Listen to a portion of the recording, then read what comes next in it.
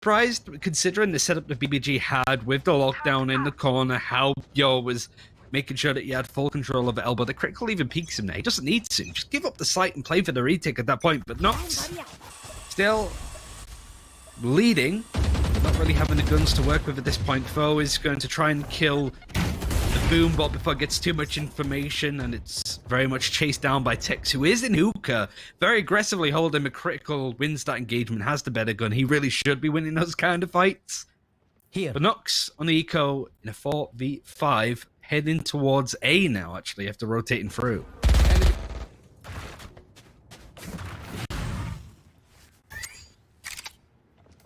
Despite the statistics, No more charges left. This feels like a very close match. We're not out of the woods quite yet on having a clear victor on this map. It's not as dominant as the first one. Both teams going back and forth. Speaking of back and forth, Bjorn's changed up his position to be playing from A. Turret is going to be going across and spot Mina. If it wasn't for the smoke that was being placed there, the alarm bot is going to give up his position. And Nando Swap is going to make sure he can't push it beyond. But look who is waiting there for him. Robwiz is going to be playing out of elbow, but he can't necessarily win these engagements. You're not going to be sort of moving over there, but Mina's made his way a big chunk of progress.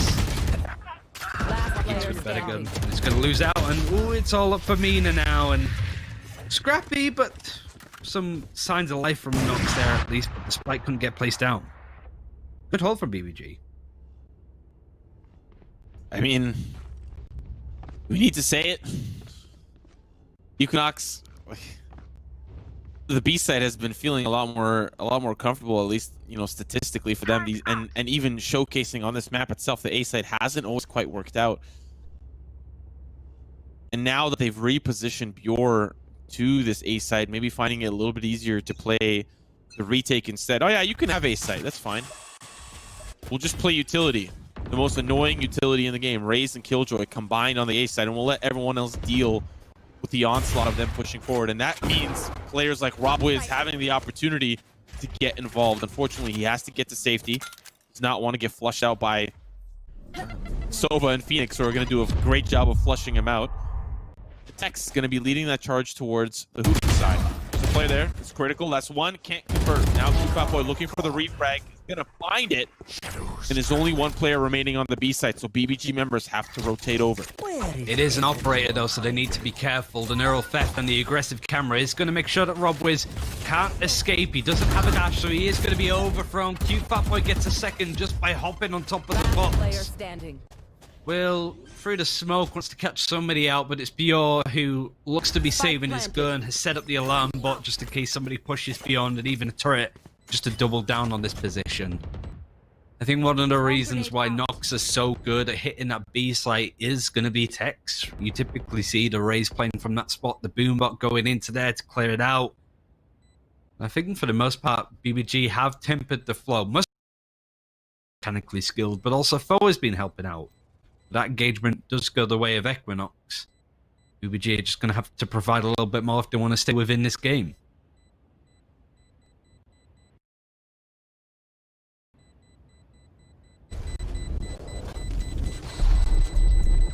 I think if we consider how Equinox like to play on bind, prefer the attack over the defense, BBG are holding up quite well.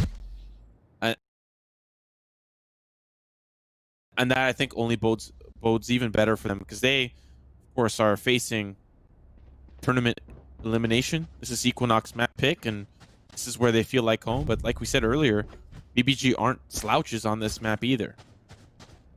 Posting pretty competitive wins during the Complexity Valorant Invitational. And now sitting 4-5 with 3 rounds left. Even if this goes 8-4, that's still a pretty good half for BBG, which I don't even think it'll go 8-4. No, maybe. I think BBG feel a lot more ready for this game. Dixon, though, it has been a lot more quiet, certainly on here so far, and the Hunter's Fury isn't really going to increase the audacity of him so far. Bjor Knows that there is going to be a lurking player as the from the shoulders is used onto the top of the box. He clears that out, but there's so much more to clear. Mina gets traded out from him, but it is a very nice aggressive paranoia from the attacking side of Equinox. It is an awkward thing going on at the moment, but Dixon still full health, doesn't have his recon dart yet, has gone through the teleporter over onto B. Rob Wiz bringing out the ult.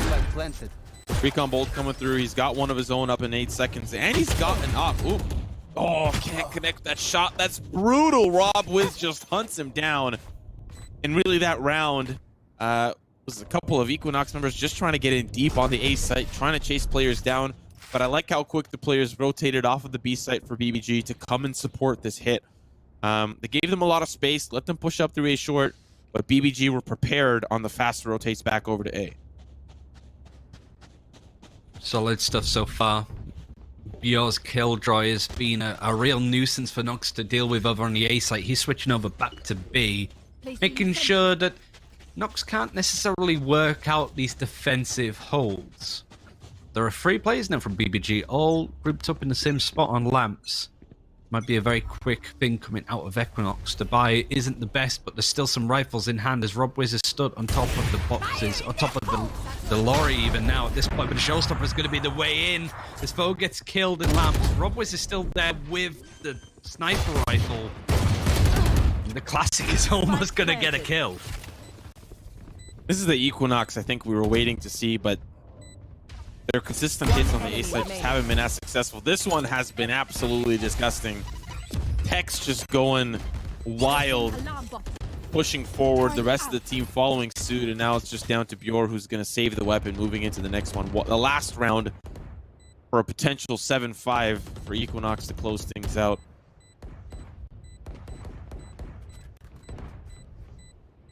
Always seems to be Bjor that's left alone. And it's... would it be different if the Killjoy utility was over there? Maybe, because it's at least been good to delay Nox as they go in for these almost Brazilian-esque executes with just how crazy strong they are. Not only with Tex boosting in with a showstopper to get the kill onto foe, but within, what, 20, 25 seconds? He was in the metal connector where you're seeing a critical run-through now.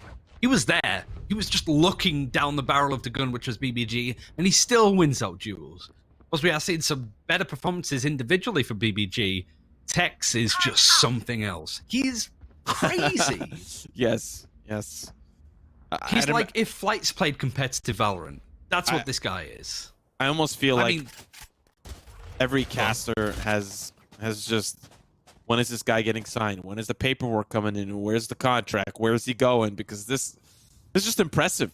Any team could use a player like him. I don't know if I don't know the exact details if he's directly committed to Equinox, but just insane. Mina's not been too bad himself. It's a nice contrast, I suppose. And I mean, Razor Phoenix isn't a common setup. It doesn't feel like. At least on Bind. But it works out very well from Nox. Just a double duelist line. You've got Mina switching over to Jet. Yeah. A Tex playing both Reyna and Raze. It works out nicely. And with that first kill onto BBG, they have room to breathe. Last round of this half, and they could take the lead. BBG have been a bit more competitive, but it's still been a tall order, and it might get worse as they go into the attacking side. But one last defense, one last execute to deal with. The Hunter's Fury is at least going to shut down to run it back. Going to make sure they don't get too far, and it even takes out Tex. So good opening pick, or a good kind of answer back for Rob Wiz falling. You kind of take both of the best players out of commission, but QFat Boy is able to take Bo out as well. Mina gets a face full of blast pack. You don't really get to see that too often. Down to, fortunately, the 3v2. Lockdown is going to help out. 10 seconds They'll left. still get the spike down and have the threat, but some players might get detained. Oh no. But it doesn't really matter, because they're all stuck up in vents. Even if Dixon gets detained here, Switching sides. they had some great positioning there on the Equinox side. And, you know, despite that half feeling at some moments like Equinox were in control, especially for the first 5 rounds, BBG really found some great answers in stuffing those A-hit pushes. Will finished the map of Ascent with 11 frags. I think he has about that now going into halftime. Rob Wiz is still bottom of the barrel when it comes to the frags that he's had. The jet has not been as fruitful as he's maybe hoping. We had some nice moments to remind us on why Bjor is such a good killjoy. And there it is again, a nice play from Will that at least confirms a few rounds for BBG. But NOX were expected to be in pole position for this one. They do it only by a round, however, so this pistol could easily bring Build by Gamers back in it on their attack. The start like that gets some chip damage, tailwind to safety. At least things open up strongly. And they have a lot of intel off of that. Look, huge membership towards that B site. A site is relatively free for us to take. The Owl Drone's going to get shot down, but a Paranoia will at least stuff to push temporarily. They've already made their way in and are planting that spike, but this is about to get bloody. Rob Wiz going in and just trying to avoid some of that utility on the ground. The shot to the toe will make him survive, but that fight still continues. He's just trying to trade things out with Will, but they're still fighting for Lambs. Cute Fat Boy with 3 on the round. Fo going to answer back as well. Down to the 1v3 player towards B-Short. It's critical in the cubby. Nobody puts critical in the cubby. Mina, the headshot will take him down and win that pistol. That's a great momentum builder for them. They could build off of this and maybe even catapult themselves to double digits. Not feeling so good losing the pistol here for BBG.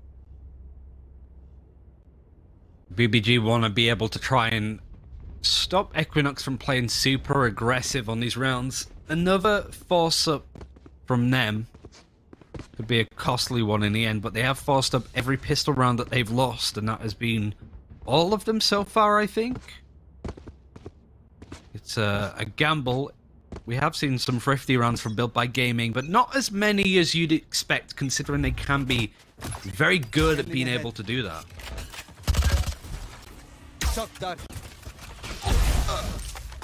Wow. That's a tough shock dart to land. Does land onto critical. This is the force up for BBG. It seems like they always do. I always find it interesting that some teams will never, some teams always. It's so interesting. Maybe for BBG, they want to stop that momentum early. Well, the tempo has certainly slowed down, but might increase. The first play made is a turret aggressively posted to keep the attention so far of the Cypher on site. Still a 4 versus 4, but Will's blast pack is at least adding to it. BBG now having numbers advantage, heading on to B, but they're looking to rotate around. The teleport play coming in from the Omen, but do they actually expect Cute Fat Boy to be pushing into showers? Might be redundant considering that they have all centrally grouped up for Built by Gamers to push through a shot. 30 seconds left. Smoke towards the heaven side, pretty understandable. They're going to try to at least smoke off the plan here. Now it starts to come through. And Rob Wiz finding that pick means that this is a phenomenal answer back for BBG, just down to Dixon. As the recon bolt available, but other than that, nothing left in the tank. And Rob Wiz is now going to start alongside Foe to push in from the lamp side. Just in case things do get a little bit crazy, Bjor playing from a short, from distance, from range. Unfortunately, there is no cover left. Dixon, I think he spots one out, and as a result, will spot him out, I believe. Paranoia. And doesn't even really need it. And the force up works out for BBG. Now I guess we don't. I'm gonna be honest. The force up rounds, I don't actually ever see teams win a lot of those. I know what it's meant for, to stop the momentum, and they have, which puts NOX down, and have the ability for BBG to catch up. But teams don't normally win the force up rounds. BBG is not a normal team. I mean, I think that's what they're pretty known for. They're always going to try and throw a spanner in. And that's what made them so good in the complexity tournament, is that you can't really write them off on rounds like that. We haven't really seen too many ecos from Equinox at this point. They've not really needed to with how dominant they've been. Rob Wiz is going to try and lead the line as the recon that does give a lot of information to work with. Dixon tries to catch him off, considering the recon that didn't show up his position, and Will is forced out with a lot of utility, but Critical has managed to slip in. Now just one player alive. Cute Fat Boy having it all to do. Yeah, I don't imagine he's going to be able to find much. The But now this is the gun round for Equinox. This is where they're looking to answer back.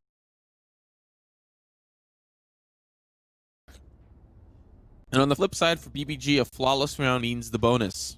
Win or lose, they'll have a huge economy moving into the next one, even if the lost bonus resets. And even if they win this one, that is a huge momentum builder. It'll tie us up, put NOX down economy, put their economy down once again. So despite having, you know, the weapon advantage here for NOX, if BBG can sneak this one away, it'll be huge.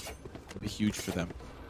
Pancakes tries to play a bit aggro. The old Aldron is going to sort of punish that a little bit, but the paranoia does connect on the dart before he can get too much more information. You're just going to at least try to force Cute Fat Boy off of this angle with the Nano Swarm, but it's not enough. The Will finds a nice entry onto Tex. That's actually a huge pick, and he almost finds Pancakes. That's huge, Dixon.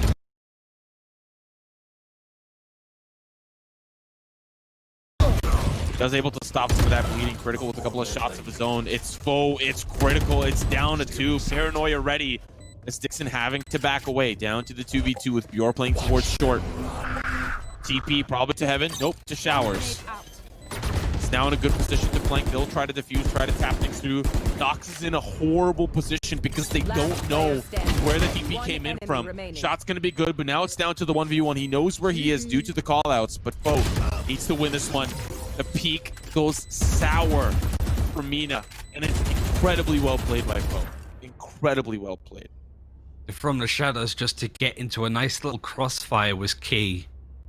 Could have gone into many different places. You mentioned Heaven, but he knows that it's a spot that Equinox might not even know is clear or not. And if he can teleport far enough away that Equinox don't hear where he is, you have to work that out, and he manages to make full impact from that. He's top fragged for his team, just one behind Tex, who was running riot before, but has been relatively quiet on this defense, as is Nox about to be with their buy. It's just going to be a frenzy for Dixon. Some utility is thrown out, but expensive, doesn't find all that much. The Eldred has been a great way for BB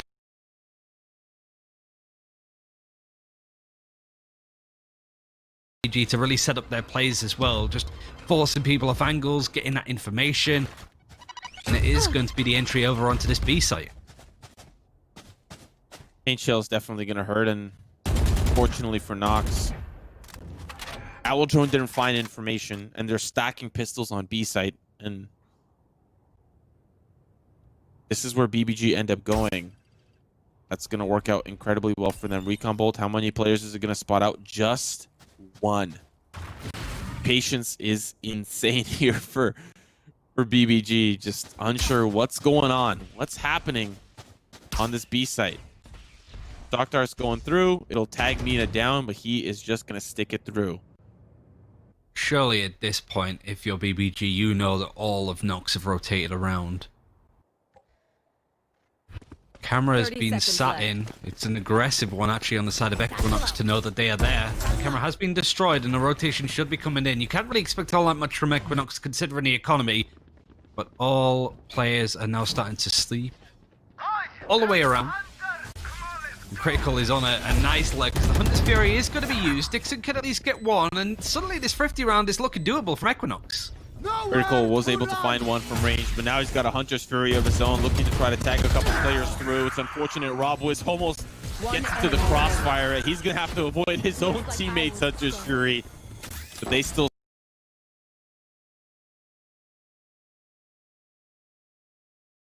survive and put themselves in the round lead. We haven't seen too much of this come out from BBG. They finally put themselves in a winning position. Now the gun round for Equinox. This is a momentum breaker or a momentum builder. And that's ultimately going to be up to them to push through. BBG have been having a great second half. And Critical, I really like the Hunter's Fury. It's a shame to use it on an eco for Equinox, but the fact that it goes across from the B site to A, gets all of these nice lineups, it tags plenty of players, even gets a couple of frags. But Dixon with the operator wins out that duel on B main and does not get traded out at all by Foe that is there trying to help out RobWiz as much as possible. NOX have been a bit down and out over the past few rounds, but a nice response to make sure that they go into this round with a man advantage. That's obviously information gathered. Paranoia coming through. Tex has to be pushed off. They're trying to set up the play, and it's great stalling tactics here for NOX. Not letting them in as they're trying to push through. Now it's just down to 3 players, and Mina is wrapping around from the fountain. The ticking time bomb here for BBG. They have to push in, and everything is just not going their way. 2 players still.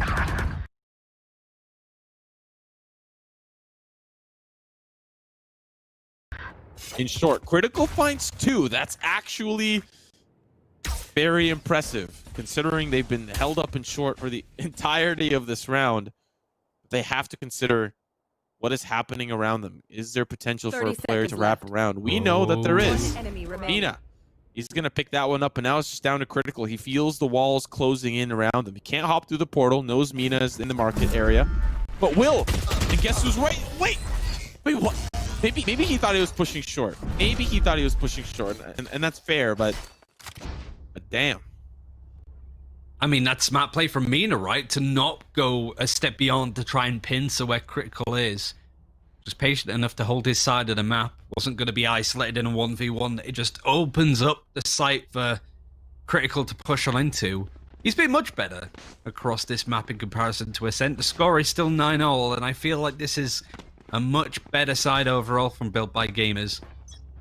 Full by 2. 2 showstoppers available, 1 on each side. Will versus Tex has been an interesting battle. Both have had their shining moments, but both recently have been relatively tame.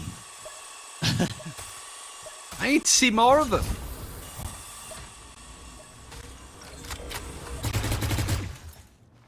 BBG.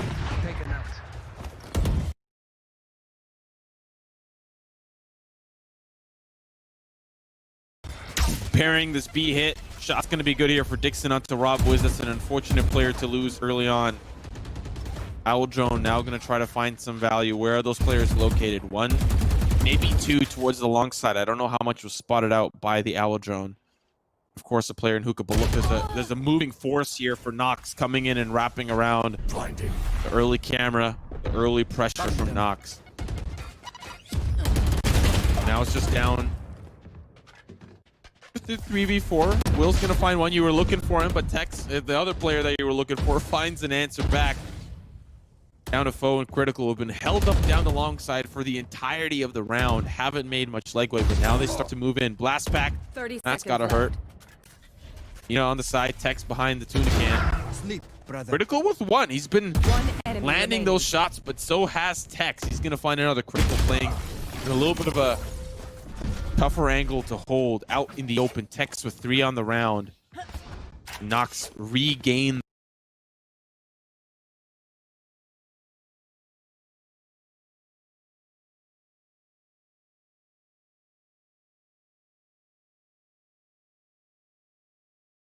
Not really enough done from Built by Gamers to try and uproot these players away from the site. And from there, it felt like BBG didn't have a response or a way to break on through. They have 4 ultimates now. It's more than enough for the future. But we are getting towards the end game, and NOX still having the lead. Nay execute looking likely though, and the Eldron again could be the savior, which has been Critical as well. He has been a one-man army in some cases. It's the match showstoppers, and Tex wins! He wins the prize! The prize is Rob Wiz. Cute Fat Boy finds the other, and it's down to 3 for BBG. Late round lurk here for Pancakes is Mina. Deep in showers. Poe paying closer attention towards players on site. Tex is low, but already this is a round falling apart for BBG. Dixon finds another with the angle from heaven. And it's a flawless round for NOX. They finally have picked up steam. The train is in full motion, coal in the engine. And BBG have to stop this. And the economy's not really going to allow them to do that. Yeah, even though we did see Built by Gamers winning 4 rounds in a row very early on in this half, the trust fund is starting to run a little bit dry. and match point looms for Equinox, so really might not be an over-reliance on weapons to help you here. The showstopper from Will isn't the one that gets anything at this point, but the other teammates have their ults. Run it back. Hunter's Fury would be very handy running back. I was looking at Equinox because that's Mina that has it available. Killjoy Lockdown, though. That's the one that could open it up, but we haven't really seen good placements of it so far, at least on Bind. The setup they have right now, I'm expecting critical to Hunter's Fury towards elbow and set up some sort of play. There it goes. They're looking for the players in Octagon, actually. Not going to convert on that last shot towards elbow. Just trying to find early value. Does give info, at least despite not finding anybody. Get out of my way. And with Bjor playing towards A short side, it's really to just stop these mid-round flanks. They're sick and tired of it. They're annoyed with it. Giving BBG the ability to just play how they want to play on their early effects onto B site. A strange smoke on the B site was set up from Foe, who does have his ultimate, could teleport into it if he wanted, and it did raise concerns for Equinox. It did rotate to check it out, but now they're thinking it's an A hit. They would be right. All of these players ready to go for Build by Gamers. All of this utility starting to come out, including the Omen teleport, which goes all the way into Lamps uncontested, but still these kills coming through. You should run. Lockdown now puts the defense in a tough position, but the spike needs to get planted. Mina gets in a huge position. Oh my goodness, he can't find the conversion onto the lockdown, and there it goes, down to the 2v2. Dixon playing from the heaven side, and the smoke will subside. He can regain that angle, but he's using the owl drone to scout out where the players are. Doesn't get the information, I think, on the player playing towards that side. I'm not quite sure. It spotted him out, but it did spot out one towards Lamps. QFat Boy now starting to push in. They're smoking off Lamps. They're making really second guess himself, but they haven't accounted for Will. That owl drone did not spot him out. The blast back blaze, spicy raise action coming out from Will, and BBG join NOX in double digits. Nice work for BBG to stay in it and breaking that momentum that Equinox are starting to build up with so little money to their name as well. The only downside is, though, Lockdown, Bladestorm, Hunter's Fury from the shadows, all of these ultimates used up in one round. Still some stuff for NOX to work with. Another Hunter's Fury very much on the way for Dixon. He's one ult orb from having it. Look at his aggression coming out of Equinox towards B long. It's just going to be Foe watching from here. There's no recon dart to help clear it on the attacking side of BBG. Because the Aldron is actually going through and spots out two players there. But not that third, not that Silver Dixon attack. Facing a little bit more aggro, including Tex, who's actually... Oh, this is just aggressive stuff from Equinox all across the map. Yeah, BBG are a little bit afraid, starting to centralize their forces. And we tend to see Built by Gamers work a lot better when they are together, not split. Membership from the shower side. We'll eventually find out that this A side is where the spike is headed. Recon bolt there. Well, the NOX members are going to have to start to pull off the B site, but I don't think BBG have accounted for the potential of players in showers. They at least know the alarm bot 1 is there. How will they play the rest of the round out? I am the hunter! And this Fury is going to be used from the defense. It does get a tag, but the updraft is needed, actually, from Rob Wiz to survive in that scenario. And Equinox are looming. Neural Theft could give them all the information they need, but they need to get a kill on currently a flawless BBG. Poe considering teleporting to the high ground, but the smoke not quite working out in his favor, so he's going to lurk within it. Pancakes gets that kill. It's not going to be held on to, but Cute Fat Boy is going to be able to help clear it up as the defuse is going in. 3 members of BBG still alive, and Leo's able to still get kills. Match point. But they just step away for a moment, and that is all that Equinox needed. Match point, series point. That was a big boy smoke right down in short. 2 members stuck. And NOX had the ability to just kind of pick them apart. The members that were cut off from short, it was very difficult. Probably the communication was going haywire. But now that round, that crazy round, puts Equinox at match point and series point. And it starts off insanely crazy. Tex with the blast pack peek into short before the smoke even lands. And Will is going to sit the rest of this round out. We've actually seen that from Tex in many series prior. But he hasn't been doing a lot of it early, or hasn't been doing a lot of it in this map particularly because BBG have been pre-spraying that wall just outside B short, not letting them have that pressure. Right here. And when it matters most, they find that value. The operator kill is good. Foe at least breathes a bit of life into BBG, but Tex gets a second. Knows exactly where these last two players on the attack are going to be. Tex is trying to hold his ground, and the boombot's going to help him find out that information, but Dixon knows that they're low with the operator. He's going to hide within the box, not give up his position. BBG just holding on. One enemy remaining. Satchel out. Okay. Who's got this? Oh, Oh. no. Sometimes you just need to stop and admire it, because that show was some Texy Rays play that we saw just then. The BBG are out. Equinox go through to the semi-final to either play Luminosity or NRG.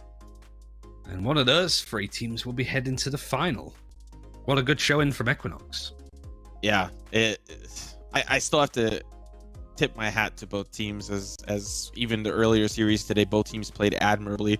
Despite this being a 2-0 in Equinox's favor, you saw how hard BBG were fighting. It didn't quite work in a lot of instances. The first map on Ascent is where we really saw Equinox have a lot of success towards that B site. And then once we moved on into Bind, it's where things just kind of... we saw some glimmers of hope from Will, glimmers of hope from Rob Wiz and Critical, but Tex was just feeling himself today. Was not quite performances that really sort of came to the level that we're expecting when we get into a playoffs like this from some players from BBG, but really it's more the level of play now that we're getting from Equinox. We knew that China Win way back when was a strong unsigned team, but since they got signed to Equinox, we haven't quite seen that same lineup do the damage that they used to do. Now it's starting to come back to fruition. You've got to consider Equinox to be in the top 12 teams maybe within North America at this point. They're very much easy to sleep on. But performances like this and in complexity, you've got to think that they are deserving of that kind of title and should be treated with a little bit more respect maybe. Yeah, I think alongside Equinox, there's been three teams that I've been paying attention to very closely over the course of this past month, and that's alongside Equinox are teams like NRG and teams like XHEAD. Three teams that have just out of nowhere started to really level up their play and feel a lot more comfortable. And I wouldn't say, we definitely hyped up a lot of Tex plays in this map. This Equinox roster has always been well-rounded, right? We've always seen China Win have glimmers of amazingness, and now we get to see a lot more of that develop with Tex under the helm. It's a really exciting team to watch. Of course, every team's got maps that they can work on, things that they can improve on, but Equinox are looking scary. And they will continue that form within the tournament. We know that Ambox earlier on beat Cloud9, and we even saw Sentinels having a really good game against Envy on this very channel. We have decided 3 of the 4 semi-finalists, and bear in mind that these semi-finals will be played today. There is still one game going on at the moment. As far as I can tell, it's still going on. It could have finished at this point, but you can check that over at twitch.tv/NerdStreetGamers 2. What's the scores on the doors, Simo? You seem to have a bit of knowledge there. Luminosity win map number 1, 16-14, with Thief dropping a 30 bomb. The man is unlocked. The man is untapped. I'd imagine he has an Anime Avi on his Twitter profile. He is cooking right now. And really the whole NRG roster, NRG, are playing quite well too. EIU with 25, Sam with 21, Shanks with 22, Daps with 20. Like, the team's playing well. This is just a very competitive series. And of course, the winner of that will face off against Equinox. And I'm really hoping to see either team come through and face off against Equinox so we can get a better look of what, that top 15, that top 10 looks like as we move on into the semifinals. And of course, Andbox and Sentinels will be played later on stream. But of course, Energy, Luminosity are what's happening on the opposite stream. But, congratulations to Equinox. The fight's not over yet. They still have a semifinal and potentially a grand final to play through tomorrow. But before we close things up here and move on to a quick break before our next best of 3, we got to thank the sponsors, and I think probably one of the main ones that I think hits a little bit closer to home for you is, of course, the Nerd Street Gamers weekly Valorant show. So why don't you talk to us a little bit about that? Yeah, press forward to defuse. It is just a weekly show going over the news. It's not one of those super long podcasts that lasts pretty much the whole week. It's supposed to be a 30-minute show, but it lasts no longer than an hour. So if you don't really have time to be listening to grown men talk about esports for 2.5 hours plus, then this is the quick bite-sized show for you. And obviously, we'll be breaking down everything that we see here. So be sure to check that out every Wednesday. I've got to work out the time zones now. It's 6 p.m. for me, so that would be 1 p.m. Eastern and 10 a.m. Pacific. You got that right on the nail, right on the money. And ladies and gentlemen, that'll close things out for us. And later, I believe Avril and I Hold Shift will carry you guys on home through the semifinals. And so with that, ladies and gentlemen, we're going to throw to a quick little break. When we come back, last best of 3 of the day.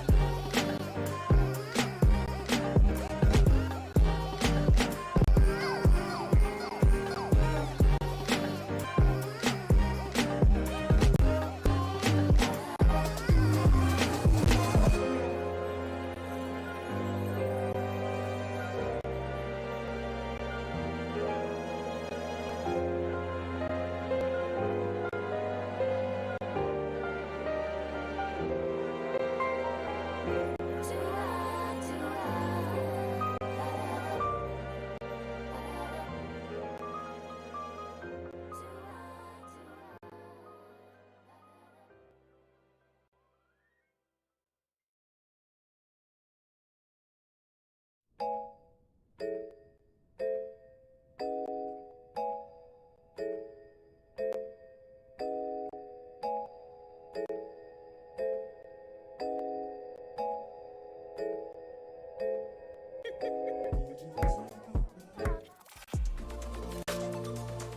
feel like I need to defend my scene's honor here, because this is just turning into a bit of a dog battle. Like in groups, always look. I'm cutting they you always off look here. I'm lackluster. cutting you off. Cutting you off. He said G2's winning it. He said G2's winning it. We need to wait till the next EU tournament, which could be in about 10 years now. Take it with like a grain of salt. No, but that's no that being fun. Take said, it super literally. Spike defused.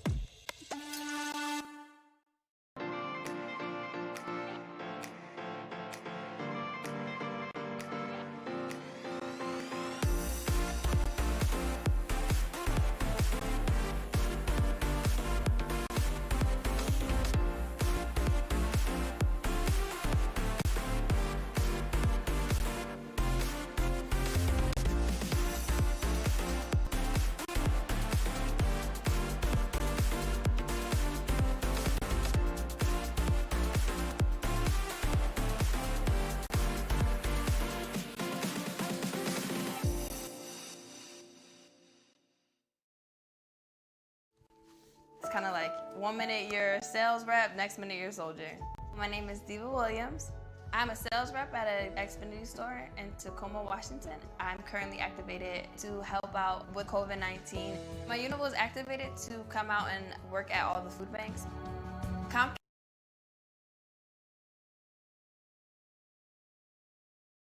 Till tomorrow you're a soldier, and those duties. We get to see the change that we're making in our communities. Professional video gamers as athletes.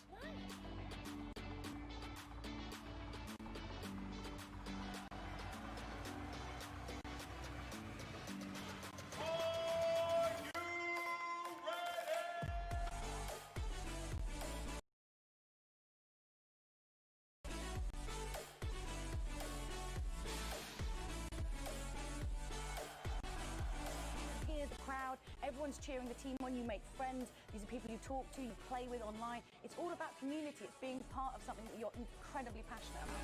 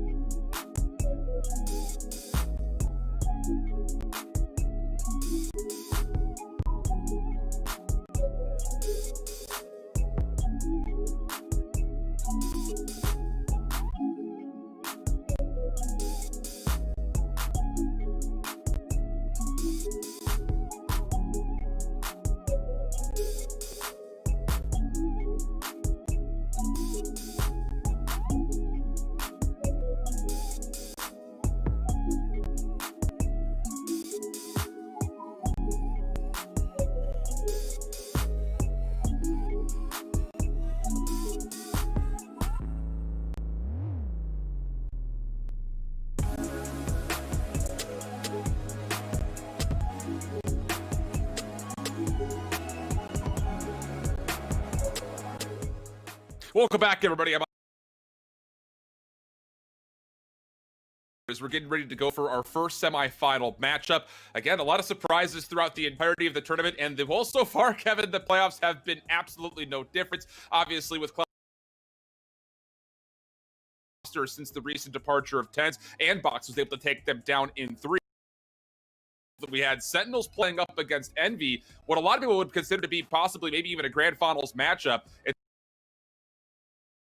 Next to their name. So as we get ready to go here on the Alpha stream, it will be that upper matchup in those semifinals, and Box taking on Sentinels here for our first.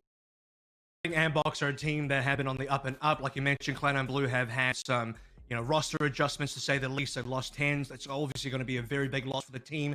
Still trying to adjust in terms of how they're using their new members. Sunny, aka Z, is playing from Korea on a bit of a difficulty. Sentinels Envy is going to be the highlight match in the entire quarterfinal, worthy of a grand finals. But the reason you see this matchup very early is because Sentinels came in as the second seed after dropping to NRG in their group. So that is definitely the biggest kind of, I don't know if you could call that an upset. Group. Sentinels coming in second place, and facing up against a team like Envy straight away knocks out one of the pre-tournament favorites kind of right off the bat in the playoffs contention. And then you have Energy Luminosity. So speaking of Energy, they're actually down one map to LG right now. And if you have been watching the secondary stream on Nursery Gamers 2, you'll know that Luminosity, even on the second map, are actually up by quite a few rounds. So there's a good chance that LG actually 2-0 LG actually 2-0 NRG, which means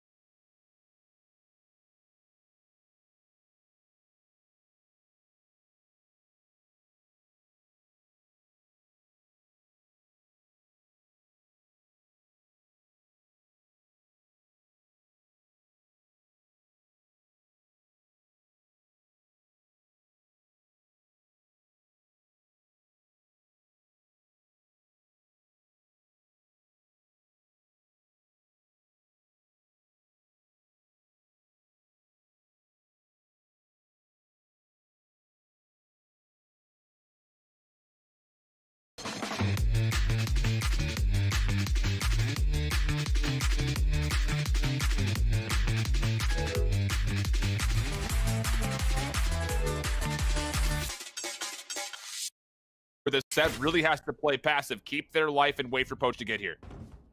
Poach is going to hit very quickly. A possible line for Seb, but won't be able to get the headshot required. Now a 1 versus 2. The good news for Poach is that he is both unknown and himself another Seekers, and that's another thing you have to be looking out for. How many times is Sick going to get the ultimate? Because you only need 6 charges to get the Seeker ultimate, and Sick's going to be planting pretty much every single time. So if he gets kills, plus the plants, plus an orb on the way as well, he's going to be farming up these ultimates very quickly. This is a really big swing. Again, just looking at how the macro of stuff has gone. You go back to that round 4, Sentinels were able to secure themselves a thrifty, but taking then the gun round in round 5 means that Andbox does not want to save. This very well, I think, for a lot of argument stakes, and as far as how the norm is concerned, Andbox, if they take that 4th round, sure, maybe you lose the next gun run, but they should still be able to afford. So it would be a 4-1 at worst in most cases for Andbox, but now you're in a 3-2 on a save, and Settles could tie this game up very quickly. Android long-range opening pistol shot will be able to find Sinatra, so a good first blood for ABX's defense. But still, without the weapons in hand, they're going to be hard-pressed to feel like to fight things back, especially considering that there are Seekers in play, and they will be made over towards A. That's a solo play coming through, as really the spike is starting to rotate back over through B, and they will find an opportunity to get a pretty good aggression onto the B site. Shazam's life being saved there by Zoms. It wasn't for Zoms coming through to kill Poach in time, who, by the way, Poach had no idea that Zoms was lurking over towards Garrus. It would have been a very different story. Now they will be able to plant A successfully. After losing a play over towards A, over to B, now they'll be able to plant. Showstopper doesn't get anything today. Stick is going to stop away as well. So Andbox likely not going to be able to do too much more here. They still only have pistols. Don't have the greatest positioning in the world either. Android, who got a kill earlier, is obviously going to be able to get a second one. That's Android, but that's probably where it's best.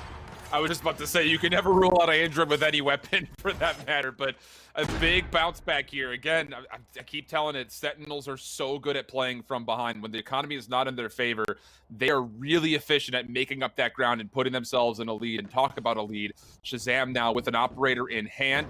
Yes, Andbox will be able to purchase coming into this 7th round, but still, there are some nice ultimates on board here for Sentinels. You've got the Showstopper that could potentially come out for Sinatra, who is just 1-6. A slow start for him, but also Zoms from the shadows. On the opposite side, we still haven't seen Poach pull the trigger on this Viper's Pit, and he is playing differently this time, Avril. He's going to be hitting in the middle of the map.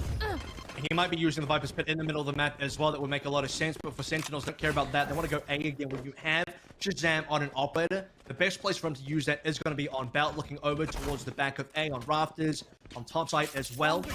Really challenging all those angles. Not a lot of other great angles for him to play with unless you gain some control over, green or over towards orange. There's going to be another A hit. Lockdown to follow through this. Rambox will be difficult to respond.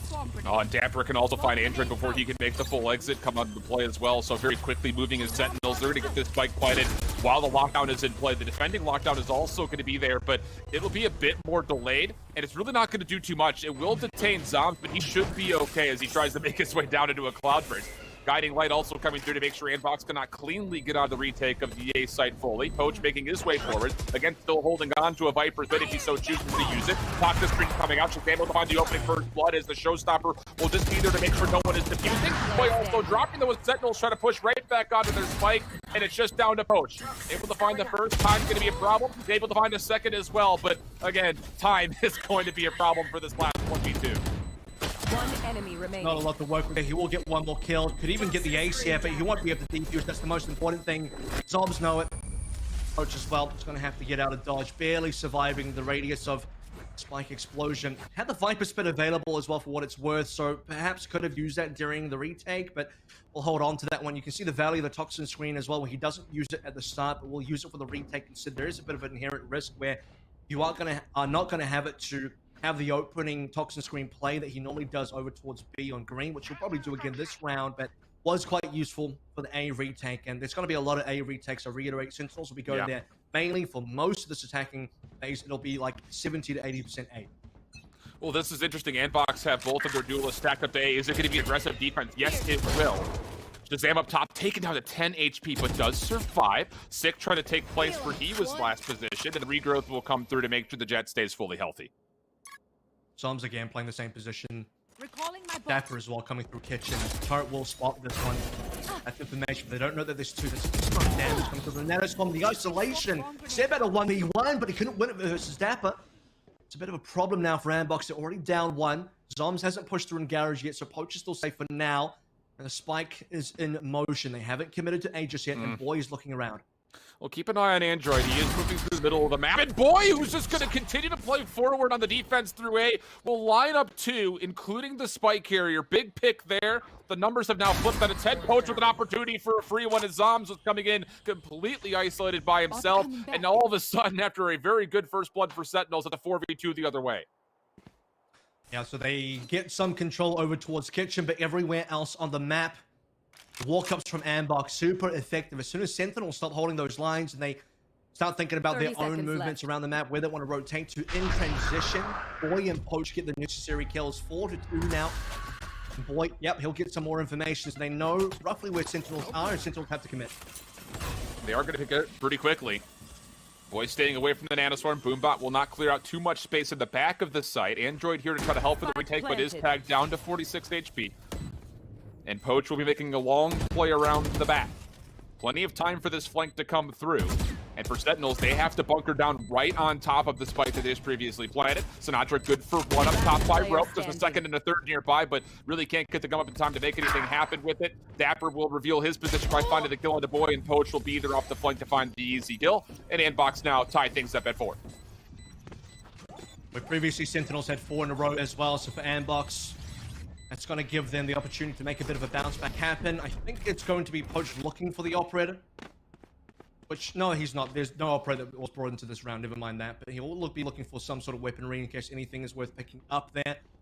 And for Ambox, had they lost that round, would have likely have been another eco. You had players like Ye and Seb on 100 and 0 credits respectively. So very important that they were going to be able to take a round back to stop the momentum of Sentinels on this offense. And, you know, I think the one round where Sentinels don't heavily pressure A and they're not really committing, they're kind of defaulting a little bit more. Strangely, that's the round that they actually get punished here. They are going to be buying up as much as they can. Shazam even on this thing. It could actually be using Blade Storm earlier. And how about this? Poacher's going to make the flip over towards A, and the early Blade Storm for Shazam connects onto one of the 5 knives, but nothing beyond that. Now the Seekers are going to come through and pushing through. That's going to be sick, but Poach, how good is that? Responds to the Seeker that was searching him out and gets the kill immediately afterwards. Poach, I think, also just saw Dapper come down, and it looks to be so. But as he tries to exit away from his cloud, it's going to be Android who finds the 2 kills in front of it, and this time the Vipers get full value as there's just one left to play. It's Shazam, and he's taken down to about 50 HP. And that's about absolutely perfect for Ambox as well. They want to make sure they can get maximum value out of the Viper's Pit, and it's rare to see the Viper's Pit be that effective as well. In fact, they dropped the spike. It is recovered, but Shazam just doesn't have the numbers to work with. There's a play coming from behind as well, and Ye versus Shazam in the Jet 1v1. Big win. By Shazam a bit more time in the fact that he's brought the numbers down to 1 versus 3 where Poach is on critical HP. I don't believe Shazam really wants to go back towards that, considering he still has to get past the Viper's Pit, but it does actually force away Android over to B now. I'm just wondering if he gets the information because Poach is low. This is a very winnable fight, and does he maybe make the gamble that, okay, the Viper's going to stay in their ultimate, so if I can find this one kill, maybe there's an opportunity through his launch. He snaps! Shazam! That's his second kill. Viper's been now down, can call the cloud first, but it doesn't matter! Shazam finds the third, and it's down to a 1v1. Spike will go down, and Shazam can play the post plant safely if he chooses. Android's going to take his time, you see in the picture-in-picture to your left. He's able to clear in front, but Shazam thinks there might be a play from behind. Point of contact's going to come really closely. Shazam for a 1v3. No, it's Android! Walking away with the third kill, earning himself the showstopper and putting Ambox up by 1. Would have actually been a 1v4, I believe. He killed Ye as well over towards, you know, attack his spawn. It's a number of kills. And Shazam nearly does the impossible versus a situation that Ambox had locked down. I mean, I was even thinking, does Shazam maybe think about a save here? He doesn't have that much to work with. He used up pretty much all his utility, barely gets the plant down, and in the 1v1 post plant, typically that would have been the easiest part of that entire clutch. It's just playing the 1v1 post plant where you really should have the advantage. Android has no idea where you are, but it comes down to Android. Massive frag for the side of Ambox, and no surprises there that Android was going to be able to be the guy picking up if anyone on Ambox could ever do it. just barely salvaging the round as Sandbox Sentinels. As you mentioned, they did force buy in the previous, although there were a lot of substantial kills. They will not be able to full buy here into round number 10. And I'll say this much, Sentinels have been really good about getting these ultimate orbs without much sort of contest. And that kind of maybe comes down to the fact that we mentioned at the top of the broadcast here that Sandbox might have to play a little bit more passively, considering they don't have the information gathering tools that Sentinels do. But first point of contact will be right in front of Poach. He does get tagged up pretty heavily, down to 1 HP. Tries to back away. Paranoia will be there. Poach trying to survive for as long as possible, but it'd be a boombot that ends up putting him down. And while he's done that, Shazam has been able to find 1 kill, but Yake staying alive.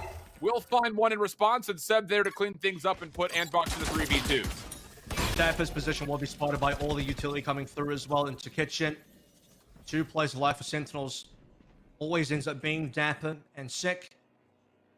It's a 2v3 that is definitely still winnable. They've knocked out a lot of util coming through from the defense. A is technically still clear if they want to go there, and it looks like it is what they're going to do. And another unsuccessful hit onto B. It doesn't seem like Sentinels have been able to do a lot onto B. All the rounds that they do win, pretty much every single time they planted has been on A, and now they're going to be gifted a free site. 15 seconds, and maybe at this point, Inbox are recognizing we haven't seen anything, so maybe we do need to start leaning our way back over towards A. Nanoswarm still available, as Dapper just wanted to use that to clear out anybody who might be lingering in the underneath side of the catwalk. So the spike will come down without any contest, as you have mentioned here, Avril, but on the retake attempt, Sentinels will have to try to defend this with just Ghost. And as Seb takes down the turret, they should notice the push is starting to come through. Interesting pixel angle there as Seb is tagged up just slightly, but the Ghost at that range isn't going to get the job done. Dapper now trying to move a little bit further forward, wants to contest and catches Boy with his knife out. Now it's down to a 2v2. Sick up top, tries to stay in contest. Lockdown going to come through. Here comes the challenge though, and Dapper's going to find the 1v1. It's just down to Ye. He's got to make a play for the lockdown. He realizes it. And he's not going to have time.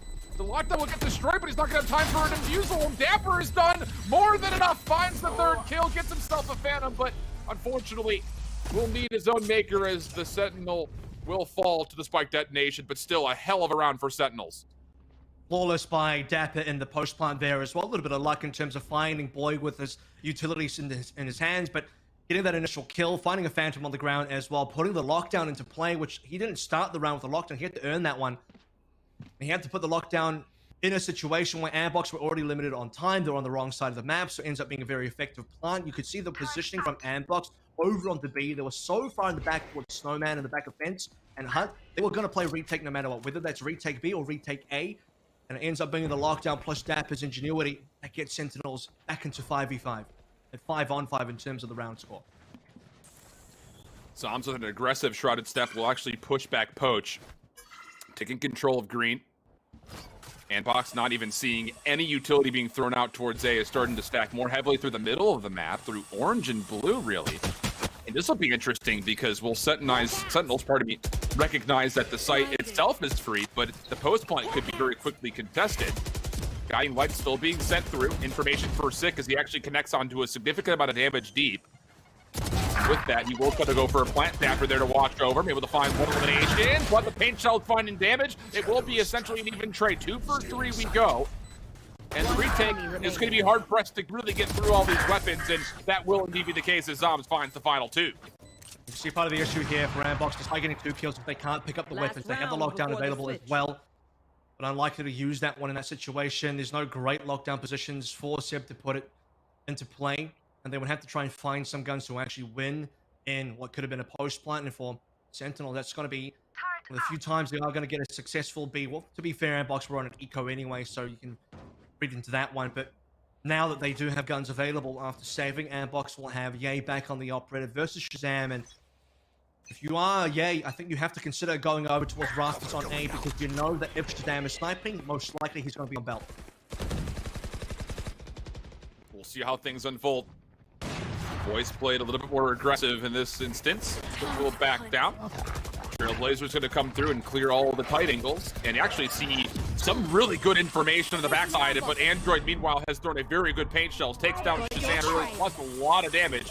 onto the sky themselves. Showstopper for Sinatra. Can he find some value here? Dapper's good for one. Now pushing forward. Maybe a little bit of damage off the Showstopper, but no eliminations to speak of, so we stay 4v4. Sick will be allowed to plant. Android down low. Will be found by Dapper as Sinatra cleans up another meter of the 3v2. And the retake will have to wait for Poach to get here. And a very low HP boy as well. 6 HP, one shot away. Has a lot of utility, but can't get anything down. No smokes available. Just Poach now. Full HP, but versus 3. There's 2 low members on the side of Sentinels, but a lot to clear. Poach needs to check all angles and won't be able to see Sick, who gets another easy frag. Sick, by the way, has had 3 Seekers this half as it is. In the half, having 3 ultimates played, and that is a lot, by the way. Most players are only going to get 2 ults. Having 3 means you played super well, but you've also been fed a lot of resource. Sentinels overall won a lot of important rounds here, including ones where, to be fair, you even had Shazam nearly clutching. You had Dappers, really good round in the 2v3 as well. A lot of highlights that I think Sentinels can be proud of. Some difficulty as well when Ambox started to really take control of A. Some difficulty from Sentinels when they try to make attempts onto B, except for the last one we did see them go up against Ambox while they were on an eco. That was obviously a successful B take, but during the actual gun rounds, not so much. And I think it's just, again, just kind of depicting the difference between the Sky and the Viper that are in play here. We talked about the information tools that are now available for Sentinels that Nbox do not share. And through a lot of those opening rounds, they were able to control the ultimate orbs beautifully. And I'm really wondering if that will stay true here as well. Will Sentinels stay aggressive on their defensive setup? See an early Trailblazer come from Kitchen. ABX able to find the first 2 opening kills. 6 though from the flank. A lot of opportunity here as he finds the first, backs away from the reload. Tries to come through for more, but will punish. Shazam trying to pick up where he left off. Will grab 1. But not a second, third, nor fourth. And Nbox will once again take another pistol. And they'll sneak away a plan as well for the extra money, and for Ambox, very similar to what we saw from Sentinels on their initial pistol as well. Very quickly going through onto site, not really taking too much time to wait. And the Sentinels, that was on towards A. They got a very clean A hit, and for Ambox over towards B, that's where Poach is going to be putting down most of the utility again. Would be surprised if Poach's default is just going to put down. It's going to be to put down utility towards B, whether they want to go A or B. This is also a team that is running Android on Ray, so similar conversations in terms of what Sinatra was doing. You are going to get more audio raised over towards A. I wonder if Ambox want to make that movement towards A because of that as well. Yeah, there's again an aggressive setup defensively for Sentinels. All 5 members through the A site. There will be a turret here to watch this, and I don't know if there are footsteps heard or what, but Ambox are just immediately going over to B. And, well, Ye is going to be here for the first kill. He will be traded, but you see the spike already on its way over. Seb will be the next line of defense as he's actually able to find another elimination. Gets the reload off, turret down, trying to use that as maybe a little bit of bait. Here's the timing. Easy third kill and 4th. Seb working on the potential ace, but the last player in the form of Dapper is already pushed up into Kitchen. Dapper's put a turret down as well, so we'll reveal Seb's position on the way. Dapper knows time is limited, not really looking for the full defuse. Generally, Dapper can get a large number of kills, but it's really the kills that is going to matter for Dapper in terms of charging up the lockdown. Android's going to be getting a lot of consistent paint shell kills, I believe, on the defense as well. There was like 2 in a row in terms of 2 rounds back to back. So for Ambox, what little deficit they had coming into the second half has been made up for very comfortably through just a pistol and the anti-eco. And you have to remember, Ambox on their offense slightly better than their defense, sitting at a 65% win rate overall, and the pistol will obviously help them a lot to get not just the first, but also the second. And once again, with the convincing nature of which Ambox have taken the first 2 rounds, Ye is going to bring another very early operator to the table. So even though Sentinels will be a little bit more dominating in the AR battles, they still will have to deal with the long-range pressure out of Ye. Zoms is considering peeking the long topside angle, and Ye will punish. So there's the first blood down. Android making his way forward with Poach. Shazam will read it, but back down. Cloud Burst to keep himself safe and make sure that the angle is still being held by the defense, but there will be a Cloud Burst to come through and make sure they can try to push forward. Sick good for a first, but not a second. Shazam still considering the challenge, but it's going to actually back down and wait for reinforcements. And now they can post punt with 4 operator alive as well. Toxic screen is there, but obviously Poach is dead, so I won't be able to make full use out of the rest of the Vipers. Can't 3 versus 4 rifles in play for Sentinels. There's still not a lot of equipment on the side of Ambox outside the operator. Android does have a rifle though, so maybe I'll take that one back from now. Crossfire being set up between both Boy and also Android. Falling apart quick for Sentinels. They can't get a frag. They just got the one to Poach and struggling to find anything else. They're not going to get past any of the other 4 members on Ambox, and that will be Round number 3 cleaned up once again by Ambox. Once again, also due to the fact that we had a round 3 purchase on the operator from Ye. And that's a massive start for Ambox. But the same question will now be posed for the Ambox team, where they couldn't keep this lead going in that initial half. You can see in the round summary they lost round number 4, which was also the eco, or at least now the half by coming from Sentinels. Is that going to happen again? Yeah, looks that's going to be the case. And Sentinels, as mentioned from before, very good at fighting from behind in these thrifty situations. Andbox would love to take this 4th round, though. One that they probably wish they would have had the first time, but an aggressive play for Android. And, well, I'm going to let you have your moment there, Avril, because that's just really aggressive. And it's only individual, and Sentinels are able to find the first blood, and they can actually try to play for this weapon. To be fair as well, Android probably didn't expect 2 people to be playing that closely, but we talked about Sentinels in terms of what they're going to do when they're behind on money. And aggressive plays is definitely the name of the game here. They got 1 player already tucked in. Dapper's in a great position right now. 3, in fact, stacking behind the Toxin. Ambox could be pushing into a trap. You're not going to see the Nanostorm chip away some damage.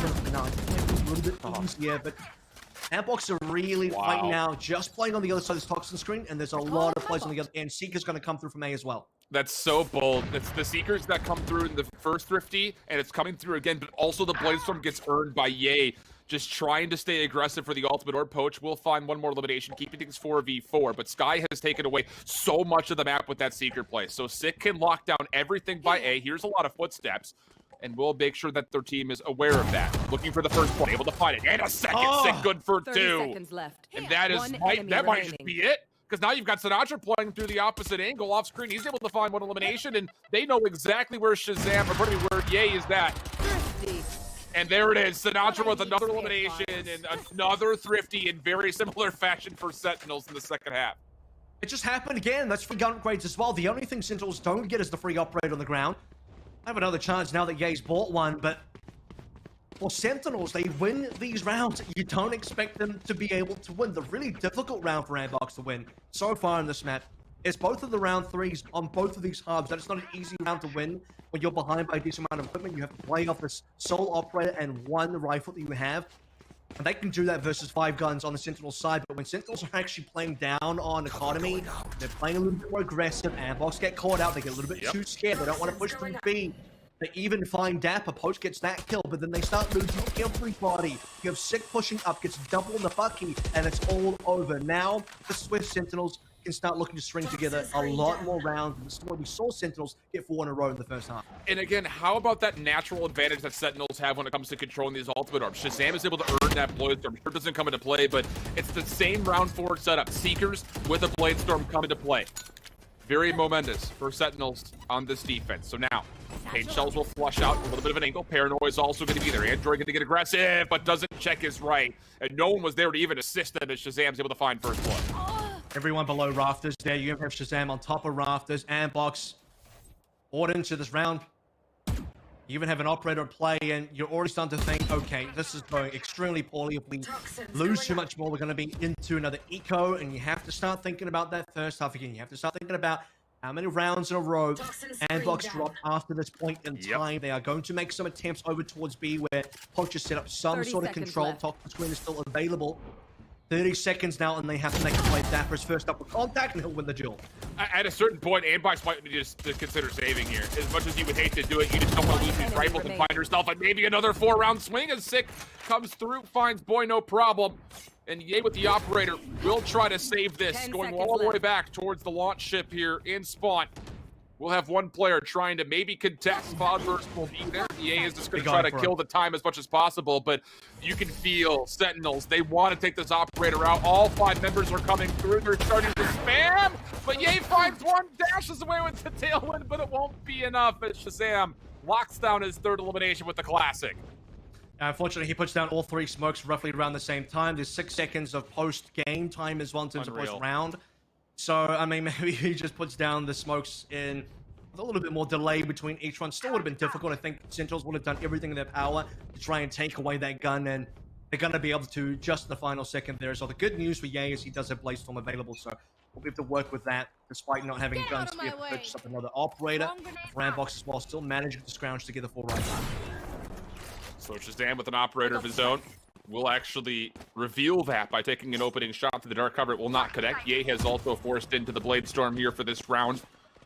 And it looks like Andbox want to try to make a play over to A. But again, how much distraction is there going to be from Sick on this guy? You already saw the Trailblazer coming through. Lockdown will come out immediately here for Andbox. They want to go, and they want to go relatively quickly if possible. Zoms, he might be able to just back up into this corner and actually get out of the lockdown. Yeah, he can actually contest against this, but... Oh, okay, there it is. Andbox will find a very big first kill that will lead to an easy plan. You can't hide in that corner because every single team after lockdown is going to check that corner. It's extremely in the open, and Zoms will be punished because of it. Ye's also going to tax away Sinatras. That's already a 5v3 in the post plan and a lot of utility. And Ultimate still available for Andbox. Sentinels, I have to see if they can do anything with the 3 alive. And Sentinels have done some great things when they're down on numbers. In retakes, in post plant, we saw it all on that first half. Zam, the initial tap will bait up the nanopore. And Poach, he took a couple of shots onto a turret mid-map, so Sentinels will have to be worried about that potential play coming through. Dapper, though, for two, Shazam able to find a third. The retake, has to come through quickly. Showstopper going to come out just to try to kill off some time, but Dapper's going to push forward. He finds a third kill, but everything will come to a relatively anticlimactic conclusion as Andbox does just enough to clutch up the round and tie things up at 9. And for that to come down to a 1 versus 1, where Sentinels gets a large number of kills, remind yourselves that that was a 5 versus 3 situation Andbox had in a post plant, which is super favored for Andbox. Still, Sentinels cut it really tight there. So again, just goes to show Sentinels in those sort of situations. Look, if they had 1 extra player alive, you can imagine what they could have done. Possibly even gotten the defused and really cutting it close there for a team like Andbox to be able to get that round, considering the circumstances. The good news for them as you look at the round summary here is they have prevented Sentinels from getting a massive 4-round swing like they did on the initial half, but job is still not yet done. We only evened up 9-9 here. Team yet to really take the lead away from the other. Showstopper lockdown available for Sentinels of defense, but the Viper's Pit, how will that be used for Poach on the attack here for Andbox? You see him walking currently with Android over towards B. Boombot will also be there to try to clear some space. They know the Killjoy was played aggressive, so they're going to see what they could do to flush out maybe some more utility in that angle. But really for Andbox, this is looking for information to potentially execute over to A. To my world. Viper's Pit. Played over towards the B side of things as well.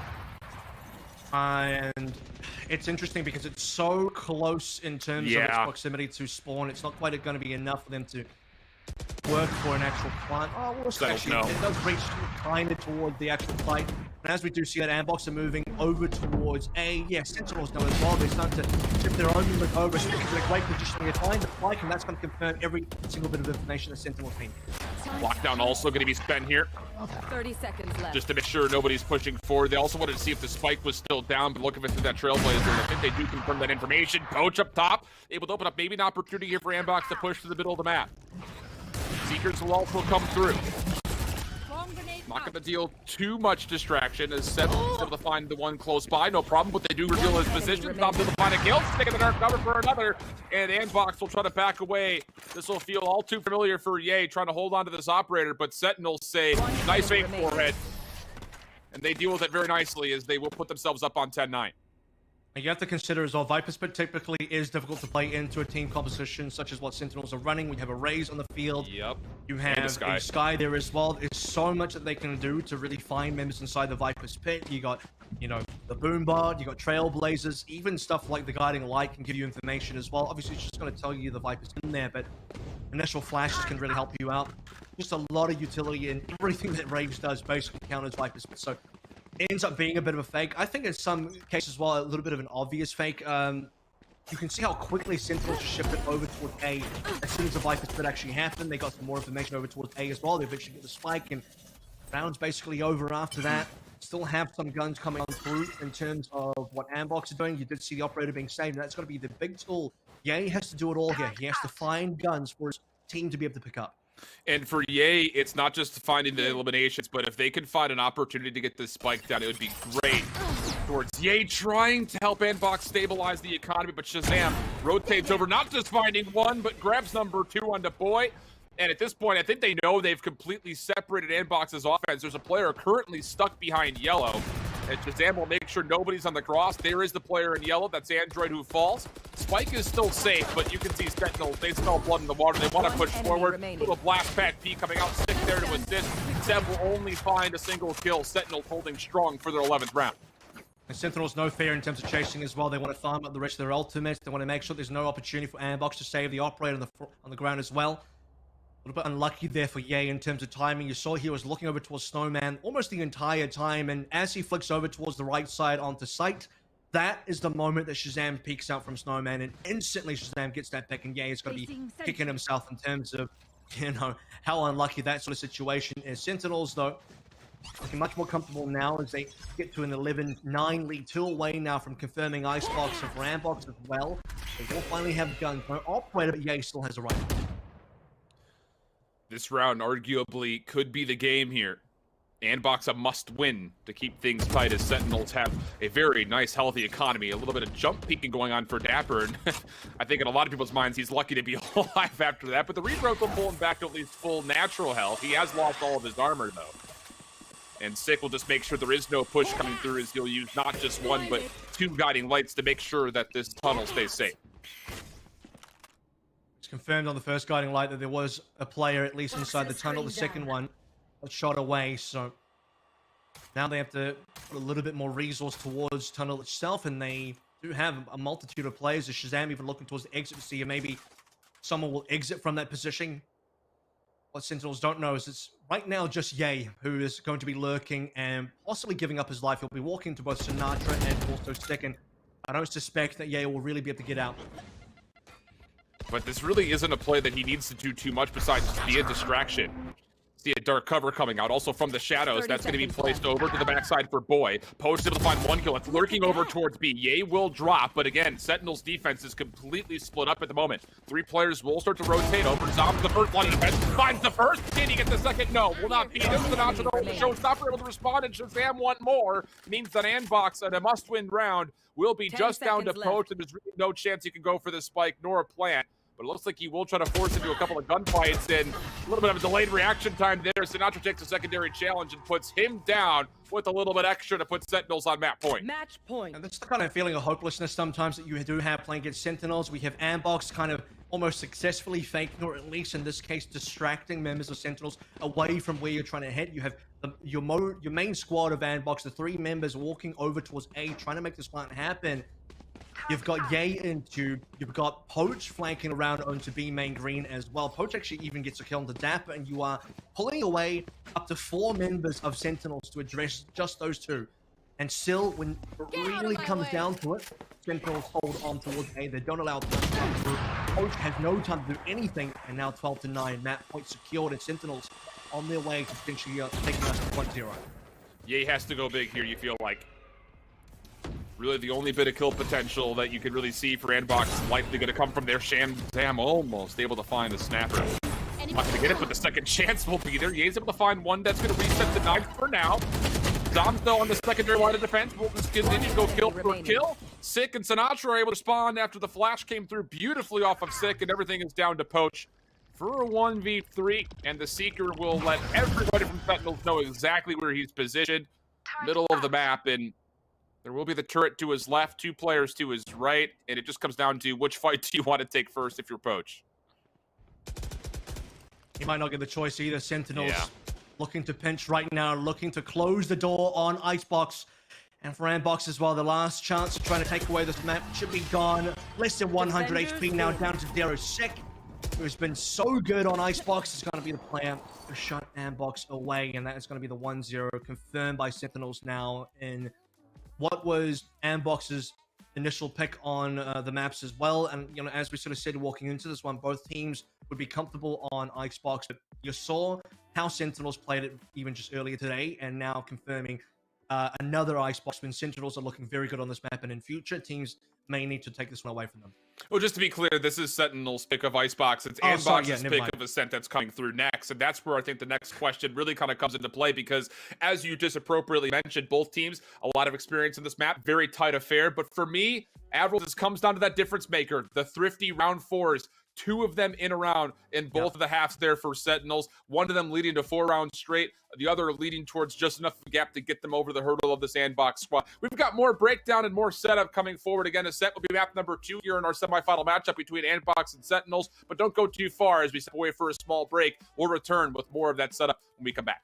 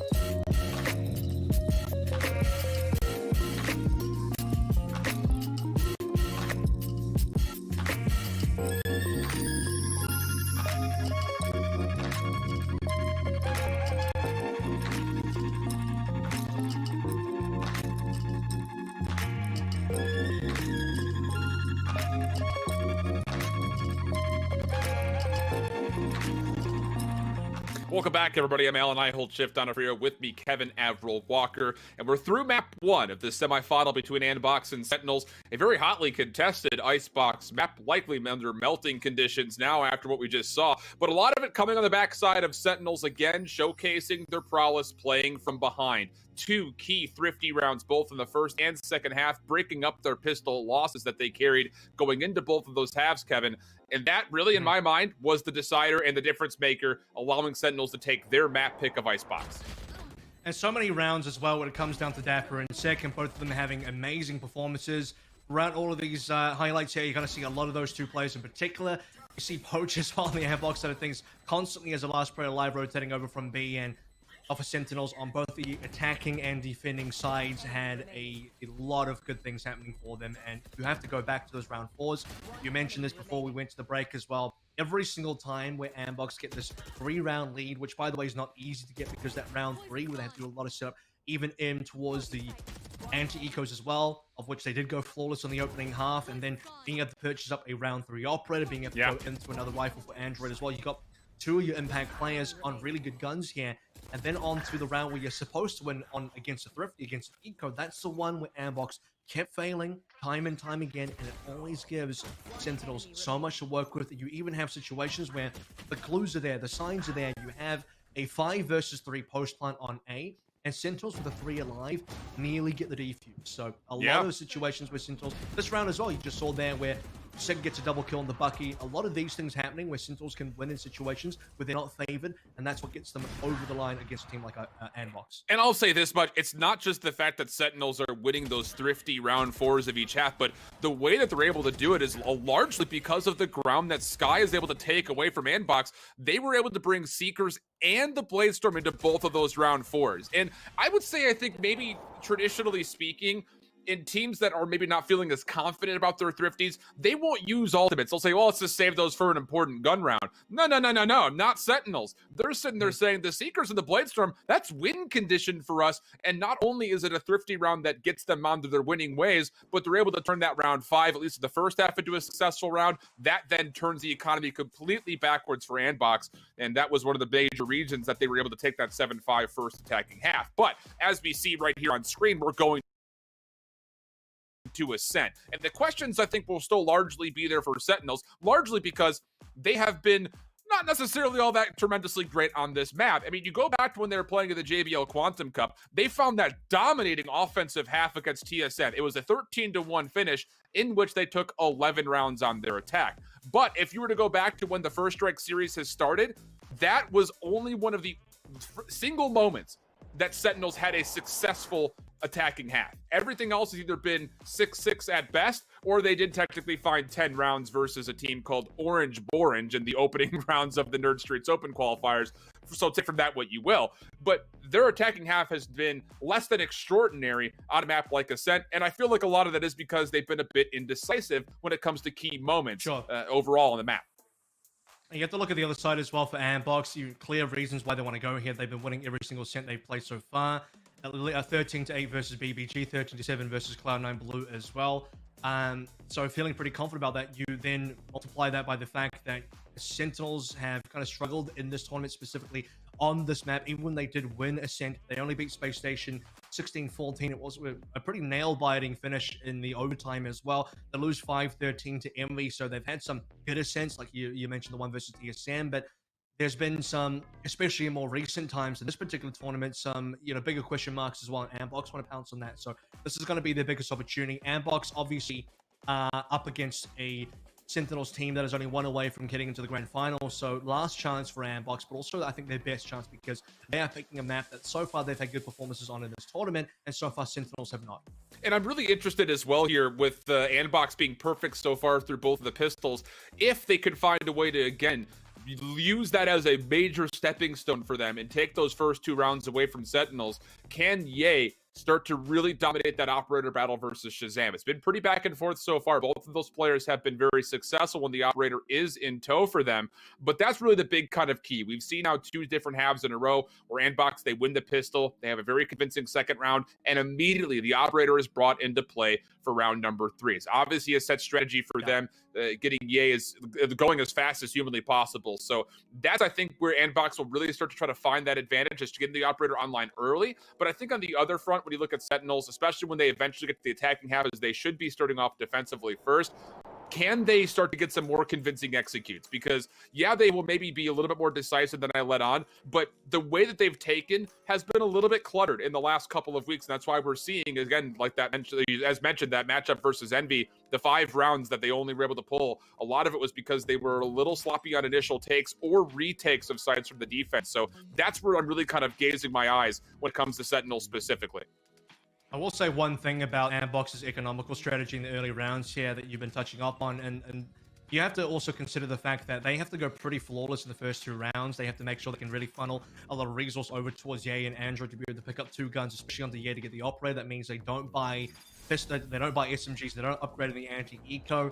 They've also had to go flawless in some of those anti-ecos as well. They have to make sure that these players can get a lot done. And look, if Sentinels have a shred of confidence in terms of their ability to win 4 spies, let's say, then they can just force up in those second rounds and really have better equipment than the team that just won the pistol. So there are ways to play against it. And then you have a sort of situation where, look, we get to those round 4s, and that's when, you know, right now I'm not feeling great about the round 4s coming through from Andbox, even if they can actually get the first 3 in a row. The third round will always be quite impressive if they can win that one, but we'll have to see how the pistols go, because this is the kind of map now we go towards Ascent. Can they continue this sort of streak and dominance on the pistols? So far, they've won both pistols available on Icebox on our opening map. Can they do the same thing, at least get the opening pistol here on Ascent? Well, as mentioned, Sentinels will be on the defense first, and it is also important to notice the agent compositional difference. The only one being the fact that Sentinels will play a little bit more control-heavy by bringing the breach to the mix, whereas Andbox will try to play a little bit more aggressively, and why would you not when you've got a player like Android and Ye in double duelist form? So it'll be a Phoenix for the side of ABX. And that, like mentioned, the breach for Sentinels. That's the only real difference maker here. And Box, they're looking to play through the catwalk, and Dapper just randomly checks, and he sits there and is able to walk away with 2 headshots. A beautiful start for Sentinels.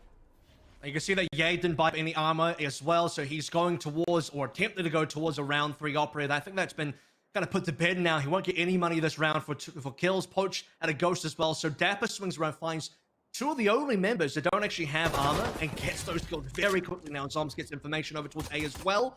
And that's going to give Sentinels the ability to make them rotate happen, as you see that Shazam's already on the way. Nice bounce back here, though, for Android. Almost an opportunity to find a player through glass, and Dapper down to 21 HP. Beautiful flash coming through, giving an opportunity to confirm some damage, but he will not find a kill individually. His teammates will pick up where he had left off. Android now by himself with only 40 HP. Will not be able to respond to Shazam from the side door, and that will be enough for Sentinels to break the mold and take the first pistol. Reasonably comfortably as well. 3 ghosts now into Ares for Sinatra. Very standard. Again, this is the guy that kind of pioneered Ares gameplay with the Sova on this map, and since then, that was during Ignition series. A lot of teams have been kind of doing the same thing, or at least trying to counter that one. A second Ares now for Dapper as well. So for Andbox, we can start thinking about a different sort of early economical strategy, because we're not going to see the same 3-round dominance early on. Android's still going to pick up a ghost here, but for the rest of the players, a full save. Dapper to recover. You see all of the red X-rays there. Maybe an opportunity, but it's actually Shazam on the crossfire, able to find himself 2 kills. Coach will be there for the trade, and actually Dapper pushes forward. That'll be valuable trades for Andbox. Still a 3v2, but sick in the middle of the map, could be isolated. Watch the long flank coming out of Zombs from behind. He will find 1 and 2, cleaning things up, but at least Andbox are able to find a couple of kills to write home about. But Sentinel still a pretty steep advantage, as they still hold on to the Ares and the Bulldog as well. Sick will recover one of those guns, because I mean, Sick only had a pistol. He was the only player actually on Sentinels that brought in a ghost for the anti-eco. A little bit of a question mark for Dapper actually pushing that far forward. They've already gotten the kills. They know that Andbox, they're fully saved. The responsive fire was just pistol, no SMGs there for Andbox. So to play a little bit riskier for Sentinels and drop a couple of extra members, not too sure about that one, but we are going to be seeing now 2 rifles being brought in, both Shazam and Dapper, backed by a Bulldog as well. So it's very competitive in terms of the actual buys for Sentinels, but in terms of actually playing a bonus, if Sentinels lose this one, and they might because of the 5 rifles from Andbox, they're not going to have a comfortable purchase in the next round. Well, there actually is an operator on board here for Ye. Again, that round 3 purchase that we kind of saw from Icebox is going into Ascent here. So Andbox maybe trying to play for picks here early, but Sentinels will not give them an opportunity as they're playing very reserved across really all three of the sites right now. The furthest member forward is Zoms, and he's still safe inside a tree. And Box will do their due diligence and make sure that the wine cellar is safe. It is. The hot hands will make sure of it. Yay watching a corner in which currently Shazam is positioned, but it just comes down to the timing of these peaks because you still have Dapper that's nearby. This trap wire should find some information that the hit is coming through, and there it is. Shazam good for one. Damage onto the second, but can't confirm the kill. Now Zoms through the dark cover, going to sneak through the doorway, but Boy was ready for that, and that will be a one-for-one trade. Shazam still able to find a second elimination as the recon bolt will be destroyed. Boy's looking for a plant. Shazam wants a challenge and will be punished. Dapper still close by. We'll find information on one player lurking to the catwalk, and that might be enough for Sentinels to try to go from the top rope. Going, they have enough advantage. Dapper good for one, but Boy there for the immediate response. We have a 2v2. Not great weapons though. They lost their only 2 rifles. Sentinels comes down to how much utility is left available. Doesn't matter. 7 Boy. Get the pickups required, and the operator on the floor as well. Pick that one right up. The big difference here, by the way, is Yay on these round 3s would typically have armor if there was a little bit more money, but did actually come into this one as full glass cannons, so obviously is going to have a little bit more trouble and doesn't end up landing. A shot gets taken down, but you can really credit the rest of Ambox for pushing their way through, dealing with Shazam eventually, who gets an opening frag, a nice one onto Android as well. So Sentinels are going to do what is unfortunately expected to happen in these round 3s. They drop that round 3. The actual buys, and now the 2 players that did actually have guns are going to have to go towards the SMG. There's going to be an Odin for Sinatra. Yeah, a little bit of a forced situation for Sentinels, knowing they have the Bladestorm to play with for Shazam. So all things told, it is relatively even weaponry. Flashpoint going to come out. Knives will also come through. Bold challenge for Shazam. He spends a couple of knives, but that will be all that the engagement is good for, as both teams will kind of back up and reset, now knowing for sure that Andbox are dealing with the full purchase, that at least the force buy out of Sentinels. Yay will find Shazam at long range, so at least a 5v4 from here on out with 60 seconds to play. Bladestorm gone. That's going to be one of the guns gone as well. That's kind of what we counted as in terms of what Sentinels are trying to do here. I believe they heard the Odin shots coming through from B as well, so don't want to challenge that one. Back towards A. The Al drone is not going to spot too much except for the player over towards Heaven and the Dapper of the mix for now. And while that's happening, Sick just pushes on through, gets a double. Still a play. 3 and the spike is on the floor. It's more than enough.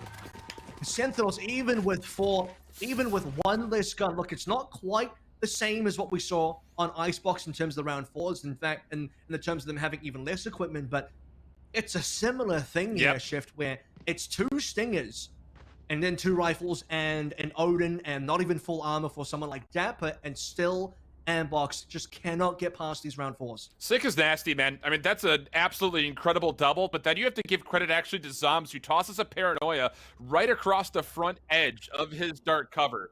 And that actually allows Sick to stay alive through the flash that came out immediately afterwards, and then find himself a 3rd kill and a lot of damage onto the 4th and the 5th that were also in the mix. So yeah, it's another round that I look at these rounds specifically, and Sentinels is the first thing to come to mind to sit there and say they're so good at playing from behind. Granted, again, not nearly as far from behind as where they were previously, having things like an Odin and 1 rifle to play off of, but still the fact of the matter is they're really, really good when they go into a round that you feel like they should have no business winning. Andbox had everything working for them as far as the economical concerns were kind of framed out for them for that 4th round, but still come up empty. Well. Yeah, and a 5v4, good point.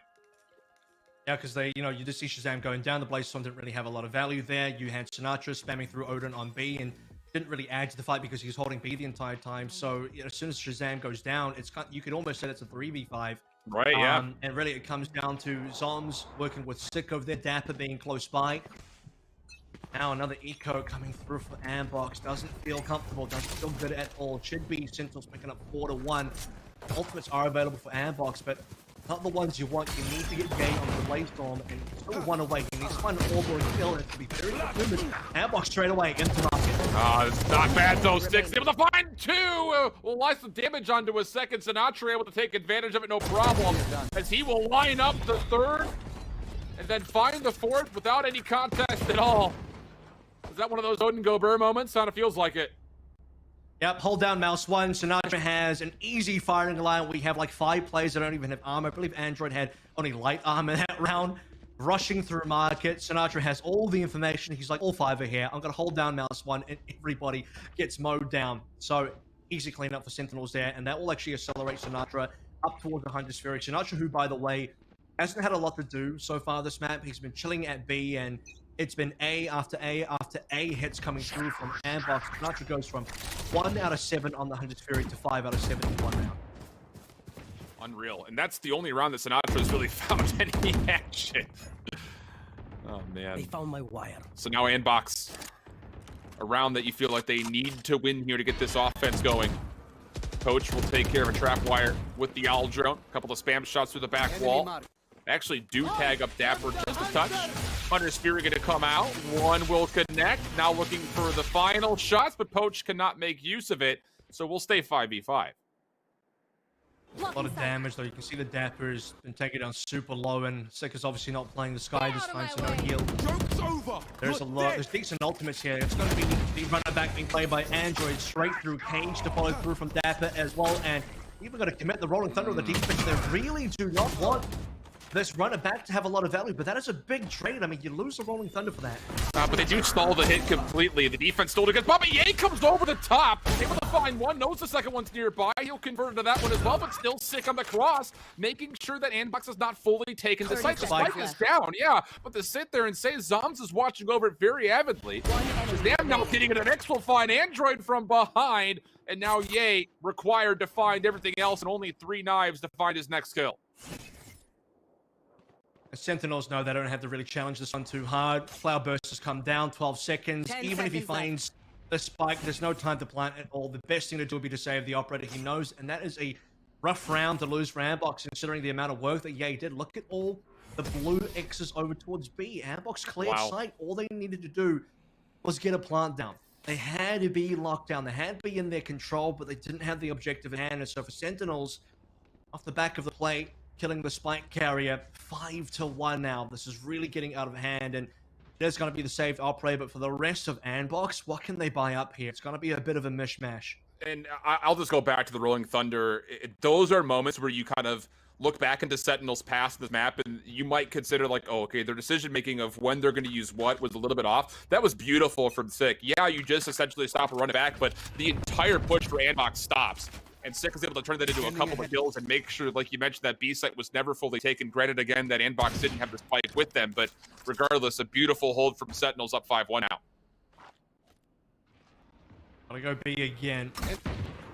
Not really playing off the operator here in terms of the one gun that they did save. Sinatra will be up to get a lot of kills, and already Sick is doing the decent amount of legwork here. Pistol's not going to be okay for Boy, though, so it's 3v4, and actually, as we start talking about it, turning around. Ambox needs to find guns. It's not enough just to get those kills. They still have the spike in play. I do believe that Boy is able to pick up that Odin.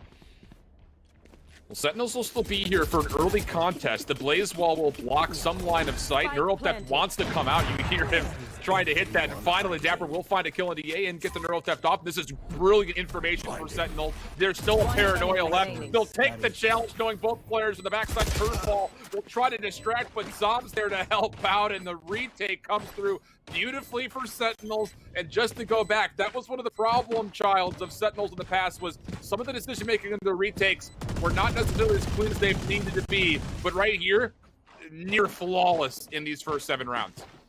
Absolutely, and despite Sinatra going down, Sick getting the opening 2 frags, helping out. And then the only 2 members alive for Ambox, both holding into backside in the boathouse. Neurotheft reveals a positioning, followed by Paranoia, and instantly they pounce. Boy can do nothing with his picked up Odin as we reset back to gun round on both sides. Shazam still has the operator. Odin is handed back towards Sinatra, who has Hunter's Fury available. And for Ambox, kind of running out of space here in this first half, 6-1, where there's only 5 rounds remaining, and unlikely to find a 6-6 finish. I think for Ambox finding a 4 and 8 would be decent. They will push Shazam off the line, and they won't lose anybody for the opening shot. Android will earn to run it back, and you feel like that's going to be a commitment call for him. Sinatra blindly going to go into a Hunter's Fury. He actually does tag 1 player at range, but that'll be all that he finds. Andbox now lingering through the middle of the map. Have Ye pretty far forward. Will they try to commit this with the run it back, though, is the real question. Yeah, there's the call. Android will be the first one through. Ye will try to follow up. Dapper deals with the initial portion of the Phoenix, and Ye on the top side Deals with the operator, so now the hit should be here. Spike is actually following from the top side of heaven. Damage you're waiting for it. Sick also on the rotation, but Anbox, they find the kills required to cleanly take the A site. And they pinch it completely. They win both towards glass into heaven. They also have A main control, despite the fact that the back is taken care of. And now Yang making sure that no rotators can come on through Sinatra. Dispatched of Yang with 3 kills. Impact player of that particular round, taking down Shazam. Well read by Ye, by the way, to go through glass, knowing that Shazam was going to be on the other side, then catching it with his pants down, and then it's going to give Anbox a little bit more breathing room. We talk about the ability for Anbox to maybe salvage something of this half. Again, unlikely to go 6 and 6 here, but I think 4 and 8 is realistic. I think 5 and 7 is the true goal here.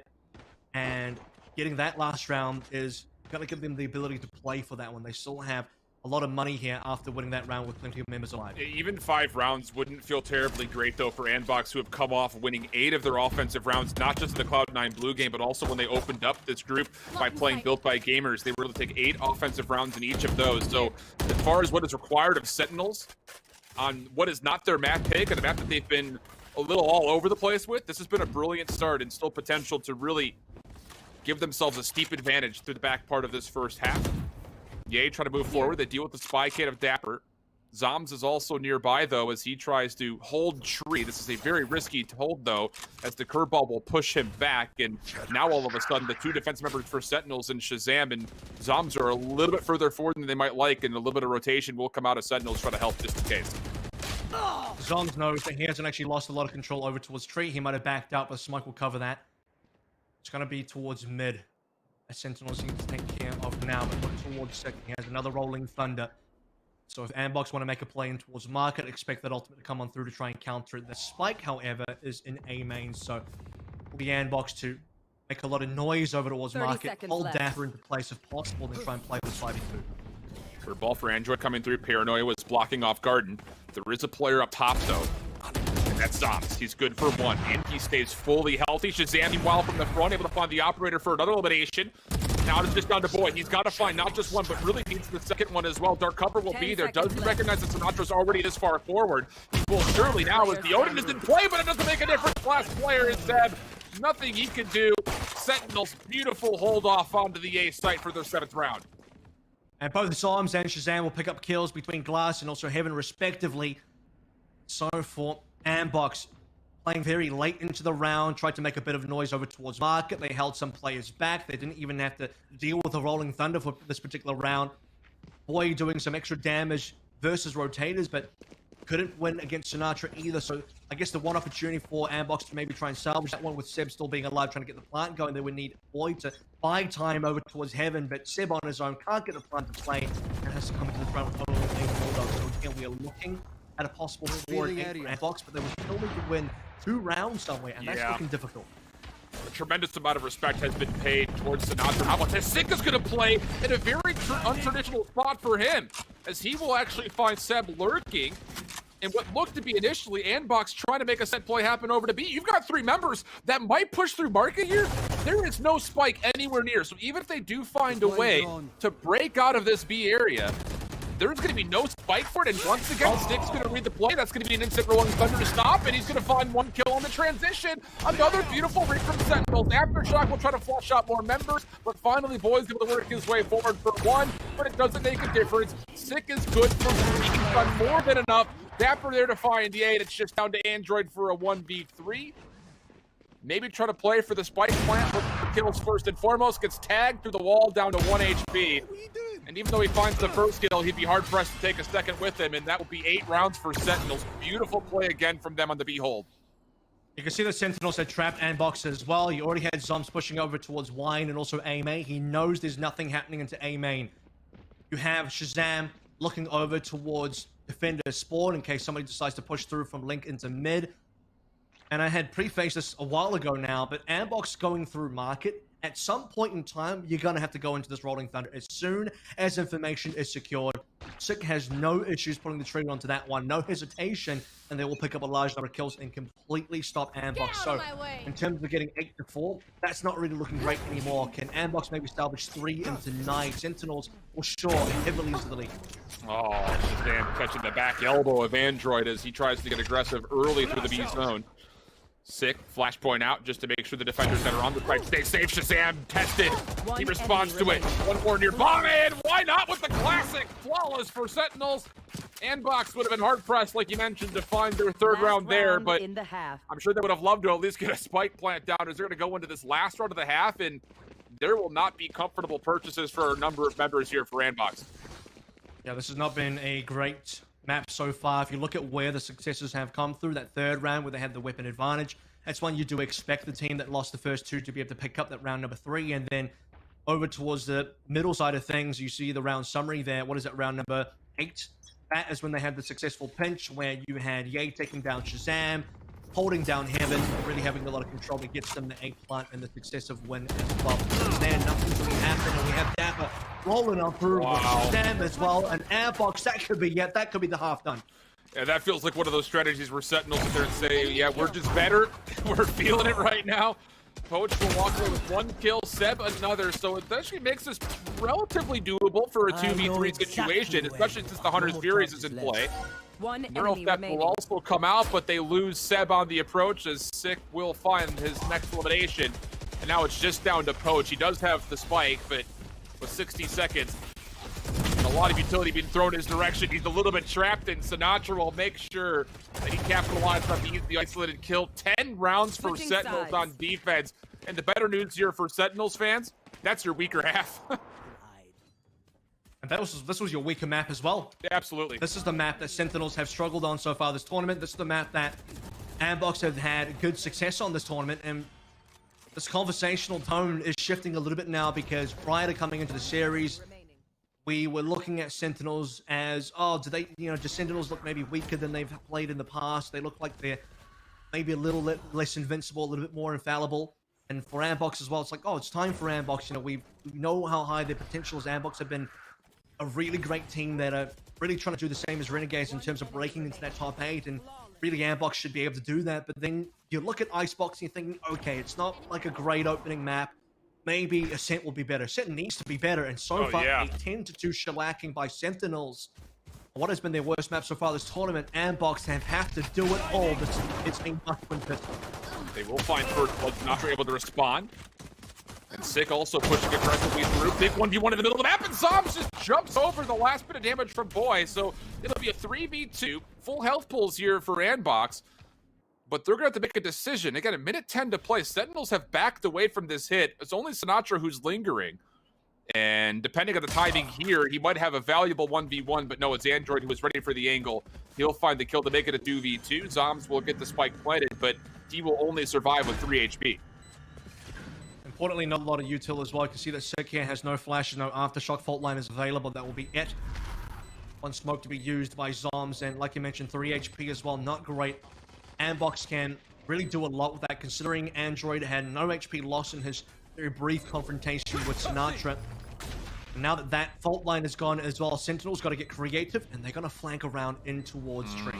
Timing is good here.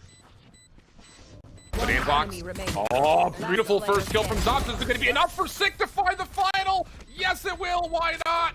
Sentinels take their second pistol.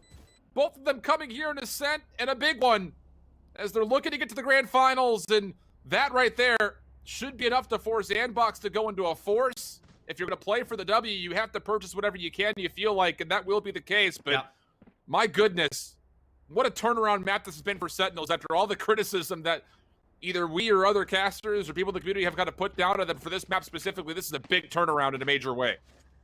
I mean, when it really counts for Sentinels, they're going to turn up the heat. And for Ambox right now, melting like Icebox that we saw in the previous map, and cannot allow Sentinels to reach 12. As soon as that happens, Ambox trying to come back 2 versus 12, it's not possible. The game's done. The game might already be done right now, but holding out hope for what Ambox might be able to achieve. Shazam around the corner, first up for contact. We'll be able to get Ye down, so there it is. Ye taking care of it, while Sentinels up to early lead. Just a couple of shots out of the Bulldog was enough to feel like Ye was being pressured. He takes the challenge and falls, but Android mid-map with what felt like there was the ADS off the burst from the Spectre, able to respond. Nice shock bolt coming through. That'll actually tag up 2 separate players. Another one at the feet. Flashpoint, Cloudburst, sick on the way in, able to beat Boy with a shotgun, and then good help, but now Android can't even trust to find maybe even the required ace. He's only good for 3, and it's a 1v2 for Seb. Spike is still in hand, though, for Sentinels as they back away and maybe try to go over towards the B site. And let's be clear as well, Alan, only good for 3 is extremely good at this rate in time. It's got to give Handbox maybe an opportunity. It is only Seb who would love to push through. He would have had a timing as well onto Dapper, but the cage lock him out of place. 30 seconds Good left. news for him is because full HP, 25 armor, cameras available as well. You Spike can't underestimate what he can do with that in terms of at least trying to isolate, get some information. Low HP for Sentinels means there's the opportunity for the Spectre to still do some damage, but destroying the trap wire, he has revealed his position. Six is just throwing out the fault line to delay. Trapwire is in the back hallway, but Seb looks like he wants to play through stairs, and that will be the case. He's lost his eyes. No spy cam to play with. Long range shots. It's sick with the ghost. Locking things down. The crossfire setup. You watch that way. I'll watch this way. Match point. And Sentinels are on match point, looking to get into the grand finals with what would be a very convincing win on Ascent. I'm going to tell you what as well, I say if, really now it's about a matter of when, and when could be this particular round when Sentinels are going to be able to clean up Ambox. 13-2 possibly is going to be the final score. Sika is going to be my MVP pick so far because his performance on both Icebox and Ascent so far have been phenomenal. You look towards even that last round, he was the only member of Sentinels to not buy up into an SMG or Bulldog. Just on the Ghost, he gets a double kill there, including the final kill to lock away Ambox, put him in that box and send him off as Ambox have 10 rounds to play through just to get to the OT. Oh boy. Well, Android with the run it back and a Vandal. Maybe again needs to have another special round here after finding 3 in the previous. Sentinels will avoid Poach's Aljo, not giving away any information at all, and as it will expire, 3 members on their way forward. But, boy, playing through wine, Sick is considering that there could be a play from this angle. Aftershock channel. That's going to have to force stop. Paranoia comes through. Boy, good for 1, but not a second. This trade angle for Poach is only good for another. So 2 for 2 for Sentinels. They've cleared up the defenders on A, and that should lead to a plant, and even more beyond that, a post plant that will have a Hunter's Fury available for Sentinels to clutch up. And Box have to play for a full retake here. You can see the late rotations coming through from Dapper. Will run, not Dapper, it's going to be Seb. From B. Wait from Android, starting out with still the runner back available. Expended now. Yay with the kill on Sinatra as well. Just the one alive now. Bombs needs to find all 3. We'll just be able to get the 1 there. So Airbox using the tools they had at their disposal, including the runner back ultimate, handing the defuse over towards Yay as well. Keep themselves alive above water, at least for now. And that's actually a really nice retake for Andbox. The run it back, maybe you don't want to have to use it, but they never allow Poach to get, or pardon me, never allow Sinatra to get off the site. So the Hunter's Fury gets completely taken out of play. So a big round there for Andbox, as everyone from here on out will be. But the fact that they're able to get through and find a way to take all ARs into this next round will be nice for them to find maybe their 4th round. But the problem, as you look over towards what Sentinels can bring in, you've got just the 2 Stingers, sure, and 3 Phantoms. But the big key is the fact that you still have the Hunter's Fury, but beyond that, you've also earned the ability of the Rolling Thunder, which Sick has been incredible with so far. And Shift, we've seen Ambox win with less before, so that could still happen here. Sinatra, absolutely no fear in terms of using Hunter's Fury early on. Will tag his teammates Sick there, so not ideal in terms of damage output. That's negative. But we'll be able to get some control over B main. I think Ambox should be able to read this one. Rolling Thunder to come on through, and Sentinels are in play. Yay, though, has stayed safe from this. The timing is everything. He finds the first kill, goes right back into the recovery, and is able to keep his life. But Sick on the site takes down Android. Keep member step, just spamming. Lucky, I would say, to find 1, but does get traded away. 3v3b go, but the spike was on the ground there for a moment. Sinatra trying to hold things over by long. Boy's going to get the read. Able to find the kill, no problem. And now Sentinel, the spike planted in the post plant, are stuck really in the backside of Arches. This comes down to get Inbox, get in quickly and cleanly, and so far so good. Shazam finding a lot of damage, able to find 1 kill, but not going to respond to the other 2 contestants, and Inbox will find their 4th round. So much of that is Yay just surviving past the Rolling Thunder as well. Sentinels, Hunter's Fury into Rolling Thunder straight through B, and they're just contacting up through there. You know, not really able to push Ambox away, other than the fact that they use those ultimates, and the fact that you also have Sick dropping the spike over towards backside, dying to, who was it, I believe Seb, who was flashed out. Like I said, it was kind of like a lucky kill, but one that really slowed down Sentinel, slowed down their ability to get the plant in.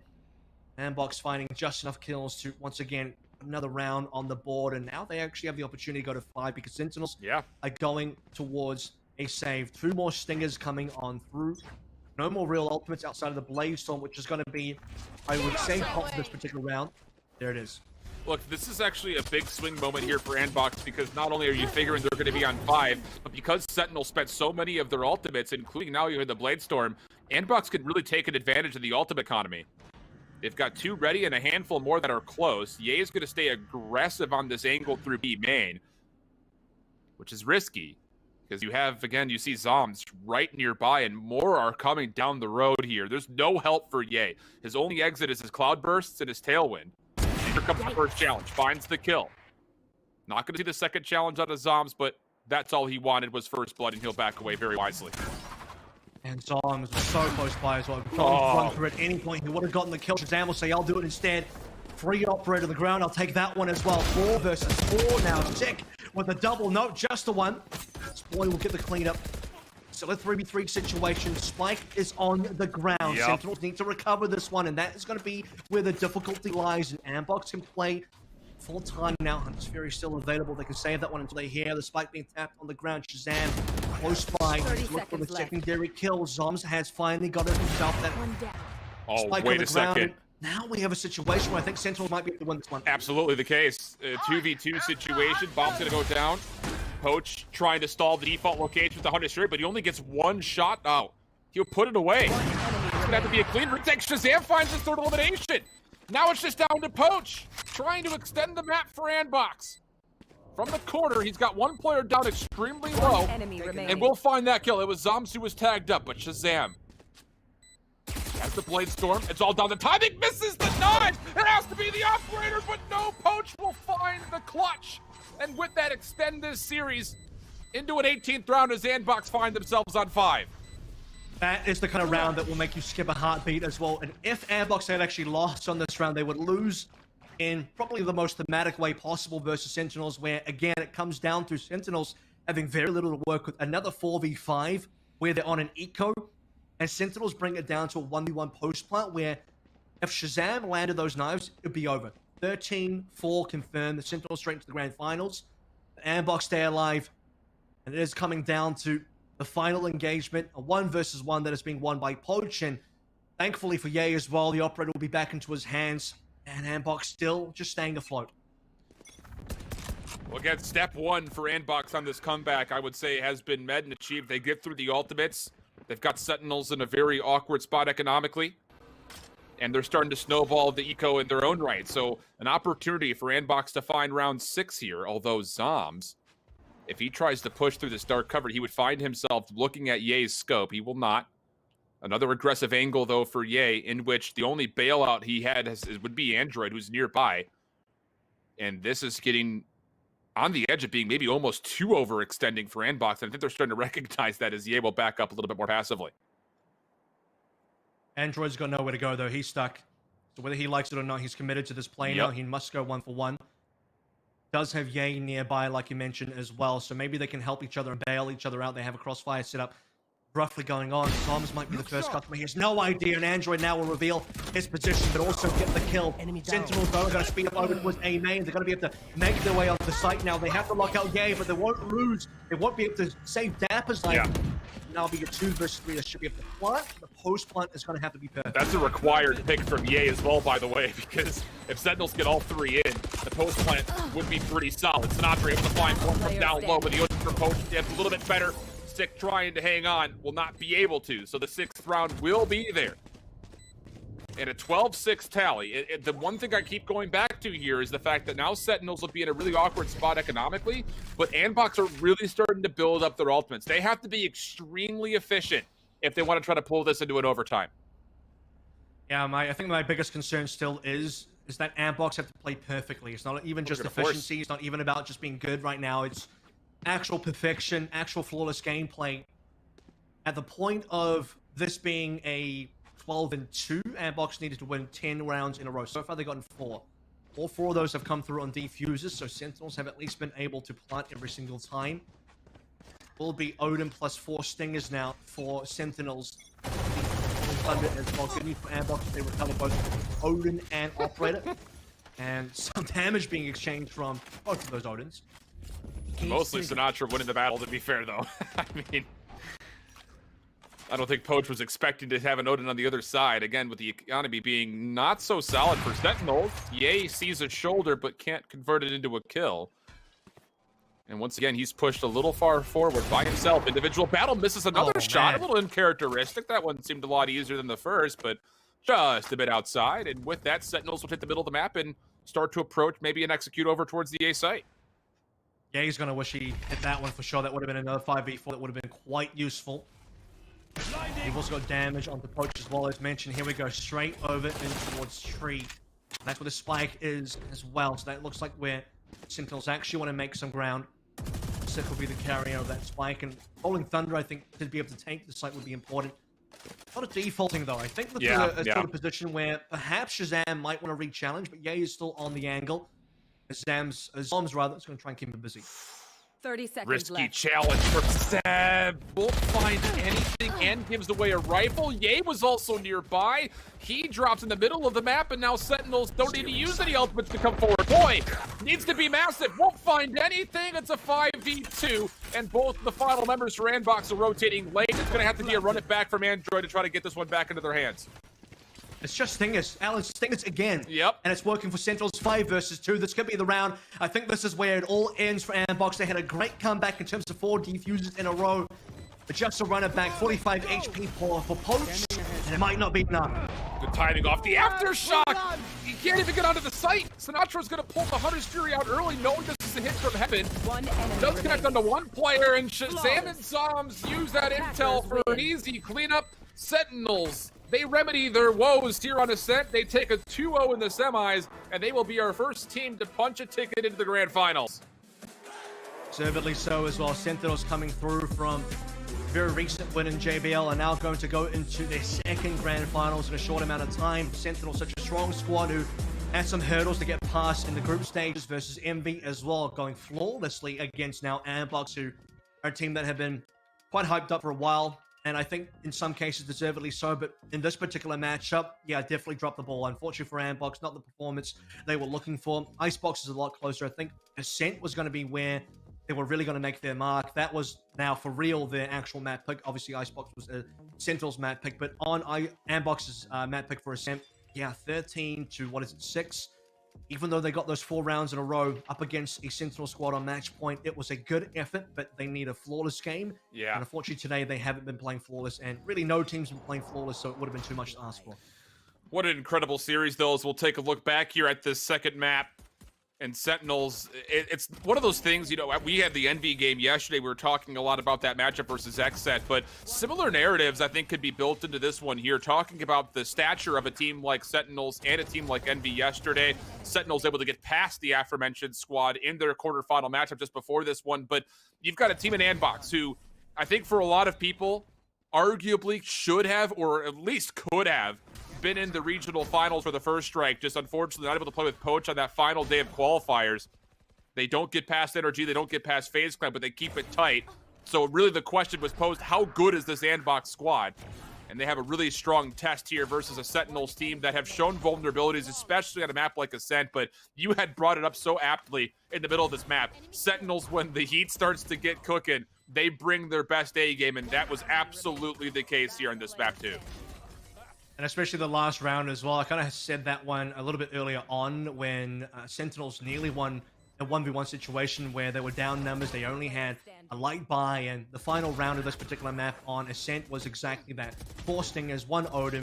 It opens up with Sinatra putting in a heavy amount of damage onto Poach through the wall. The Odin versus Odin battle. And Poach, you're going up against the OG Sova Odin player in Ascent. It's not going to work out well for the rest of Sentinels as well. The Stingers coming through for so many kills. It is insane what Sentinels were able to bring through on this map today, and they win in exactly the fashion thematically that we expected them to, which is when they don't have a lot of equipment, somehow, some way, when they're on a half buy, could be an eco, could just be a couple of upgrades, they can make that work, especially versus a team like Ambox, where we saw that time and time again on Icebox, rounds that Ambox should be able to win that they weren't able to pick up, and the same thing here again now is, you know, even right towards the end there, the Aftershock taking care of the runner back, and that is how Sentinels are going to get themselves to the grand. Unfortunately, that does mean Ambox is out of the tournament.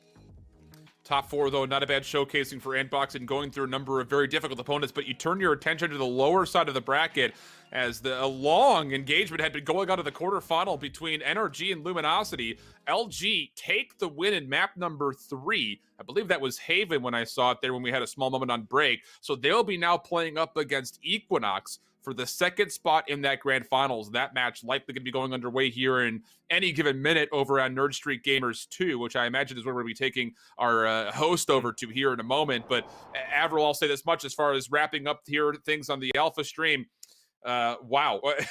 I mean, what an incredible showcase. It's just one of those things that I cannot leave this broadcast without, again, giving so much credit to Sentinels. We saw them even in the match versus Envy, playing from behind early. They're so darn good. And the decision-making on retakes and executes, much cleaner on Ascent. Those the big 2 takeaways for me as far as why Sentinels were able to get to that grand finals. And a big concern for either LG or Equinox, whoever is able to beat them there in the grand finals tomorrow night.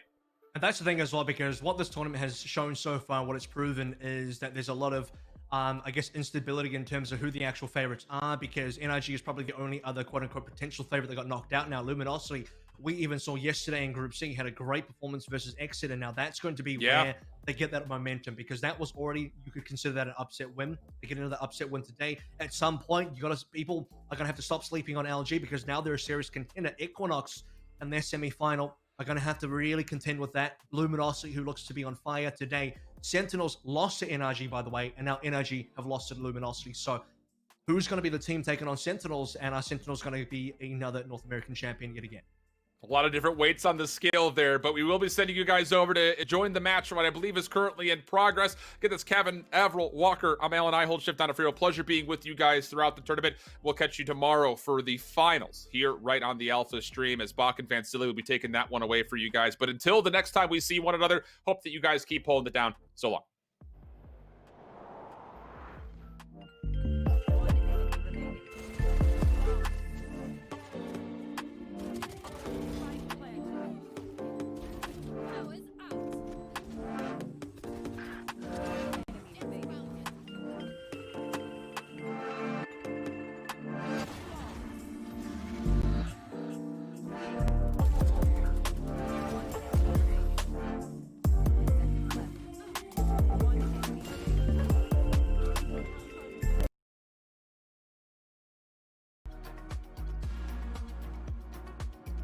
For me, I believe, like, it's crazy because Valorant gave me my job, I guess you could say. I'm a full-time student still, and being a part of something this big in Valorant actually is like, I've never felt like this, like, I don't know, happiness, joy, like, all of those emotions come in when you talk about, like, how we are a part of the foundation of Valorant, like the esports. And it's just crazy to see that, like, teams like Equinox or, like, you know, Sentinels, T1, TSM, all those other teams, like, we are a part of, like, this huge community, and it's great to see how, like, just, like, we're all together to, you know, to provide for just Riot, you know. It's crazy. It's just crazy to think about.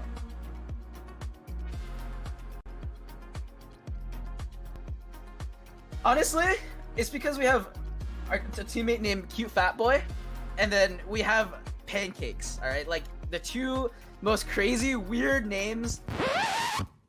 Pancakes, or Jake, as I'm gonna call him, is a mastermind for who he is.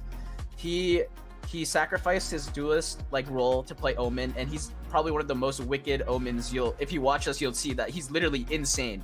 He'll rarely ever have a bad game, and now that he's slowly transitioning into the IGL role, like, his calling has been sick. Like, all tournament, like, he understands the enemy and just calls on the fly too. It's just crazy. And then obviously Cute Fat Boy, or Danny, other than his ridiculous name, which isn't even like wrong, like true, he's literally cute, not fat, and then yeah, obviously he's a boy, but he's also helped our team succeed when it comes to calling.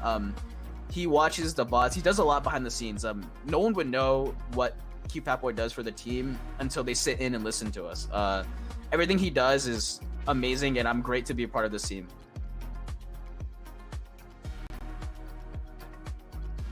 It's great. It's actually the best feeling ever. It gives me this fire, you know, inside. Like, before, it was like the VCS tournaments. Sure, you're playing against, like, you know, people you see in ranked, whatever, whatnot. But now, like, you can't scrim these guys all the time. They're busy, you know, like if we want to scrim against these top teams, like we don't even get the chance to sometimes. And playing them in these tournaments are like the real test, like I've said before, like to see if our strats can beat their strats, you know, other than just aim, obviously, right? Because like in Valorant, then aim is always like important, but it goes to just like how our IGL is gonna call, how do you adapt to like one of the, like these best teams, and it's really rewarding. It feels like when you pull a map or even beat the series against these top teams, you're just like, holy crap, like, you know, it's like, you know, like you're doing it, we're doing it, you know.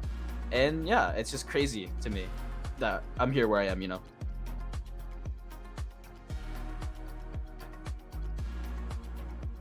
Oh, Spike Rush Orb. I'd actually have it like Yoru ult. I think having a Yoru, I don't know, it'd be cool, like, but instead of just not being able to shoot, what if you could shoot? What if you can pick it up and then you just, I don't know, you can shoot. It's just like a gun model holding, like you're just running around with the gun out, like your whole body's gone, but you just have a gun, whatever gun you have, and you just run around and shoot. That'd be kind of cool.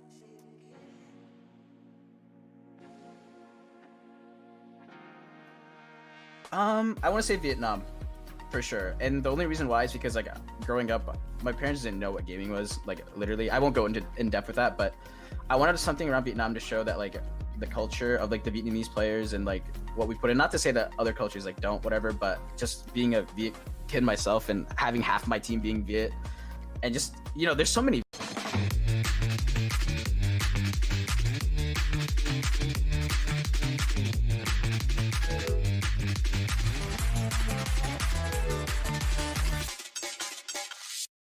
Getting a chance to prove themselves to these orgs that are actively looking for, you know, teams.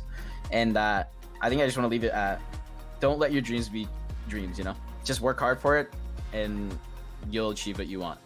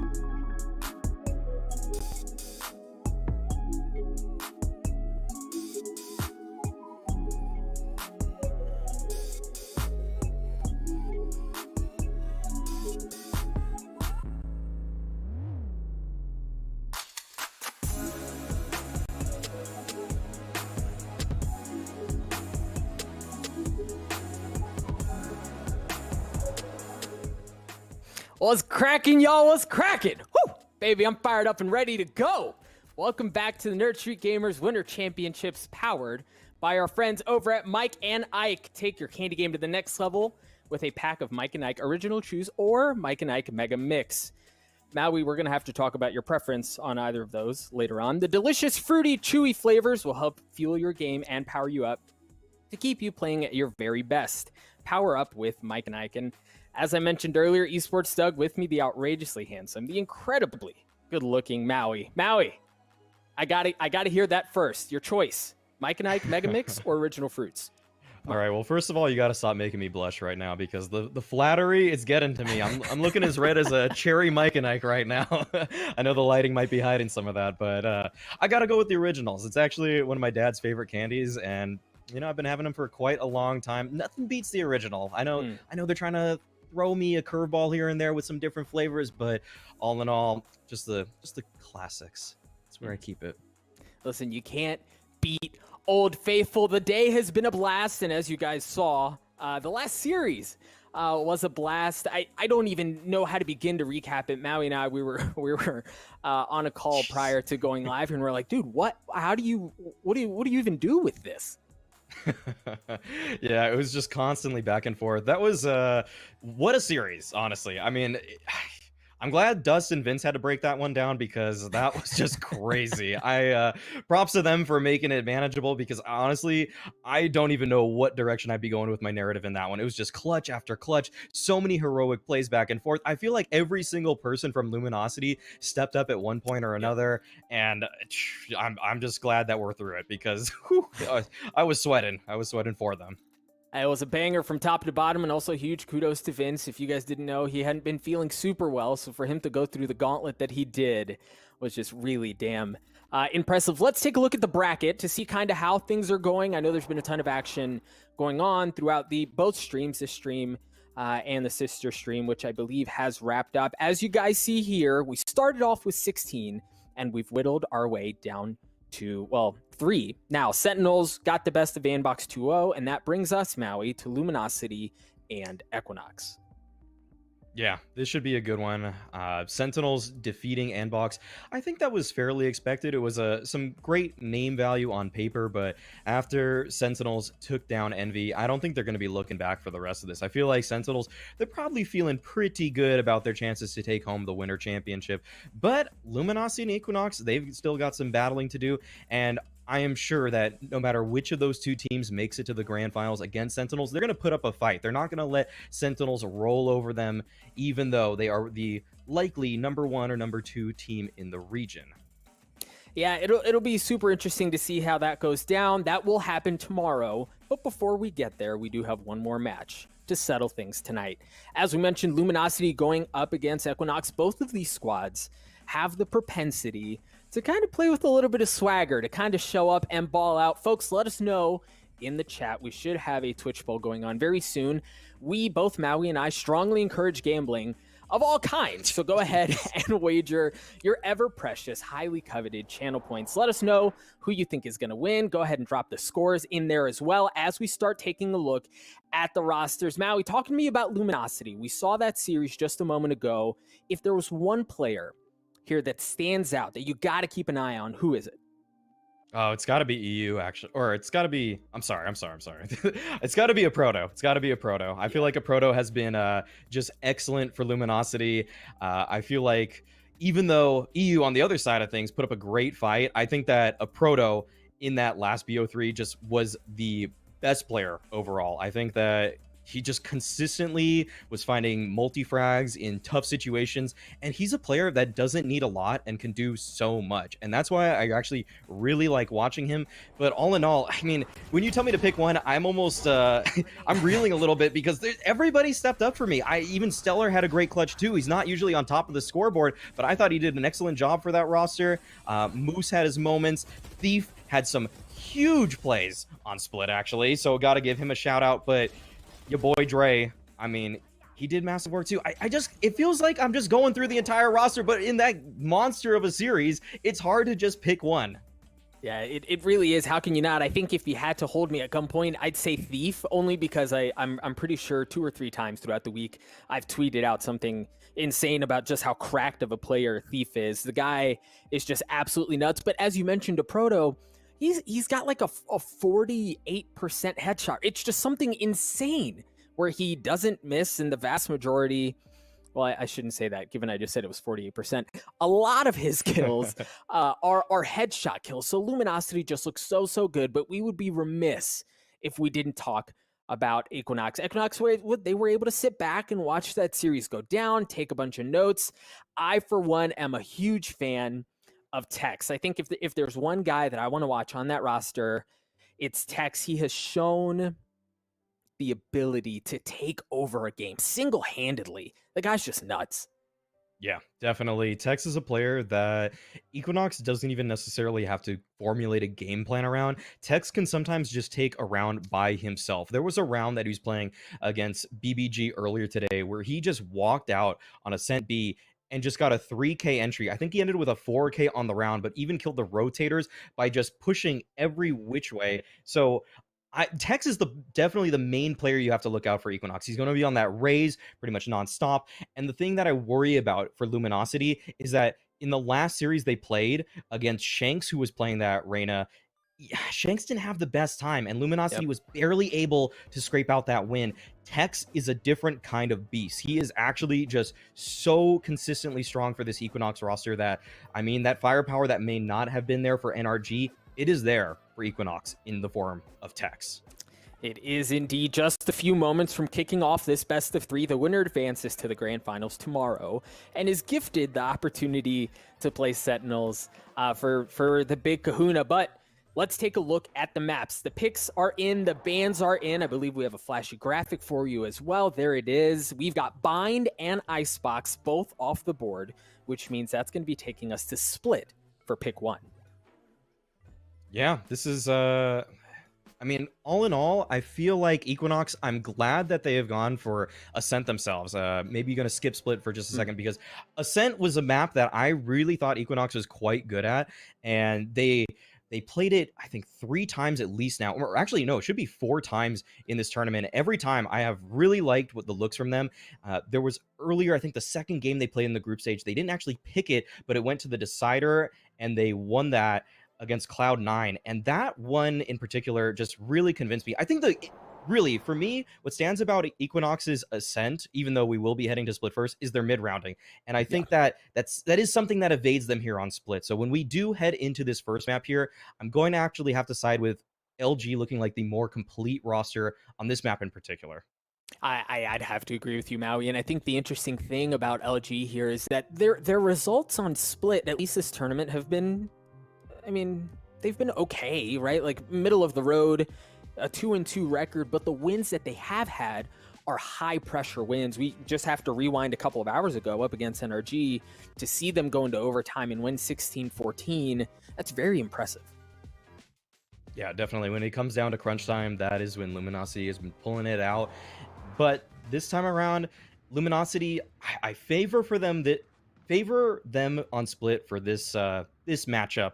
But I have to look at the context. The fact that they just went through a huge brawl against NRG. I feel like the fatigue may settle in a little bit here. That being said, a lot of these guys, they came from Counter-Strike. They're used to long BO3 series. They're used to just slogging it out. So I think they would have it within them to still put up a great fight. But when will it settle in? When will the feeling of just sitting at your chair for what would now be 4 or 5 hours, can they maintain that level of performance? Can they pull out the clutches that were so difficult in the past? We'll find out just how much gas they have left in the tank as we have kicked things off on Split. Luminosity going to be starting off on the attacking side. A bit of a slow start. They didn't show very much, but they've managed to work the way all the way through mid here into ropes, and it looks like they've set their eyes on A. First duel here for Pancakes. It's going to be against a Proto, and a Proto is taken down, actually. That will be the Lurker presence, but Thief quick to respond there. There's actually only a single player now left towards that A side, and actually Equinox, they just move right around him. They will be able to get the spike planted in a 4-on-4 retake. Yeah, and it's something that we hadn't really spoken about very much at all was the presence of Sage, right? We'll keep a close eye on how they play the Sage. You already see a wall up back in CT to delay the rotation, but now Equinox is starting to show up. Heavy investment of smokes to make sure that nobody can get in relatively easy, but keep an eye on cute Fat Boy. He's going to be on the flank, is able to dink one, swings, gets a second. Nice shot onto Dre. Not bad at all. Now he's going to take down Thief on top of that. Stellar here at elbow. He's going to try to do it all, but Cute Fat Boy picks up a 4K on the round. Very nice job from him. After he missed those first couple of shots on A-Ramp, I was getting worried. I'm not going to lie, but he was able to recover, and that's exactly what him and Equinox needed in order to secure the pistol. Yeah, and I think one of the players that we didn't talk about on the side of Equinox that we really probably should have is Cute Fat Boy. A number of things, right? He starts off in what would be considered the T2 space in Valorant as he's trying to put something together, gets picked up by Equinox and has been really the rock for this squad. And not to mention, he's just an overall great dude. So a great start for him, a great start for Equinox. That's exactly what they wanted here up against LG. Yeah, definitely. See the Sheriff come out from LG. I think your boy Dre has equipped that. And at this point, Equinox, they would love to build some money, stack up those credits. We'll see if they're able to have a clean round here, but there are a lot of players at Mail already. Dixon will be challenged by them, but safely retreats. Good bit of utility used early on. We already saw the flash invested. But LG, again, they've just created so much space, knowing they have that gun advantage. See, it looks like DXN may have spotted one player. Yeah, the ping's going to come out. They have a decent idea of what shenanigans LG is up to. Thief's making his way into spawn right now. But like you mentioned, it really does feel like Equinox are onto this one. However, your boy Dre is actually able to pick up 2 kills. Do they expect Mina in the site is the question. He's able to get 1, does dash away, but no, a Proto actually headshots him immediately there. And oh, this is looking actually pretty promising for LG. 2-on-2 situation, full eco for them pretty much. And a Proto, he's able to take down the Boombot.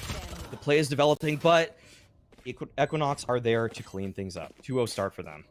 Yeah, and you know, we saw some of that early investment in utility that had some mixed results, but again, LG made that very costly for Equinox. It shouldn't have gotten to that point to begin with, so kudos to Equinox to be able to fend that off, handle things. It looks like they're going to bring a Bulldog. Oh, potentially, yeah, Cute Fat Boy is going to be buying up to a better rifle.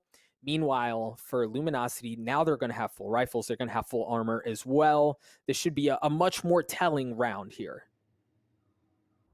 Yeah, this is the round for LG to win, for them to close out. They do have the superior firepower here. And right now, it looks like they're setting up for kind of a more B-centric default, at least. Proto will be on his lurk, of course, with the Cypher. He's consistently pressuring this position out. It is one of the hallmarks of LG's split, I would say. He's able to just get so much done from this position. And there he goes, right on cue. A Proto with 2 kills immediately in this round. And that is what makes LG so deadly. The pressure from him, it feels like it's just one player, but you can never count a Proto out. Yeah, I mean, you really can. He's already just done so much work, and it creates so much room for really them to do whatever the heck they want. They invest heavily over on the other side of the map. A couple of picks have gone down, but it's going to drop down into a 3v3. You see Cute Fat Boy holding that angle. Luminosity actually starting to rotate out. They don't have the spike. They're in a tough spot here. Yeah, things got really awkward really quickly for Luminosity there. They found those 2 opening picks, but the equalizers were there on Equinox. Now they have to try to recover the situation. Little do they know that the spike is pretty free for the taking. DXN does have an angle that may be able to catch somebody out as they try to retrieve it. But if they're able to get it and fall back towards ropes, they can make a really strong mid-round here. It does look like they will be going for that.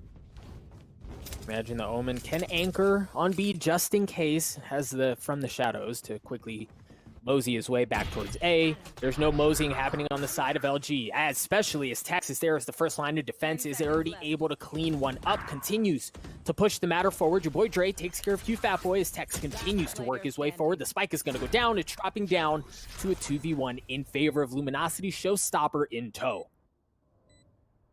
Yeah, what can DXN do here? Last 2 players just playing around the site. Spots 1, gets him. Is the trade there? No, not quite yet, actually. DXN still weighing the situation, does have a feeling that moves towards elbow, and he is right on the money. 3-piece for him on the round, and Equinox continue to build upon their lead. 3-0 start for them. I mean, everything that you could possibly want, and you mentioned Maui prior to the round starting. this is where we needed to see a little bit of something, right? We questioned how much does LG have left in the tank?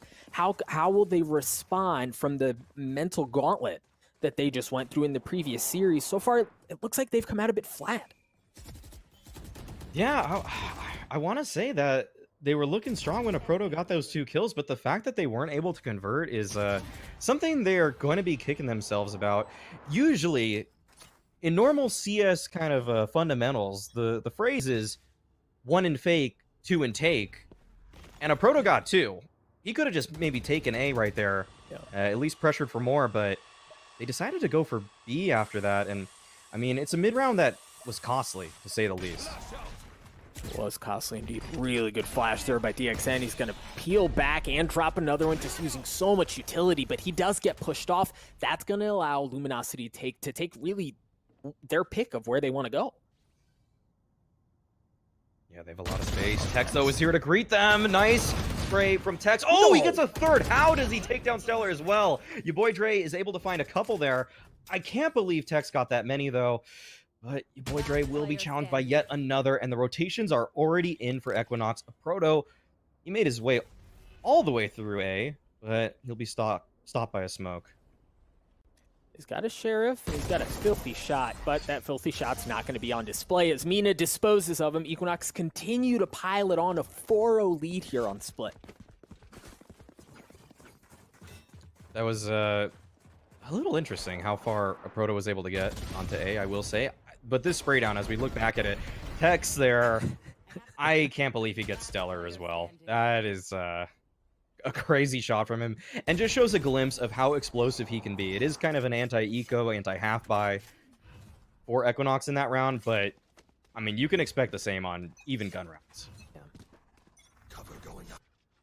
All right, take a quick look here at what ultimates are available. Both teams are going to be bringing in 2. Equinox have been really impenetrable so far, as Luminosity have struggled to get much going on the attacking side of the map. Most of their, actually, all of their moves have been some sort of presence through A and then committing either which way. This is the first time we're going to see a little something through showers. Or through sewers, excuse me. Yeah, and it looks like this time around, Luminosity have felt that A is indeed a weak spot, but they are changing up their approach, sending all 5 members here. Well, they may be in for a world of hurt. That is a great grenade, though, to actually do quite a bit of damage. But still, actually, Pancakes is alive, and the Showstopper is out, but it doesn't actually get a kill. So, situation is slightly reset here. 45 seconds left, and Luminosity, I still think they want to pressure on forward. Yeah, they've got, I mean, they're running out of time. They do have the Showstopper of their own. You expect a little maybe flash and dash, a little something, keep a close eye on the Paranoia. Forget the Paranoia, he doesn't want it. He goes in anyway, he's able to get one with the Showstopper, and the rest of the team is able to continue. As Steve is able to take care of Tex, he gets all the way into the backside, and now it's on Equinox to try to retake this thing. But there's already so much utility keeping them at bay. That shot from DXN, though, headshot right through the dark cover. Massive, it helps them out so much, but the lurk on lurk is there. A Proto takes down Cute Fatboy. Mina's quick to respond. The Rolling Thunder is out.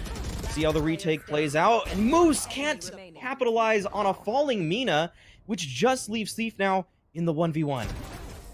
Oh, and Thief is able to find the 3-piece. LG get their first round on the board. A much needed one, but that was so much closer than it was looking at the beginning. And that easily could have gone the other way, Matt. We saw the Rolling Thunder used that.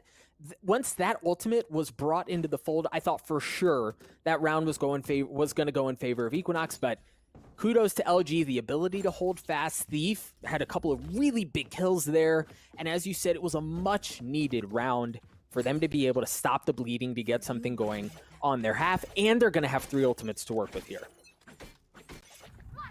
Yeah, they have to be able to build off of that success. Mina will pull out the knives here. Let's see if he sharpened them. He's smoked off of the angle at present, but it looks like, actually, Equinox, they want to go for some late mid control. They have 4 players so close to this position right now. When will they decide to strike? Luminosity, they're flirting with them, playing a dangerous game. Little do they know that there are so many players on the defense that are ready, lying in wait. A little bit of nade early on. You imagine the wall's going to go up to provide cover from heaven once Sage arrives, and there we see her hightailing her way over. They're going to blast their way in. There's the wall. It's not a complete wall, though. There's going to be a hole. They can provide serious firepower from up in heaven, and that's exactly what Cute Fat Boy's doing. He's already gotten 2 on the round. Mina's creeping his way closer and closer with the Blade Storm as DXN gets 1 as well, but it's a Proto from the top rope. He gets 3 hits with the filthy flank and makes this possible for LG. A 1v2. He's going to drop. It was a thrifty win for Equinox.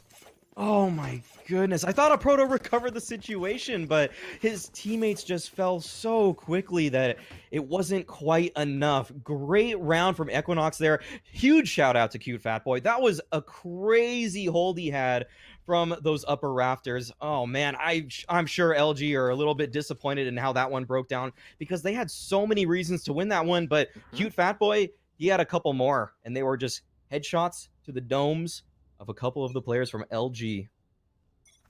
Man, and again, for a Proto to swing that back was just super impressive. I know we've talked about him a lot.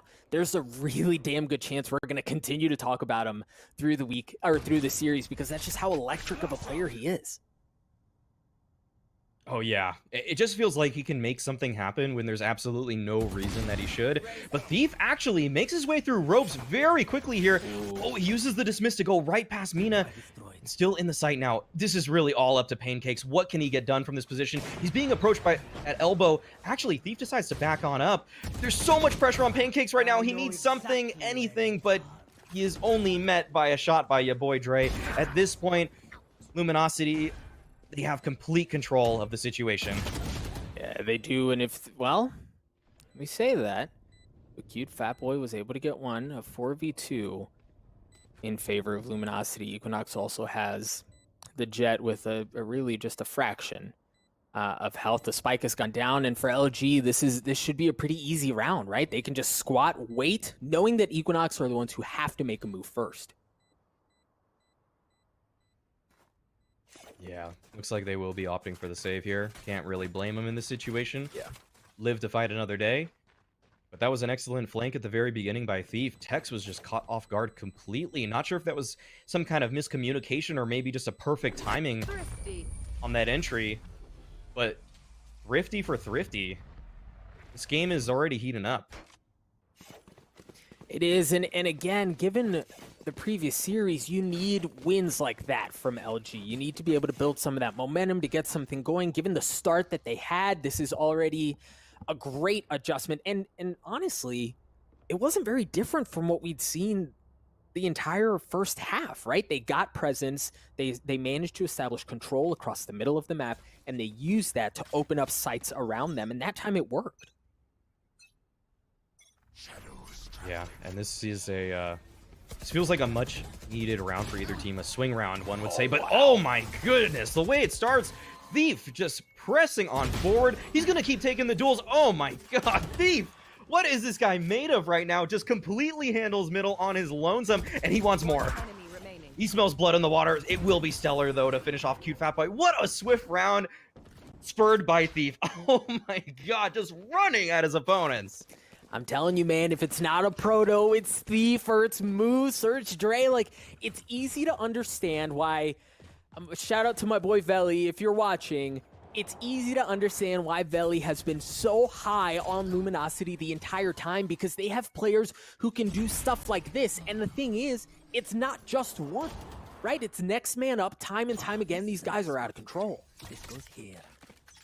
Yeah, that was just insane gun work from Thief. It feels like you're just bound to get one of those performance or one of those rounds from nearly everybody on this roster in the span of a match. It's so fun to watch.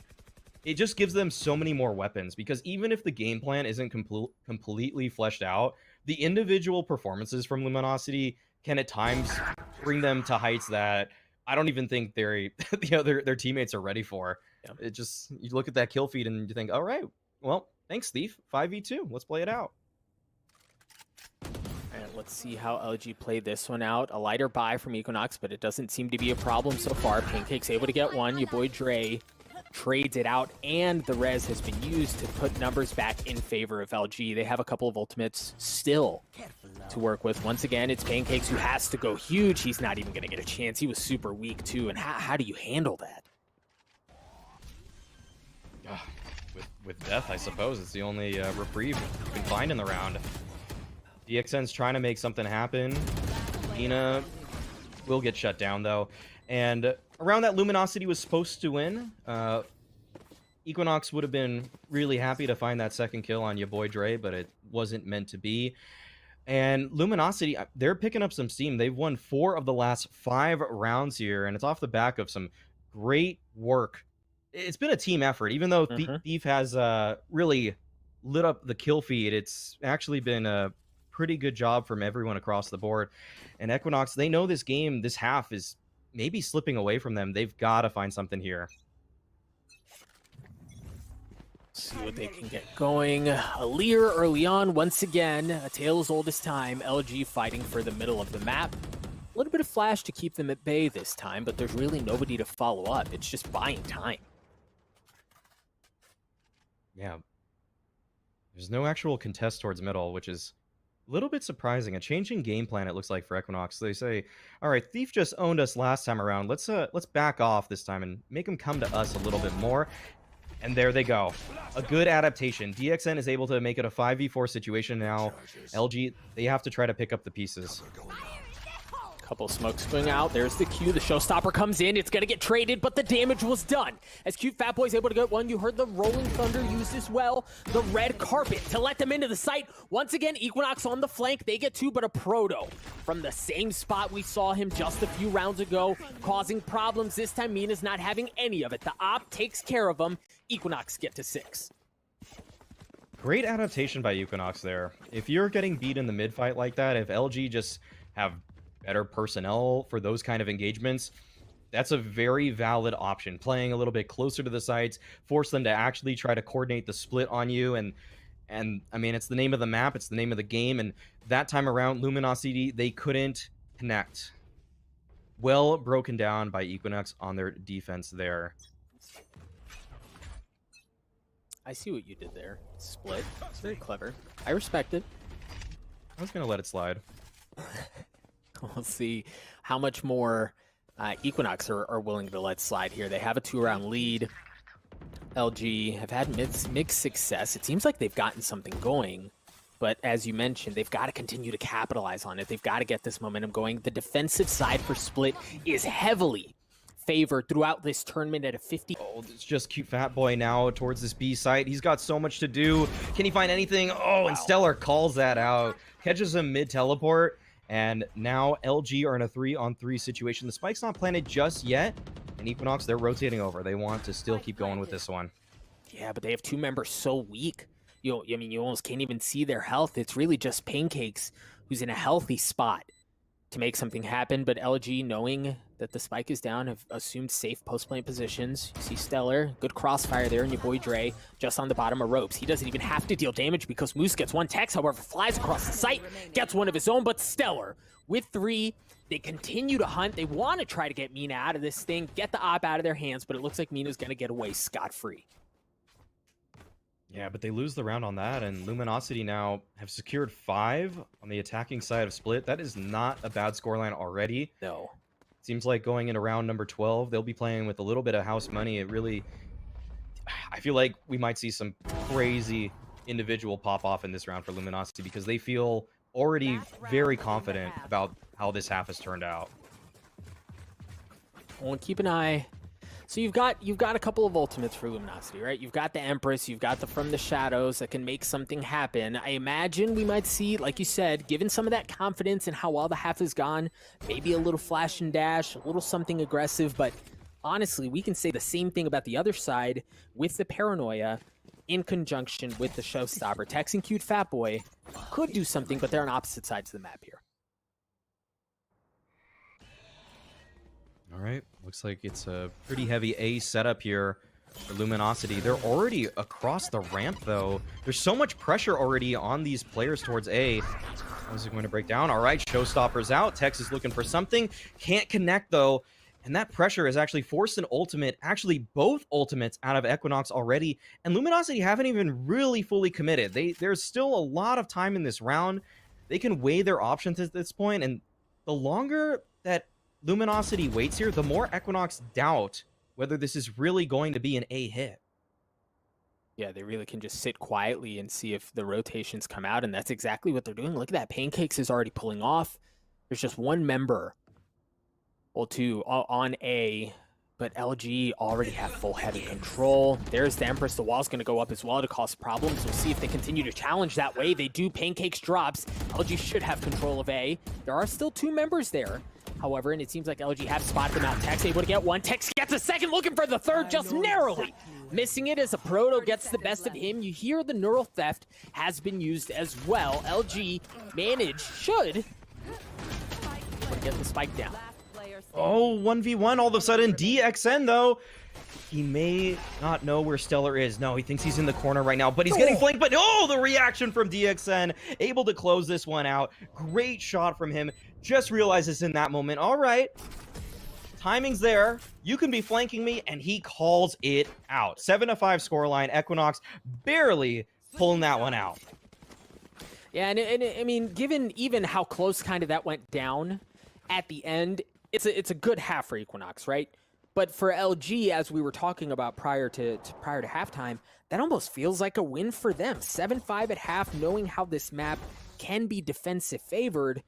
What more could you possibly ask for? Yeah, I feel like both teams are pretty comfortable about the positions they're in, which makes the pistol even more impactful because it's when you either on the Equinox side extend that lead, or on the Luminosity side, I mean, if you get it to 7-7, you feel like you're in complete control on this map. So we'll see here, as it looks like Equinox are really favoring mid. Oh, early wall. You don't really see this as much anymore, but on a pistol round, it has its place. See Equinox still kind of wanting to go that way, trying to go that way, as Thief goes aggressive on Amina, able to land those shots and get that kill. Meanwhile, Equinox busts through the wall, and it looks like they want to go over towards B. The camera's going to spot one member out, but the gig is up. They know exactly where they are. The paranoia was used, but it doesn't tag anyone as Stellar swings and gets a kill. One enemy remaining. Oh, and Luminosity are breaking this down so well. The rotations are there. The utility was great from them. It was so much pressure on those Equinox players. They took great space there towards heaven, but they just couldn't find anything after that. It was lights out for them, and Luminosity pick up their 6th round. And it feels like at this point, the momentum has firmly shifted in my eyes. I feel like Luminosity are likely feeling in complete control of this game despite the 1-round deficit that they are in. And you called it for them to win that one. You presume they win the following. All of a sudden, we're at 7-7 on the advantageous side if you're Luminosity. So things clicking here. But as we've talked about time and time again, you can't count out Equinox. You just can't.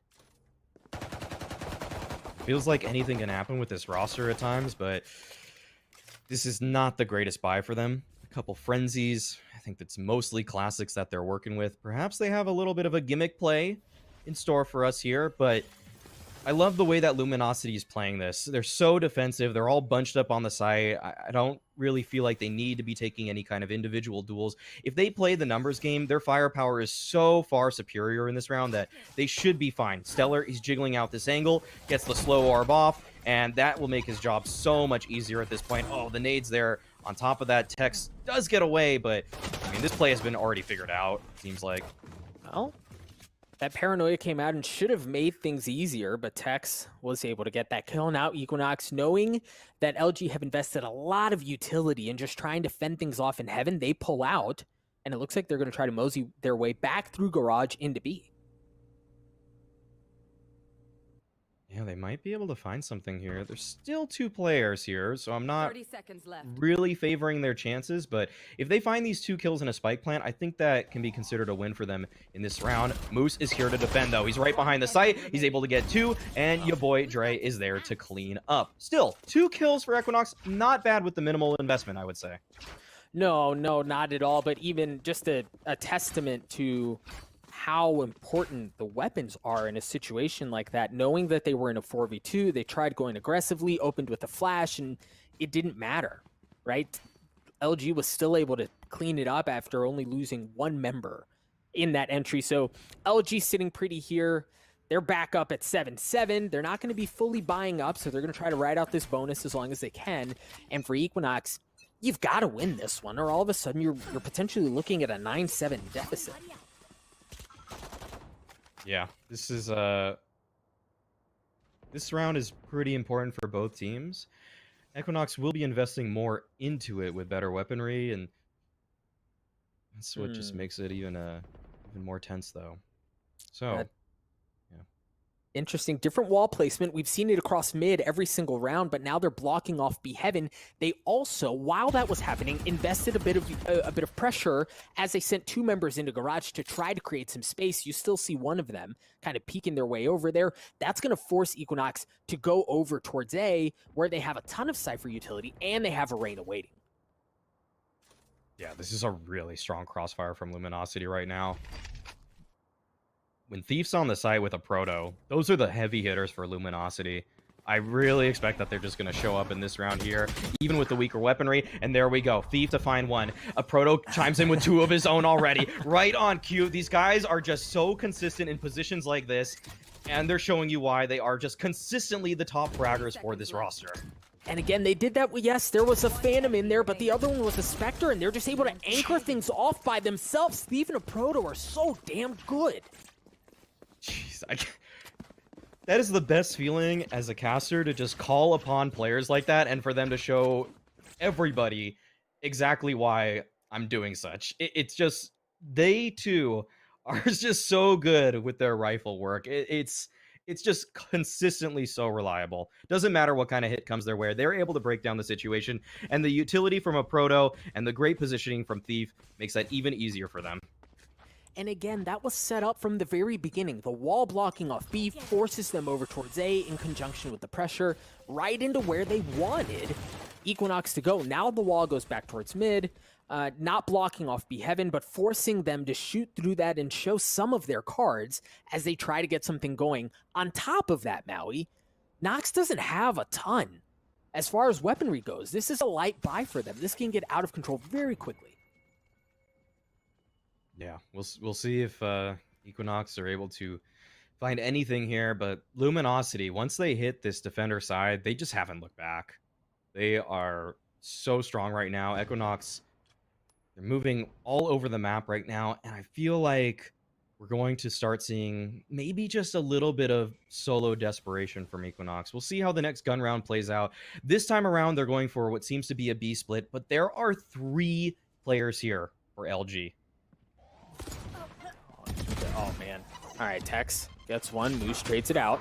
Good bit of utility used early on. Those light weapons seeming to be exactly what they needed as they're able to clear up really everyone on the side of Luminosity and get onto the site. Spike, but Thief on the flank made his way through ropes. Now he's arrived at the site, lands the shots on Cute Fatboy. He's going to heal himself up too. Meanwhile, a Proto, his partner in crime, up from heaven. It does get cleaned up. The Rolling Thunder was used as well. Thief swings. It doesn't matter. Tex with 3. A thrifty round win. Ladies and gentlemen, we're tied up at 8. Equinox needed that one. They needed a little bit of momentum. I was just saying that LG felt like they were starting to run away with this one here, but Equinox, they still keep themselves within striking distance. 8-8 scoreline. But how much more are we going to get out of Tex? That felt like one of those rounds that he's just due for in a game. The 3-piece, the hat trick. Can he keep it up, though? Because Equinox, on these gun rounds, they've been just getting picked apart. They've been getting red. The utility has been so good for Luminosity, and all around, it just feels like LG have been playing a better split on these sorts of rounds. Can he keep bringing the firepower? Again, a different look out of LG. This time the wall doesn't go up early at all. Really kind of tempting Equinox to push into something and kind of see what they can test their mettle with. Showstopper in the hands of the attacking side as well. Tex just waiting on the other side of the wall. He's got a couple of blast packs. It looks like he's going to try to nade out the back of the site. This is certainly where they want to go. Here's the trigger. It's being pulled. The flash, the dash. They get onto the back of the site, but Tex drops early on. Doesn't even get to use the Showstopper. Oh, that's so unfortunate for Equinox. Now they're just getting picked apart. They never could actually even get into the site. They threw down the cloudbursts, but they're stuck between a rock and a hard place now. I don't even know what they're going to do for their approach. They have to try to find something here, but every single player from Luminosity is already rotated into position, and no one from LG is even moving at this point. They have full confidence in the setup, but DXN, perfect shot onto your boy Dre. That is the opening they really needed. Yeah, a little bait with the Cypher Cam, and then you swing. That was perfectly timed. A really good paranoia there as Thief follows it up. Not able to get the shot, so as he gets sucker punched. LG have the numbers advantage here. Pancakes has a chance, but Moose takes him out. LG get the defuse. Oh man, the rotations from LG were so good, and that kill, the raise on raise, really helped out LG immensely there. I mean, you just have to wonder what could Tex have done if he actually got into that site, but he was stopped in his tracks immediately. Like you were mentioning, Tex, he couldn't use that showstopper, but on the bright side, that means he still has it. And so perhaps they can find an entry with that in this round here. Yeah, but it looks like it's going to be a mixed spy. Once again, Equinox, they've just been broke the entire half, right? They haven't been able to get anything going. A couple of pistols here, a frenzy, even frenzy armor to see what they can do with it. This one's tough for Equinox, and then to add insult to injury, LG's got 4 ultimates to work with. Yeah, it's not getting any easier. I'll say that. Thief playing right around the dark cover. Stellar walls, which may throw a little bit of misdirection, and it does. Oh, Thief, he thought he had a time to strike, and he did to an extent, but they quickly reacted. Tex, of course, the man to take him down. Now, Equinox, in this 5v4 situation, they have an opportunity to split this A site. There's that showstopper that we talked about. Tex feeling confident, feeling good, tries to get his way in. His teammates are dropping left and right around him. No, Tex able to get one. Proto trades it out. Cute fat boy. Still up in heaven. It's a 2v2 here. Moose gets 1. It's down to Tex. We talked about him early on. A showstopper is going to be traded back out. Doesn't look like it's been used yet. It's just buying time. The paranoia is there too. Tex is a sitting duck, but somehow blasts his way out of a terrible situation, and it is still in a spot to make a play. Yeah, he's stuck at screens right now, and they know he's here. If they're able to play off of each other, Luminosity may be able to break this one down with their numbers advantage, and the double swing comes out, but they don't actually take him down. Tex is able to find your boy Dre. He gets Moose as well. What a round from Tex, tying up the scoreline. Oh my god. No freaking way! He was in a terrible spot. They had a good idea of where he was, and he was outnumbered, but Tex able to isolate those gunfights into a 1v1 there. That's what won him the round. This guy's a machine. That's all I can say. Tex, I mean, this is an unwinnable situation for 99.9% of Valorant players, but Tex, he's the 0.1%. Like, the wherewithal to duck back to make sure you're not taking any damage from heaven. Again, isolating that gunfight to a 1v1 just really gave him room to work with, gave him a chance to shine. Oh, and he's feeling himself now. He's just taking these raw duels like he's meant to. Tex takes down both players in B. Teammate does fall in DXN. And Thief, he's in a tough situation right now. He does have the Leer, may be able to get himself out of there, but no. Just taken down as well. A little bit of a solo play from him, but he felt like he needed to get something for his team in this round. Now, Proto is still here towards the top of A ramp. If he's able to pull off a little bit of a hit and run here, not sure who's going to be able to report him to the authorities. It will be Tex, actually. Stops that in its tracks. And Stellar with a very tough 1v4. Yeah, this round is really, for all intents and purposes, over. Of course, as I say that, the caster's curse is that something insane will happen and Stellar will 1v4, and we'll see. He does have the res. I can't imagine him wanting to use it here. Likely going to want to carry it into the next round, but this is a tough spot. He did spot Cute Fat Boy, but Cute Fat Boy swings, takes care of him. Equinox take a 1-round lead, and again, given how this map is sided, you expect LG to be able to get something going here and kind of run away with this, but Equinox, they're just not going away. It's Tex that's not going away. He won't give up in any of these rounds. He's I mean, we've been talking about him this whole time, but it feels like in the 3 rounds that Equinox have won thus far on this attacker side, 2 of them are almost single-handedly because of that man on top of the scoreboard. That is a heroic performance from him thus far. The question for me is, will anybody else begin to step up, or is it just going to be him all day? And the thing is, I've seen him do it. I've seen him single-handedly carry these kinds of halves, and I don't even put it past him. We'll see how much longer he can keep this up. Early looks from both of these squads. You saw Luminosity invest a little bit and go aggressively through Garage. Meanwhile, Equinox hit a little flash and dash up towards Heaven, cleared that out, created some room in mid, and left their raise there. But the rest of the squad just pulled out towards A. Looks like that's where the hit's going to be. You see a couple of pinks coming out towards screens, and this is where they've set their eyes on. But Maui, the last time we saw this, it was not pretty. No, these players are usually so good to connect. It's Thief and a Proto again. And look at that. This is why you don't challenge them. 3 kills immediately. It's just down to Tex.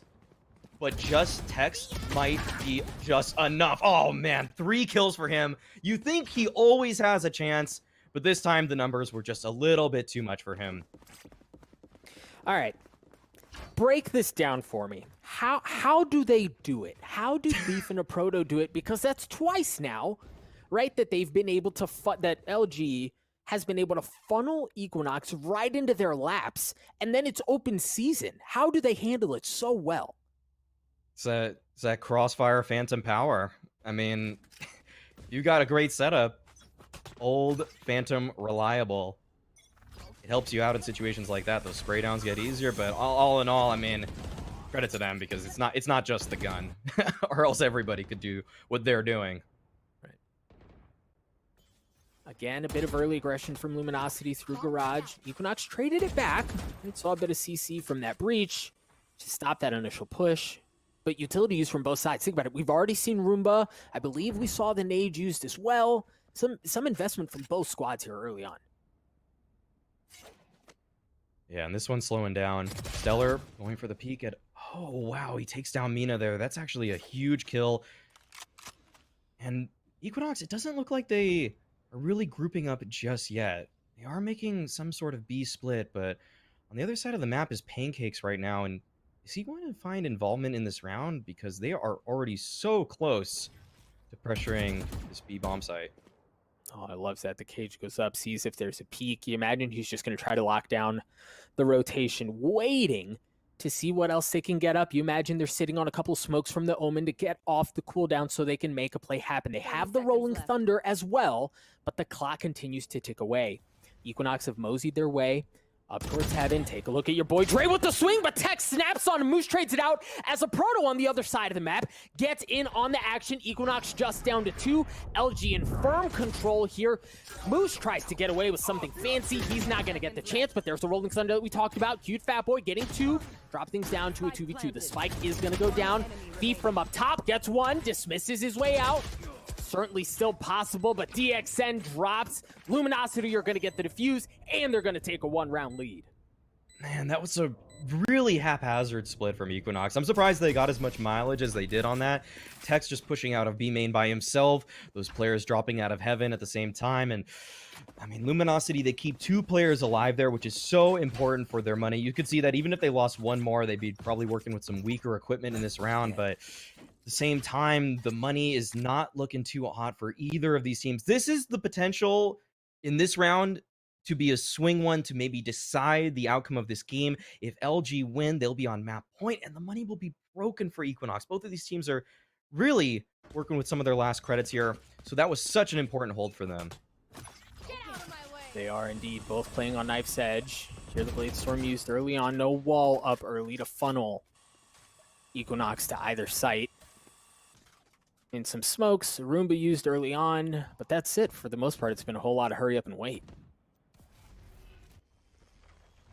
Yeah, Equinox, they've lost a little bit of their momentum, it feels like. Their approaches have gotten really slowed down, but we'll see if they're able to convert. Mina busts out the knives here. Looking for some kind of entry, but LG, they're playing back. They're in a slightly more A-centric setup, so this is actually a weakened B defense. And Equinox, will they recognize that, though? Oh, Mina has such great position already. He can't get the kill just yet. All over the site, though. DXN is able to get 1. Your boy Dre does fall back. I know Tex using the showstopper. The neural theft is going to be used as well. And look at the aggression, creating so much space and making it so easy for Equinox to be able to get the spike down. That's exactly what happens as DXN gets it down. But Cute Fat Boy gets one, looking for more as the last two members of LG drop down from the rafters. DXN playing around the pillars, a little ring around the rosy. Cute Fat Boy gets one. It's just down to a Proto who is normally lights out in situations like that, but just gets overwhelmed. A 3K for Cute Fat Boy. Again, we're knotted up at 11. This one's going down to the wire. How much more can LG take of this? They are getting every game so close, it feels like. But if they've shown anything from the last series, it's that they can still pull through even when you don't expect it. They have 4 ultimates to work with here. And we'll see. They bust out a couple of frenzies, a couple of sheriffs, even a Bucky on your boy Dre right now. But I'm interested, do they want to invest more in that ult economy, or do they want to preserve it for what would potentially be the final round of this map 1? We've still got more maps to go, Doug. I don't know if my heart can take it, watching Luminosity all day. Strap in, folks. The really LG's day is just... It's been a banger from top to bottom, and it doesn't seem to be slowing down. What has slowed down, ironically enough, is this round. Equinox made some noise over by A. You saw the 2 cages go up to try to bait them into thinking that's where the push was going to go. But then they pulled the rope. They're playing over by mid. Yeah, and they're showing their hand just a little bit towards mid, using some utility. And at this point, Luminosity are very confident in the setup that they are holding. They haven't even moved a muscle at all. They are checking around themselves to make sure that every angle is covered, but LG seem to have just gambled at the beginning of this round for a few more players towards B, and it might be the right call. There we go, a little flash, a little dash, a little spice. As Equinox try to get onto the site, but Thief, a Proto and your boy Dre stuff it. They don't even give it a chance to go up, and then the wall goes up. They're just sitting ducks. On top of that, the spike has made its way onto the site. There was nobody in the vicinity. A thrifty, huge round win for Luminosity is there at match point. That was a round they weren't supposed to win. They only use a single ultimate as well in your boy Dre showstopper. They still have 3 to work with here. And look at the money of the Equinox. They were in full control of the previous round in terms of the firepower. But this round, they're working with a Sheriff on DXN, a Stinger on Mina, and there's only Cute Fat Boy's ultimate to work with. DXN maybe can bust it out, but for him to collect an orb and a kill, I mean, that's such a tall order already. Now Luminosity, they feel primed and ready to take Split home. Unreal swing. I mean, that you said it best, Maui. That was not supposed to go their way. Okay, let's regain here. See what Equinox have in their back pockets. As you so eloquently put, there's not a whole lot that they have to work with, but they've got to make something happen. Again, a little bit of mid-control. The wall has already been shot down. Now, this is a bit different from what we've seen from Equinox in the past. Moose already gets so much information. Equinox has been playing Cypher over by A alone, and in the previous round, they swung him back to B, but he's over there too, which suggests that they're going to try to get their way through mid into ropes back towards A. Yeah, and now that they know a Proto is towards B, their Equinox is playing the avoid a Proto game. Luckily for he's rotated over to A now, and Thief, he's right in front of Pancakes. As soon as the smoke dissipates, he gets one for free. And now all 3 players of Equinox, they gotta bust their way out of heaven. This is looking so desperate for them right now. But Mina's able to get at least one. Now Thief, he's right beneath them. And the time is running out. Thief's able to get Mina. On top of that, it looks like Luminosity are gonna take this all the way. And your boy Dre finishes it off with a kill on a D. LG take map 1, 13-11. Maui, when we started the broadcast, the big question was, how much do they have left in the tank? How much longer can Luminosity keep this up? And it seems like for them, the mantra today has been bend but don't break. Another instance in which they get pushed, but they pull the rabbit out of their hats. They steal around away from Equinox and flip the map on its head. Folks, we've got more between these 2 squads, so don't go anywhere. We're going to cut to a very quick break. When we return, map 2 between these 2 squads. You're watching the Nerd Street Gamers Winter Championships.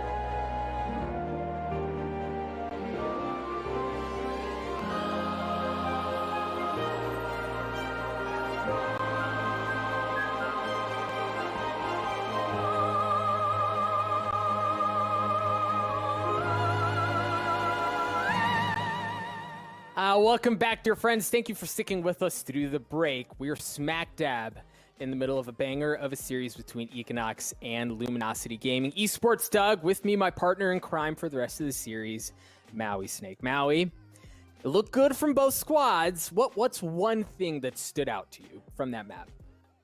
Ooh, one thing, I just think the proto difference on the defensive side of Luminosity, it just feels like wherever he is, he's bound to find a multi-frag or just pull something out of his hat or maybe throw his hat away. I see.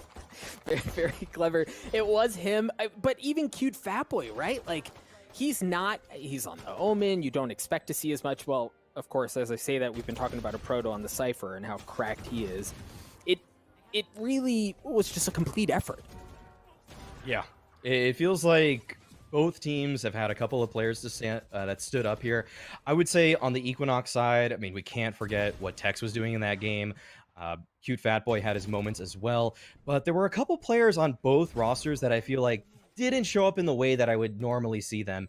And I hate to just call people out, but I just expect more from Pancakes. I feel like I've seen this guy succeed all weekend long, or all week actually, and this time he just couldn't quite get it done in those moments. And I mean, that's nothing against him personally or in terms of who he is as a complete player, but I need to see more on Ascent, and I know he's going to bring it because he has done it before.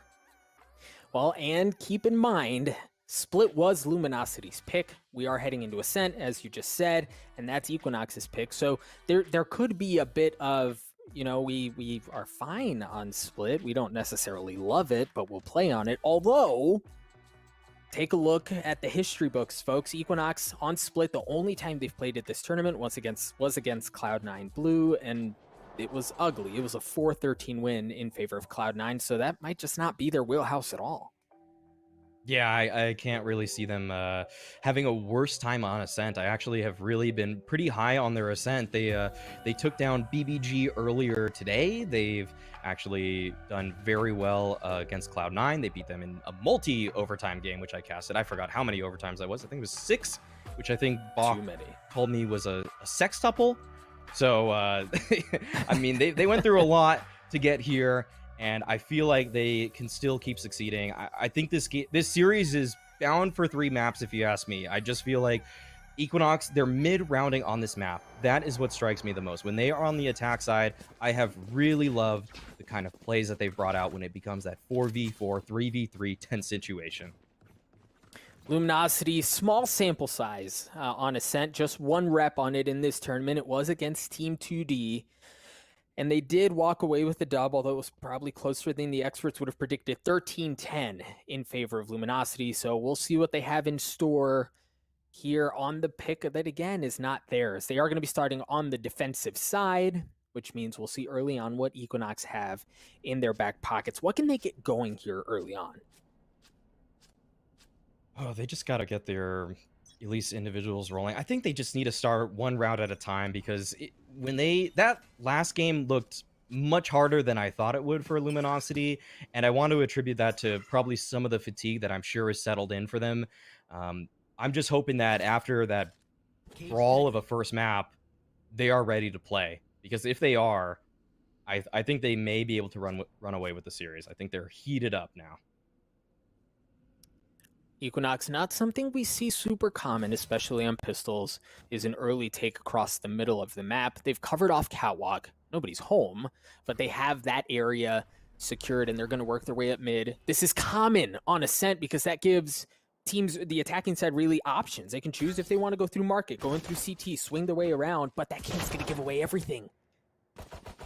First kill goes the way of Equinox there. Your boy Dre does get taken down. Thief, he's waiting right in this smoke, and he chooses the perfect time to come out. He's able to take down Cute Fat Boy, but Vina, with the spray down of the Frenzy, takes down 2 of his own. Bomb site secured for Equinox. Equinox do have the numbers advantage. DXN is going to get the spike down, but here comes Moose. He's been tagged up a bit. He's going to get pushed back as the clock continues to tick away. A Proto on the swing, gets the dink, gets pushed back. He's going to get traded. Here's Moose. He's got 1. Still has that frenzy. His position's going to be given away. Just has 8 health. The spam through the box was just too much. DXN with 3. Knocks on the board first.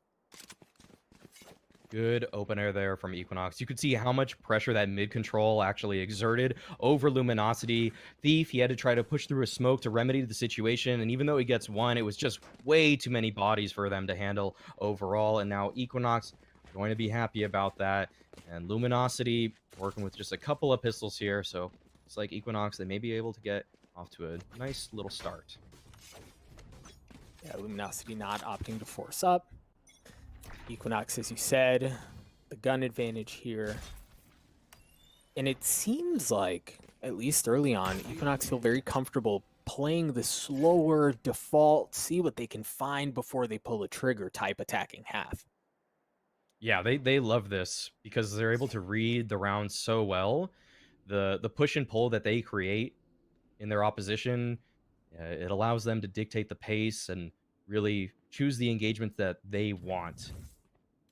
Could be vulnerable if Luminosity understand that they are consistently in these spread out defaults. But this round looks like they'll be able to do just fine. A Proto does get one, which is nice, but yeah, it looks like Equinox will be able to clean this one out. Yeah, they had a bead, like you said. There was a good jump. He peeked around the corner and spotted a couple players. But the gunpowder was just, it was just too much. Equinox, again, in firm control here. They've gotten the spike down. They have full control of the site as well. Just down. Well, I can't even really say that anymore as Thief drops. It was a 3K for Pancakes, I believe, which is a guy you called out specifically, needing a bit more out of him, and so far, he is delivering. Yeah, that's what I like to see. Just every player getting on the board pretty early. You know that Tex is going to get on the board, so even though he's on 0 kills right now, it's just a couple of rounds, and he will probably be on the top by the end of this game. I can almost assure you, with how he has been playing throughout the week and in the past for Equinox. Consistent. He's so consistent, actually. Equinox here on the bonus, a couple of SMGs, and it looks like they want to go towards A. You already see Mina dash across aggression, but the paranoia is going to push him back, and you already see on the minimap a couple of members of Luminosity considering mulling over the rotate. That's exactly where the hit is. They've got to be getting over there now. Yeah, this set play from Equinox just worked out wonderfully. This is, they're all over it, and there's no response, actually, from Luminosity. Equinox, with the weaker weaponry that they brought into this round, this was just an excellent call from them. Moose will try to recover it, but 1v4, I think he's just going to save. Yeah, he has to at this point. There's not much that he can do. He'll take that Vandal into the next one, but Maui, again, they didn't have the guns, right? And they got paranoid early on. That pushed them off.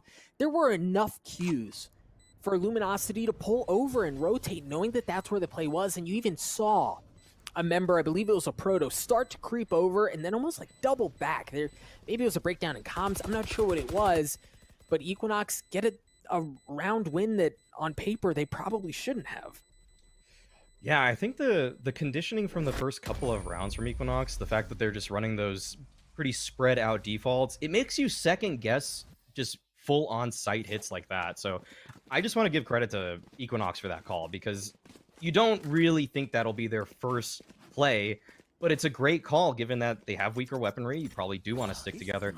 Luminosity, they have to make the right adjustment in this game, and I guess while we have this time, and as it's probably an eco, I think Luminosity need to use a couple more sniper rifles. They probably need that operator presence, because as Equinox try to feel out the map in future rounds, they are vulnerable to just getting picked off.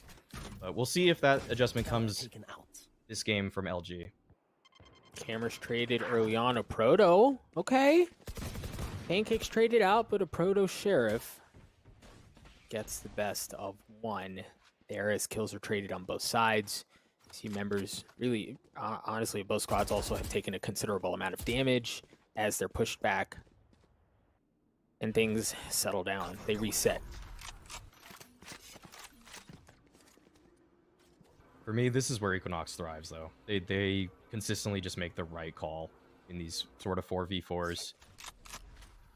They're so good at this. Their mid-rounding has been so vital to their success, and they're clearing out all of middle, just working together now, and you can see that the defense from LG, it's really just thinned across the board. There's 4 players from LG that really can't play off of each other no matter what kind of hit Equinox goes for. It looks like it will be the A hit, Thief is close though, and he can do it all himself, but only finds the one. But will they expect the other player in A main is the question. Neural theft, giving everything away. Your boy Drake gets tagged up, knowing that the neural theft was there. DXN's just able to drop a shock dart into his lap and clean him up. It sounds like the spike is going to go down as well. Moose looking for a little something. Nothing doing quite yet. Pancake swinging up. Shoots one right in the back. Stellar trades it out, however, and Stellar gets the last one. They take the site back. Oh my gosh. What a play from Stellar there. I'm surprised Equinox didn't get the spike down a little bit earlier in that situation, but Stellar able to recover that one, and I thought that Equinox broke that one down so well. After they take down Moose, it just feels like there's not too much for Stellar to do, but I mean, he proved me wrong in that moment. The gun work from him was flawless, and now Equinox, in a pretty tough round for Luminosity, did drop the ball. Cover going out. Revealing area. Okay, Equinox, as you said, dropping the ball. Looking for something here. Slow start, much like we've seen time and time again. Some cages. They're tipping something, right? Like they're giving some info up, but not a lot. Yeah, just pressuring different sides of the map right now. You can even see that as Equinox really shows their hand towards B main, they have two players outside of A main trying to catch any type of aggression there. And that's something that you would expect that on the attack side, if you're making that much presence on the entirely other side of the map, maybe you'll see some aggression come out. But it's actually not going their way. Luminosity are instead deciding to passively rotate all the way to B. There are so many players now from B, or at B, that A is free for the taking. Look at this little QB sneak. They just lulled him to sleep and then try to slip one right out from under him. Thief was there.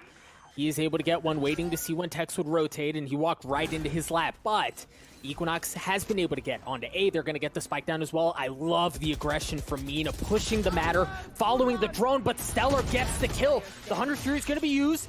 DXN, the last one, standing in a 1v5, and he's a dead man walking. Luminosity, a flawless round to bring the gap down to 1.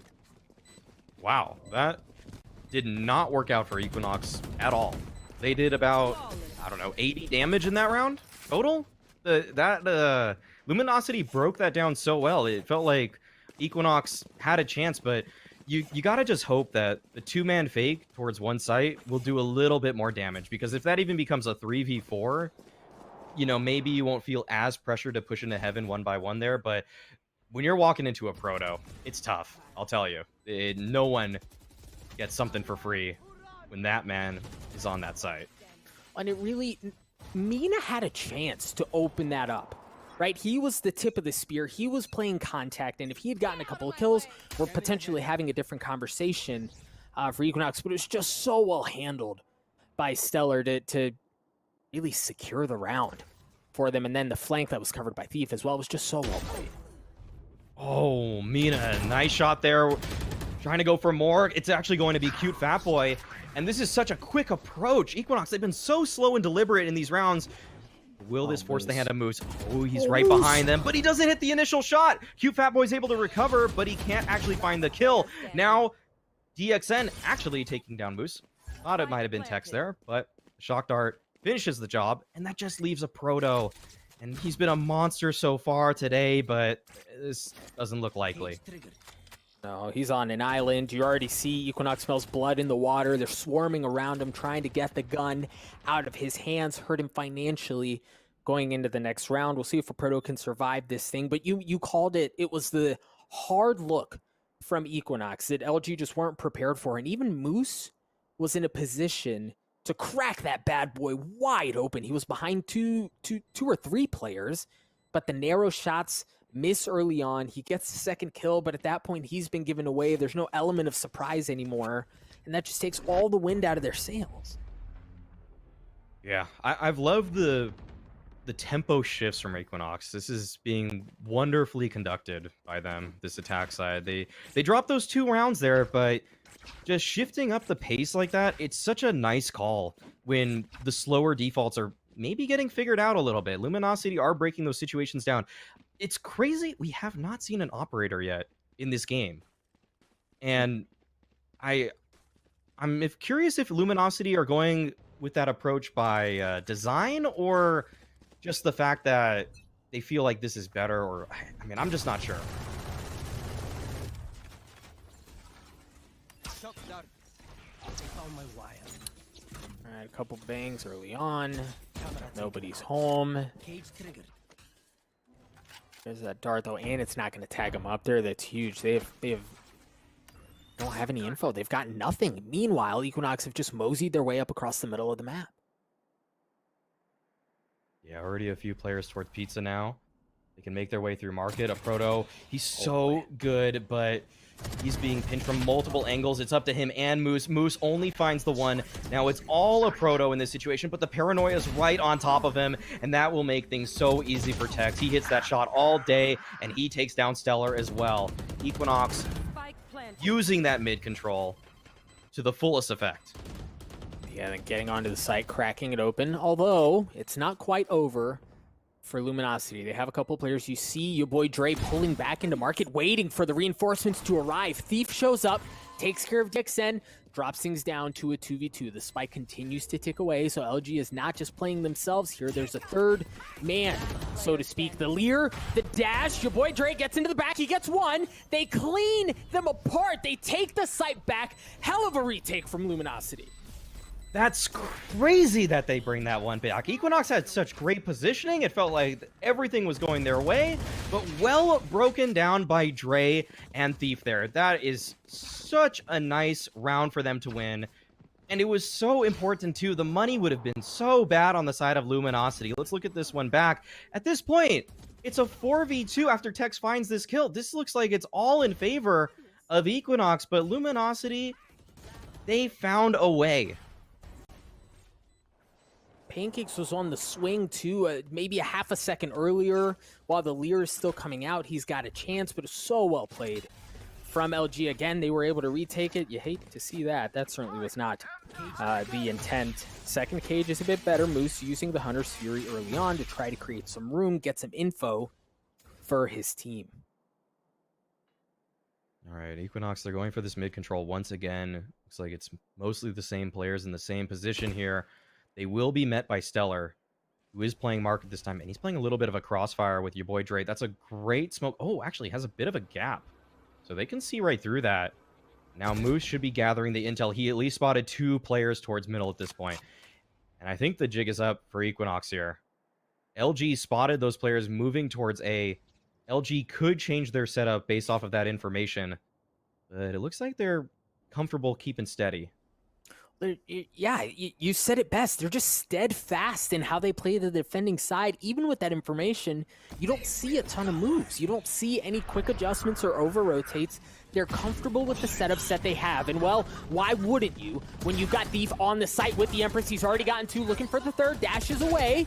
Mina trades it out. Thief drops as well. That's the second on the round for Mina. 3v3 as the spike has not gone down yet.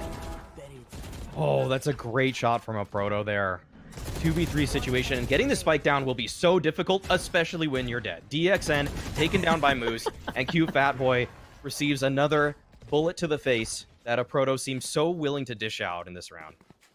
All right, map 1 was a banger. It was super close, just a 2-round difference, and so far Ascent is delivering in the same way. This is, once again, folks, Equinox's map pick. They've shown that they can beat very good teams on this squad, and so far Luminosity is they're not phased by what's going on here. 4-4 early on the defending side. They look good.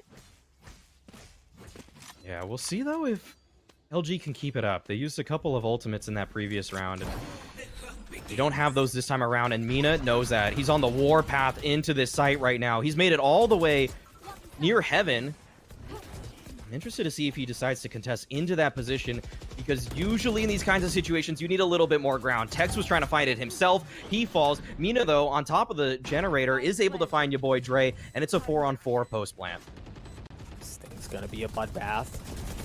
Proto up top, spots a player, tags him up, but DXN with the buck, he rips his face off! Pancakes gets into it as well. A 3v2 in favor of Equinox. Spike has gone down again. DXN continuing to go hunting. Looks for the second. Tee it up and give it to him, baby. The Bucky rips LG apart. Moose runs for the fences. He's getting the heck out of Dodge. Equinox take the site and they take the round. Oh man, DXN in that position, finding 2? That's just, oh man. LG are probably a little bit frustrated about how that one broke down. I mean, it might have happened anyways if he had a rifle, but oh, that's just sweet if you're on Equinox there. A little bit to lift the spirits of them. They are now up 5-4, and I feel like after a round like that, they might be just a smidgen ahead in terms of the mental game too. Yeah, they've got to be feeling good, and it was Mina who opened up the site. You think if he gets tagged up by that paint can from your boy Dre, if he doesn't get the pick from up on top of Generator into Heaven, that round doesn't go that way. But the fact that he was able to create so much space for his team, allow them really to waltz their way in entirely uncontested, allowed Equinox to get the post plants and secure the round. It was so well played by Equinox. Yeah, and they're going back to the same strategy, it looks like. Yep. Once again, they're all over A. Mina first on the entry. Moose is here with that save Odin, but he can't find anything just yet. Spike is being planted so early. The Hunter's Fury is out. It's doing some good damage. DXN's able to find the opposing Sova in Moose, and now it looks like an even better situation than the previous round. Maybe I spoke too soon, though. There you go, Maui. You jinxed it. DXN on the swing, dinks Stellar, and cleans him up. Mina up close and personal, not even able to get one as a Proto trades that out. A 2v2 here. A Proto weak as Tex gets pushed back. Both members of LG are just so weak here. DXN gets 3, Tex gets the last one. Equinox continue to push the lead. Yeah, 6-4 now. Luminosity's money, it's not too great, and still, curiously, not really seeing the operator. I'm not even sure if anybody's had it yet, or maybe just no kills with it. Yeah. It's an odd approach to play the defense for this long without it on a map like Ascent, where there's so many different ways you can find opening picks, but I guess that's just LG's game plan moving into this one. At this point, though, they're with their comfortable rifles, just the Spectre on Stellar, taking a little bit of a hit there. And Equinox, they're changing it up. It's not going to be the all-out A hit this time around, but there are 3 players from LG on that site. I mean, if they continue to get punched in the mouth, there surely LG has to respond, and that Equinox reads that so well, and they tee up something over by B. They're going to dash their way into the smokes. The paranoia was there, but Moose gets it anyway. The shots on Mina are clean. Moose gets the second one, looking for the third. Dancing around the bullets, not able to deliver, but his teammate does. Your boy Dre with the paint cans. They rip Equinox apart. It's just DXN, and once again, he's getting the heck out. A flawless round for Luminosity. Hell of a response. Yeah, they needed that round, and it's so nice to see them convert that, because we are definitely in for a game here. It really did feel like Equinox may just run away with it, but I'm glad to see that Luminosity, after everything they've been through today, they still have a lot of fight left in them. I mean, that was the response was so good. Right, and again, it's been a team effort, right? Nobody's popping off, nobody's lighting up the kill feed, doing anything flashy. It's just been a complete performance from everyone on Luminosity. Yeah, but they're still behind. 5-6 right now. And they'd love to even up the scoreline here. Tex has been such a menace all week. Is this the round that he lights him up? It always feels like he's good for something like this, but he falls off the angle, and it looks like Equinox are going for the full-on A split. They've got cat control. They're making their way through A main. Mina bursting onto the site, and Pancakes takes out your boy Dre right in the side of the head. Mina as well takes down a Proto. Door is shutting, but Tex is on the other side of them to greet Thief with a beautiful headshot there, and he's going for more. I can't even catch my breath. Yeah, they just created so much room for him that he just continued to push members of Luminosity back. Equinox in firm control here. They've gotten the spike down. No reason for LG not to try something flashy, and that helps. But Cute Fatboy trades it out. It's just down to Moose. He's got a little bit of utility here. No ultimate, no big trump card. or health. For that matter, Equinox on the attacking side, best LG 2-round lead going into half. Yeah, one map down, Equinox respond on their own map pick with, I would say, a convincing attack side. 7-5, it's nothing crazy to write home about, but it at least gives you some confidence knowing that you have that buffer here. Yeah, and now I think the interesting thing, especially on a map like Ascent, right? If there's room for hard, heavy hits, for flashes and dashes, for set pieces across the middle of the map, Ascent's a good place for it. We just saw Equinox on the attacking side never really show something like that. There wasn't like a hard-hitting, left, right, good night that came out of him. It was relatively tempered. It was play for information and then strike. We'll see if LG opt to go a different route here. Oh, Thief. He hears that, and he's coming. Cute Fat Boy will get scouted out there, and the fight commences. Oh, Thief spots out Mina, but Mina wins the fight with the Frenzy. Now closes the door on the oncoming players, and LG reroute. Equinox is going to be late to the party. They still have 2 members rotating over by A. That should give LG the advantage here, unless the 2 members on the site can hold fast. Pancakes gets 1. Your boy Dre trades it out. And Pancakes looking for more. Yeah, that's the dink. Gets a second. Not able to get the third, but that buys time. As now the cavalry is arriving. Now the reinforcements from Equinox are starting to show up into a 2v2. Spikes being planted. A Proto has a great camera to give him and his teammates some information here. But really, this is all about playing around the site. How can they play off these angles in order to help each other out? It's a well-timed nade. Doesn't look like it'll do too much. The approach commences. Mina and Tex have to try to get into this one. Your boy Dre was a great angle, but Tex just eliminates him immediately, and Mina as well. Equinox able to find an 8th round here in what was looking like a very even situation. They just took him out so swiftly. It was such a good retake, and you saw Equinox wasn't even necessarily playing for retakes. On B, they had a couple of players on site anchored on there. Their job was to just buy time, and that's exactly what they did. Pancakes gets a big kill, swings for a little bit more, and deals some damage, just throws a wrench into the plans of LG, and it was, again, just enough time for their teammates to rotate over. Just so well played from Equinox in that pistol. They're going to continue to get things rolling. They're going to have SMGs going into the next round. LG on the back foot here early on. Yeah, at this point, Equinox, they just want to make sure that they win this one cleanly. No reason to take too many casualties here. But, I mean, knowing Luminosity, it's never free. Especially when they have sheriffs. So, Mina here to meet them. Tough angle to play, as you can just get peeked out perpendicular, but he's able to take down one. Your boy Dre, though, with the trade 4-on-4 situation, it's getting a little bit awkward for the defenders. It is. Tex, they're just walking around him, but Proto, that was nasty. Heard it's free.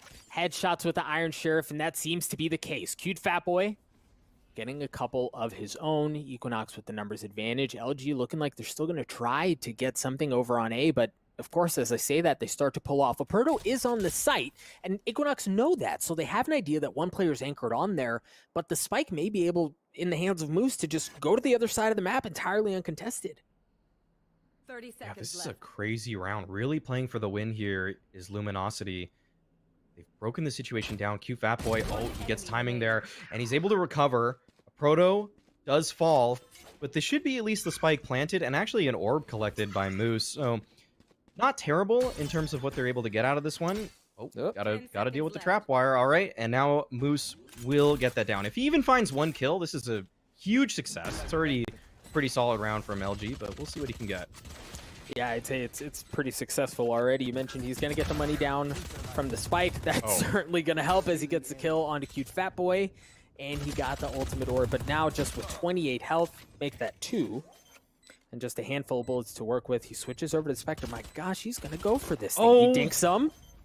Looking for a little more. The spike has begun to be defused, but Pancakes' classic Old Faithful comes through just in the nick of time for Equinox as they take a 4-round lead. I was holding my breath, I'm not gonna lie. I thought there was a way. I've seen Moose do some crazy things over the years, and I wasn't counting him out till he finally hit the pavement.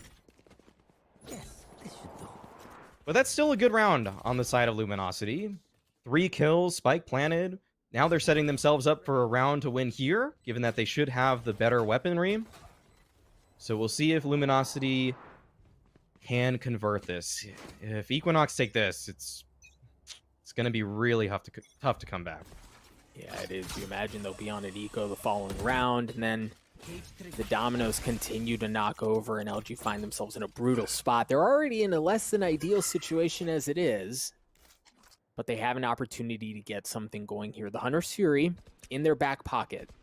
See if they use that to create some room and try to get onto the site. The drone is going to be used early on. A kill on the opposite side of the map as they go a bit aggressive. It's traded in kind as a Proto continuing to anchor back by B.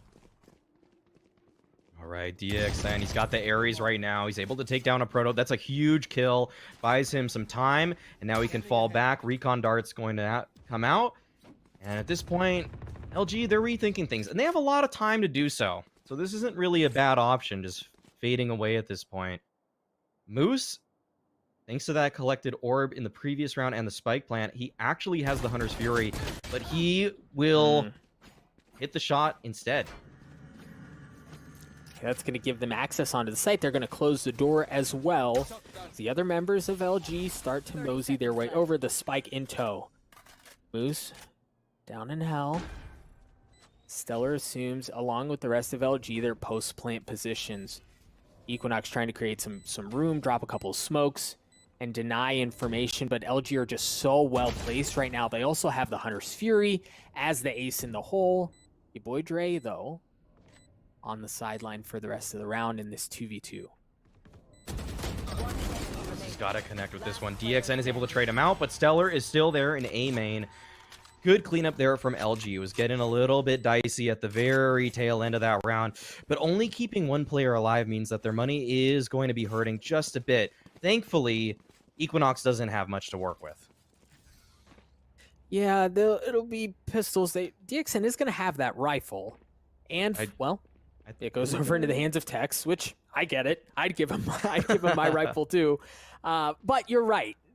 Maui, they don't have a ton there, right? Pistols, light armor, a Bucky, which we've seen what he can do with that, but it's going to be meager here for LG. Yeah, but Mina does have the knives here. Let's see if he's able to accomplish anything. There are a lot of LG players that are about to come his direction. He has to fall off the angle because of that. And now they know that the Jet is here on A, but it looks like LG want to commit. All right, they will back off. A wise choice. It's interesting. I think you alluded to this earlier. It's interesting to see on the defending side just how patient both of these teams are. With all of the ruckus that was caused over by A, not to see Equinox take real estate, take space away from Luminosity and force them to be one-dimensional on their attacking side, that gives LG a lot of, like you said, a lot of room to work with, a lot of time to think through things, and they still have all their options in front of them. Nothing has been taken away. Yeah, it looks like LG are just all in, going for this B hit at this point. There is some great utility from the opposing Cypher, though, to slow them down, and Pancakes, he's hitting shots on top of that. Gets one headshot onto a Proto. Mina is finally here with the knives. He's able to find one, looking for more. A second kill from Mina, actually, but Thief's there to greet him. He's able to dismiss away back into market, but he can't recover the situation. It's now all down to Moose, and he runs out of HP. The rotation was there for Equinox. They find a 10th round, and that felt like one that Luminosity let slip through their fingertips. Yeah, and we highlighted the weapon discrepancy and how the bang was all really in the pockets of LG, but Equinox do it again. It was a huge blade storm from Mina to get a couple of picks early on. DXN once again with the Bucky gets in on the action. 16-7 performance out of him. You know, man's feeling himself. things are looking really good for Equinox here. That was a round that LG needed to get momentum going, and Equinox just robbed them. Yeah, this is not going to be any easier for the remainder of this map. Luminosity, I can't really see them bouncing back. They've got to pull just something crazy out here. If there were ever a strat that you saved into the upcoming gun round to get some momentum on your side, it's got to come out soon. They are taking a lot of space towards middle right now, but Equinox is completely aware of this. They are holding down these angles towards their spawn, and Cute Fat Boy will be greeted by several. Good paranoia there. Buy some time and create some space, but you see the members of LG slip their way in through Tree Room. But again, Equinox seem to be able to hold it off just fine. They have the numbers advantage. It's just down to a proto with the Sheriff. No fancy heroics this time. Equinox get to 11. It feels like Equinox's communication is peaking right now. They are well aware of every situation that is coming their direction. The rotations are there. They know what angles they need to be holding as individuals. It doesn't seem like they're slipping in any type of fashion on that side of it.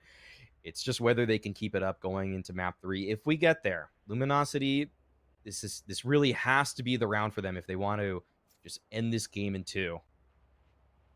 Different look here early on from Luminosity. Looks like we've hopped into a tech pause. We'll get back into the action as soon as we can. We'll see how they choose to play this round out. But you're right, Maui. If there's a time, it's got to be now. They have 3 ultimates that they can bring into this next thing. Hey, that's you. You look good there. They have 3 ultimates that they're bringing into this next round. So they have resources. They have tools at their disposal to make this happen. And it's now or never. Yeah, I'm curious what the call is right now for Luminosity. I'm sure they're thinking about their options here. And right now, unfortunately, I haven't really found or seen much of a recipe for success on this attack side. It's been pretty shaky for them. And other than full-on sight hits at the beginning of rounds, it's been tough for them to even get close to a bomb plan. It feels like, so we'll see what they have in store. Oh man, already using that drone DXN is to push back the early aggression from LG up through garage to try taking that. Nothing doing. Tex getting the best of Thief. The middle of the map is not safe. Garage is not safe. That forces LG through tree towards A. Mina knows that they're there, and given the track record of Equinox, I feel like they should be able to break this one down. Cute Fat Boy here in hell. He's able to find 2 huge kills for him. Looking for more. Your boy Dre and a Proto, though, do respond. 3v2. Neural Theft is out. And now your boy Dre and a Proto, they can break the situation down. They can. They are going to get the spike down. Keep an eye on the Empress. In the hands of, well, never mind. No need. Tex doesn't have to use it. It was a shock dart and some fancy bullets coming out from Equinox that cleaned it up. They're going to get the defuse as well. Ladies and gentlemen, Equinox are at match point. Yeah, they're looking to close this one out. Send us to a 3rd map. They have 4 ultimates on top of that. Pretty much everything right now is working in favor of them. They even bust out the operator on Mina at this point. And yeah, Luminosity just doesn't feel like they've really figured out how to breach this Equinox defense. In most facets of this match, Equinox have just had complete control, or at least this half, that is. Yeah, no, I mean, I think it's been relatively ugly here for LG. But again, they have a couple of ultimates. Let's see if they can get something going here. Moose using the Hunter's Fury early on, but it's going to be traded back by DXN. DXN looking to be more successful. Tagged a couple of members, not enough to get the kill, but Equinox did drop 1 player already. Yeah, and that's a big kill. Anytime you take down Tex, that's a lot of firepower now missing on the side of Equinox here. And Luminosity, with half HP on a couple of their players, they're looking to reroute. The rotation was already coming in from Equinox. It would have been a pretty bloody battle to try to get themselves through the door there at B. But oh wait, they're coming back. They have manipulated the rotations, but oh, what is this? Equinox actually seem to have figured this out. They're already rotating back in, and the all-out brawl towards B seems to commence. Oh boy, here we go. It's gonna be a banger. They dash their way across. Mina rips Dre out from the skies. What a shot! Holy cow! Equinox are ripped apart, but LG trying to trade it back. Mina with 3. He has also got the Blade Storm. Equinox looking to make a statement here in this final round. It's just down to Stellar. 49 health. He's gonna get paranoid. You see Mina up top, dashing his way across as they continue to hunt Stellar down. Put the finishing touches on this bad boy. Equinox crushed Luminosity on Ascent. Oh my god, Mina, the shots there were so impressive. That's the power of just having that operator in a situation like that. You love to see it pulled out. Oh my gosh, a little chef's kiss there to take down your boy Dre from the skies. That was just well put by Mina. Just such great shooting from him. Oh my gosh. Looks like we're going to see it in a replay though. I can't wait to see this one again. I can't stop grinning. And what a perfect way to highlight. Look at that. Yeah. That man is bad. That's just like a perfect way to highlight how that map went, right? If there was something that could easily and succinctly recap everything, that was it. Your boy Dre looking to make something happen on the site. LG on their last leg. They invest that heavy ult, and that's supposed to be it, right? That's supposed to be what cracks the site open. Nah, Mina wasn't having any of it. Equinox just looks so dominant on Ascent. Yeah, gotta give them a lot of credit there because they played that one excellently. I don't even know where to begin. Their defense was so good in the early round, mid round, and late round. There's not even one part of it that I can really pick. Folks, I have good news.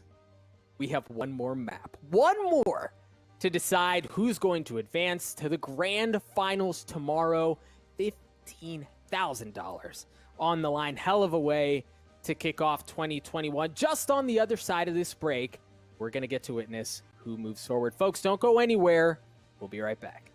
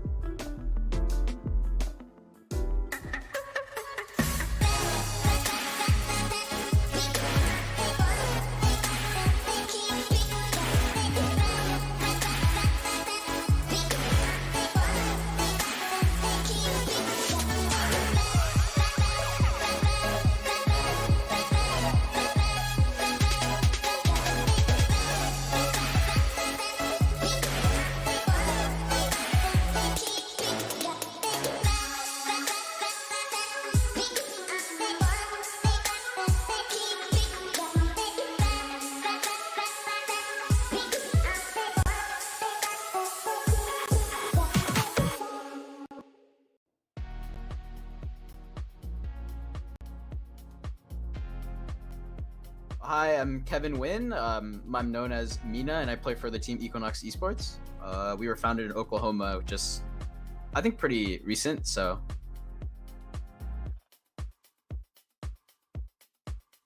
Playing with techs. We've had a very weird past couple weeks when it comes to roster changes and stuff like that. We've been trying and stuff in that, so we just want to see and prove that we're able to compete with these top teams, because this 25K tournament is, no joke. And there are some, big teams in it, so we just want to see where we fit along the lines in this new year and continue to improve.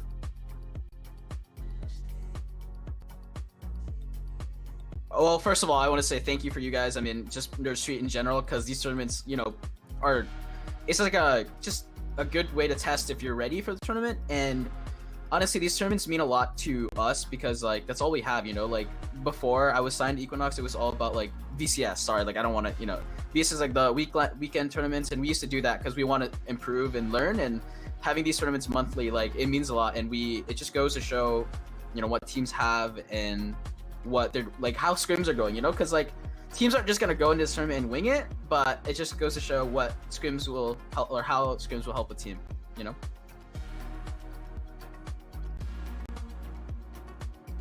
For me, I believe like it's crazy because Valorant gave me my job, I guess you could say. I'm a full-time student still, and being a part of something this big in Valorant actually is like, I've never felt like this, like, I don't know, happiness, joy, like all of those emotions come in when you talk about like how we are a part of the foundation of Valorant, like the esports. And it's just crazy to see that like teams like Equinox or like, you know, Sentinels, T1, TSM, all those other teams, like we are a part of like this huge community, and it's great to see how like just like we're all together to, you know, to provide for just Riot, you know. It's crazy. It's just crazy to think about.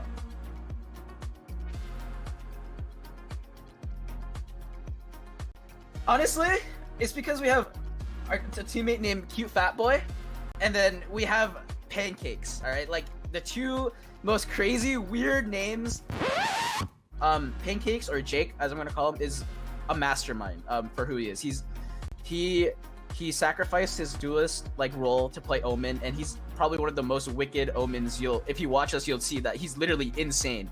He'll rarely ever have a bad game, and now that he's slowly transitioning into the IGL role, like his calling has been sick. Like all tournament, like he understands the enemy and just calls on the fly too. It's just crazy. And then obviously Cute Fat Boy, or Danny, other than his ridiculous name, which isn't even like true, he's literally cute, not fat, and then yeah, obviously he's a boy, but he's also helped our team succeed when it comes to calling. He watches the bots. He does a lot behind the scenes. No one would know what Cute Fat Boy does for the team until they sit in and listen to us. Everything he does is amazing, and I'm great to be a part of this team.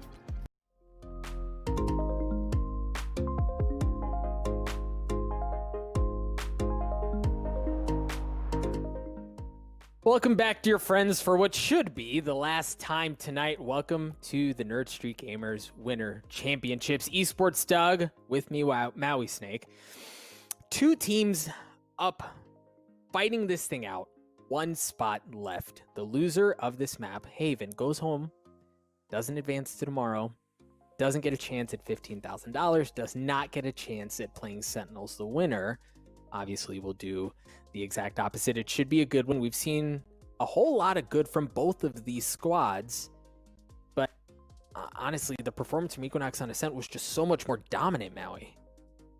Yeah, I feel like Equinox just had a much more complete game plan. They were able to adjust in the middle of the first half when things weren't going their way. When they were playing that slow default style, they recognized that they could just go for pretty simple site hits and splits, and it all worked out for them. And it never felt like Luminosity could find that second gear. When they were met by Equinox's adaptation, they didn't have one of their own. And that's a little bit of what we feared coming into this series, that LG may not have it in them because of that fatigue. They played a brutal series right before this. Can they still put together the answers when they are challenged? When Equinox are throwing out all of those questions, does Luminosity have the answers? And it did not seem like it was the case here on Ascent. No, I think the one silver lining for Luminosity as we think about the rest of the series, particularly on Haven, is that Equinox has not played that map this tournament, right? We haven't seen a single rep from Equinox on Haven. For Luminosity, we've seen two, and it's been heavily mixed results. A 13-8 win up against NRG, and then a pretty brutal 2-13 loss against XSET at the opening of the tournament. So, I mean, you've gotten both sides of the coin from Luminosity on Ascent. Yeah, there's not a particularly lot to take away from that. I think I want to just come back to one point in map number 2 there on Ascent, where Luminosity did not bring out the operator, or if they did, it didn't get a kill if they did have it. I'm pretty sure they never brought it out in map number 2. I think you need to see it here on Haven. There are so many options that are unavailable to you as a defending player or team if you don't have that operator. You can't set up that player at long C, long A to just look down those angles and try to lock down those positions. You need to have that. The rifle work is great on the side of Luminosity. All of those players are so capable with that weapon, but if you don't have the operator, you might need that extra player to try to help out another, to set up those crossfires. And you know, they're devastating when they work, but it's nice to sometimes just be looking down the crosshairs of an operator and just get the freebies, the easy ones at time to time. So, I'm not gonna lie to you, Maui, and this is fully on Bach. There are a couple of these portraits that I look at, and to be honest, I'm not sure who they are. I don't know who that first person was. Who was that? Do you know?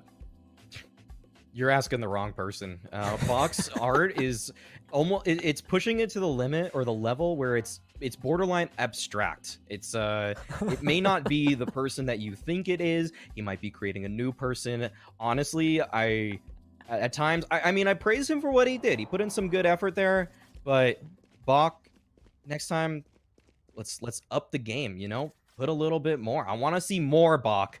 I love what you came with this time, but just like Luminosity, I need more. Give it to me, Bach, and give it to me, LG. Bach does seem to ride the thin line into chaos. We'll see. We'll see how LG is able to toe that one. On the attacking side, here's some smokes early on, and this is relatively standard from the attacking side on Haven. You just want to work your way towards A. Yeah, it looks like that's what's going to be going the way of Equinox. An 8 hit coming out from Luminosity. And before we really jump into the action, Bach, you did a great job. I actually do want to give you props for those drawings. Very Adult Swim-esque is the way I would put it. He did. You got to give him some credit. Luminosity, show a little bit, right? They cause some ruckus. They do invest some utility, right? They got out, or they invested the raise grenade, but then they pull back out. Cypher cam early on to make sure that nobody's home. And it looks like they should be able to get on to B relatively easily. Yeah, they'll just be met by just DXN. And he is actually smoked off the angle. The shock darts will come out. Actually, Tex wants to take the fight to them immediately. He takes down the other Reyna and Thief, and this retake is on before it even really seemed like it could get started or even prep for LG. They are getting swarmed all over the place. I don't think LG were ready for the swiftness that Equinox just hit them with. No, man, they just held W. They just ran at them. You saw Mina, like, with a frenzy, full disregard for anything that was in front of him or his own personal health, and just, like, running at their faces and ripping them apart. That was so well played from Equinox, knowing that LG, especially on that B site, right? Like, your meal ticket is get on there, get the spike down, and get the heck out as soon as you possibly can and throw utility at it. Make them fight through the chaos. Equinox didn't even let it get to that point. That was great to see from Equinox. That was, I mean, in terms of result, even more excellent. Flawless round from them. And now LG, they will go for the force buy here as they try to make their way into what looks like a B hit once again. See if they have a little bit more success. They flirted with the idea. I'll put Mina on the other side with the judge. Gonna get spotted, has to back up. LG, they flirted on that side too and decided B looked a bit more appetizing. Yeah, they will head back to this option. And they're making their way onto the site. Spike should be planted in just a moment's time, but Tets is waiting in the back of sight. This is 2 rounds in a row that he's taken down Thief before Thief even knows that the retake has begun, and Tex is all over them now with a second kill. Cute Fat Boy extending, though, before I think his team is even ready for him to push up, and this is actually all fallen apart for Equinox in the moments that have passed. That Tex is on and off the site, and that felt really disjointed from Equinox, I have to say. I don't think the communication was there as good as it was in maps prior. That they did not seem ready for what everybody else on that team was going to be doing. I absolutely agree with you. And now this is 2 rounds where each team has been caught with their proverbial pants down, where they haven't been able to handle the aggression, they haven't been able to handle kind of the play, and this time it was Equinox who looked good, right? They had Tex back by Gong, he was able to get an opening pick, swung out for the second and got it, but then it just blew up in their faces. Yeah, I don't think they were ready for Tex to fall off of the site completely. I think they all thought that the fight was going to continue on the Equinox side, and then they started pushing in as individuals, and that's never really been a highlight for Equinox, pushing in one by one. It's when those team plays come out, that is when they are at their absolute pinnacle peak of strength. LG makes some noise by C, pulls off the members of Equinox, and then funnel their way in towards A. Pancakes with the pistol, not able to do anything. He's going to drop. Looks like members continue to funnel in. There is one player on the flank. Take a look at your mini-map. Mina sniffing it out. As the Sova's back there, Tex gets opening shot. The spike should go down. Oh, wait. This push from Tex, though, comes in. It was looking like an opportune time, but there are just too many bodies here for Equinox to deal with. Now, Mina will try to find something. Thief does take him down, and LG bounce right back. They are looking good now. 2 in a row. 2 in a row. Equinox with full guns. A little bit of light armor, but they should have that. Meanwhile, on the side of Luminosity, going to ride that train, that gravy train, a bit further down the rails, as they're going to be bringing SMGs, a Bulldog, and a Vandal into the fold. They've got money in their pocket for days as well. If they can win this round, they're going to be sitting real pretty here in the first half. We've already seen a couple of different looks from LG. We've seen the Bs, we've seen the noise over by C. Looks like they're going to try to do something a bit more aggressive towards A, but the aggression is actually coming out from Cute Fatboy. Great paranoia to create space and, by process of elimination, understand the other areas LG can go. Yeah, now LG has to fall back. They couldn't take control of anything towards A. But Tex, he's here, he's waiting, he's hungry for those souls, but the Leer comes out, the counter Leer from Tex, and he's able to take down Thief once again. He has had his number this game, and he continues on to find Stellar on top of that. Dre trading him out. The spike is still not down, as LG are now starting to get that bad boy going. Mina just on the other side, creeping his way forward. Dashes across. The shots are there. Cute Fatboy getting one early on. Oh, and this is just becoming so difficult for Luminosity. There's too many bodies here for them to deal with, but Moose, he actually takes down one with the shock dart. There is a world in which he's able to do this, but the spray is too good from Pancakes. Takes him down through the wall, and now Equinox even things up 2-2. That was a round that Equinox were supposed to win, though, given that they had the better firepower. Luminosity were working with their guns that they were taking with them on those anti-ecos, and Luminosity will still have a gun round in this one. Yeah, man, that just looked so good. And you called Tex having Thief's number, opening the round like that, landing the shots onto Stellar as well. He's feeling himself. Things are working. But at the end of the day, you see the defuse come out. Cute Fatboy with some really clean shots as well. And there was just too much firepower from Equinox to get that thing going. Knot things up at 2 apiece. Now we've got good against good. Mina, the one exception. Well, and DXN as well. But this should be a pretty explosive round. Oh yeah, looks like it's heading towards C already. Cute Fatboy takes the first fight. Tex was waiting a little bit, maybe late to swing with his teammate there. And Luminosity are stopped in their tracks very early on. There are already 3 players pretty close to C right now, and if Luminosity decide to do this Moose has to connect with this. This is really their only way into this one, it feels like, but he can't quite get it done. And now Luminosity, they have to rethink things. It's interesting to see them use it that early. Oftentimes when you see an attacking team with the Hunter's Fury move towards C, it's because they want to hit it hard and heavy, then peel back and have that Hunter's Fury be the insurance in case the defuse goes down. They invested early, and now they have to work their way into Garage, but it seems to be working so far as Thief gets the opening pick. Luminosity, they still have so many players here. This is so difficult for Equinox. They got to be spot on. And Tex is here and waiting. Cute Fatboy gets one of his own. Stellar does find the return onto the opposing Omen, but Pancakes to take down Stellar, leaving Moose again in a tough clutch situation. And this time around, the spike's not even planted. It's to his right. He's going to have to try to find something here, but if Equinox break this down, this two-man game should be good enough for them. The Recon Bolt reveals Moose. This becomes harder by the second as the time whittles away, but he takes down DXN, but he can't find the last one. Tex is good for the headshot, and Equinox are able to close that one out.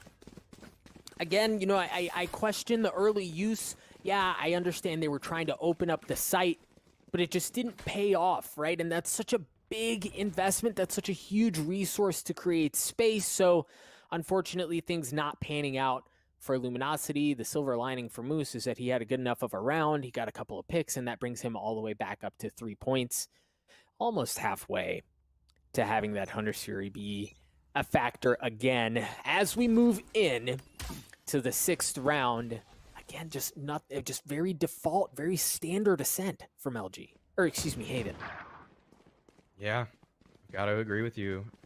Now, Cute Fat Boy, though, has a very advanced angle. Oh, man. Oh, baby. Knowing that the Neural Theft is coming out, he goes for the swing, but he's only able to find one. Now, Mina is able to find Thief towards B right now, and your boy Dre, with the Showstopper, he's going to try to find something. That might actually connect for some damage, but it's not going to find the kill. Moose gets the spike down. Equinox outnumbered, but LG a little bit weaker. Here is Moose is just down to 45 health and doesn't have any armor as well. Problem is, Equinox, yeah, they have 2 ultimates, but they have no HP to work with. They have to funnel in from the same side. Yes, it looks like a Proto has made his way. Or excuse me, Pancakes has made his way up towards heaven, but there's no opening here for them, Maui. No, they needed someone to give up a life for free. Pancakes was saying, give me a corpse, and there was none. There were no bodies for him, as they now have to retreat. And Luminosity, they stole one right there. That did not look like a round they were supposed to win if you look at the firepower at the beginning of it. But by the end of it, they're actually able to recover a few guns. So that not only gets them a round victory, but it bolsters their economy, because that was a half buy for them. Certainly much needed. It seems like it's still going to be a bit mixed. DXN is down to nothing. Mina is going to have the Blade Storm, so does not need to buy big. Cute Fat Boy with light armor and a Bulldog. Meanwhile, for Luminosity, they're going to have everything they could possibly want, and they're going to have money to work with into the next round. So Equinox here with options, and it looks like the option they're taking is trying to get something aggressive going across the middle, the belly of the beast, as they try to catch LG slipping. Oh, Tech's actually getting caught out there, interestingly enough. I think that was his own teammate's Hunter's Fury, actually. But Mina was able to get the first kill onto a Proto. That's a big kill. And it looks like Luminosity, they want to take this towards C. There's a couple players here waiting, and you always have to worry when Tex is on the site. Loose. The tip of the spear, Cute Fat Boy giving him a little shoulder, a little something to think about. Eye candy, but it's Tex. You talked about how devastating he can be. He's already got 2, looking for the 3rd. Your boy Dre trades it out. Cute Fat Boy swings, but it does not matter. LG get picked apart. Equinox with 4, both in members and in rounds. Tex is on 11 kills already, and they are just winning 4-3. It really feels like he can keep this up all day. I mean, he's been doing it all week, but you really want somebody else to help him out. Cute Fat Boy is second right there with 6 kills, and it's not bad given that the top fragger for Luminosity only has 6. All in all, though, I just wonder, can he really do it when the pressure is on? When this gets down to the toughest moments, those clutch situations, is Tex going to keep bailing them out? Thief, though, finds one. And it was well set up, right? You see the Lear come through, they swing out with it, and they're able to get the pick. So that certainly bodes well here for Luminosity, as they've created some room. But Equinox still kind of hanging around. Pancakes trying to hold things down. They hear that drone come out, but Equinox patiently, very disciplined manner, not pulling over, not rotating over to A. They're staying home. Yeah, Luminosity not loving that situation. They will make their way through middle at this point. Tex, though, oh man, he's here to greet them, isn't he? This is the worst Oh my goodness, Tex always finds one somehow. And Cute Fat Boy with a couple of kills, 3 kills for Cute Fat Boy. I was wondering where that second player was for Equinox, and Cute Fat Boy, I mean, he has risen to the occasion. He's sitting on 9 kills right now, if I'm not mistaken. And now a Proto 30 seconds in the left. 1v3. Trapwire he's- actually, yeah. Yeah, he's getting the heck out because he understands where that tripwire was. He's going to plant it down at B. He's outnumbered, but if a Proto can isolate these fights, he's got a chance at this thing. We've talked about how devastating, how just filthy a Proto can be with his shots. I tried teeing him up, but Pancakes just pulls the rug right out from under him. They're going to get the defuse as well. Equinox going to take a 2-round lead. Swing and a miss. 5-3. And it just feels like you can't stop Tex. This guy is always good to at least find the equalizing kill, if not the first kill of rounds. 12-5. There we go. Cute Fat Boy, 9-5 right now. Luminosity having some difficulties, it seems like, in these mid-rounds here. And I can't really blame him. I don't feel like the calls are all that bad. Their players are there. They're in good positions. But the multi-frags from Equinox, the firepower from this roster has really stepped up in a way that it doesn't even matter necessarily how you mid-round. It's just you gotta shoot them. And Equinox are consistently doing some serious damage. Mina bringing an op into this round. A narrow miss, a dash away, and the Cloudburst to retreat to safety. Meanwhile, LG understanding what likely occurred on the opposite side of the Cloudburst, go in a bit aggressive as they try to create some space. Mina does not miss. You give him a chance to hit him twice, and he punishes you for it. Pancakes gets one as well. Mina with the second on the round, the third for Equinox, as LG managed to get onto the site. Yo, it doesn't even look like the spike will be planted before the push comes in. Stellar now in a 1v3, and he will be taken down. Equinox clean up. I love how Mina played that around the site, and even the decision to push in late with his team. I mean, it was supported by the fact that there were people behind him.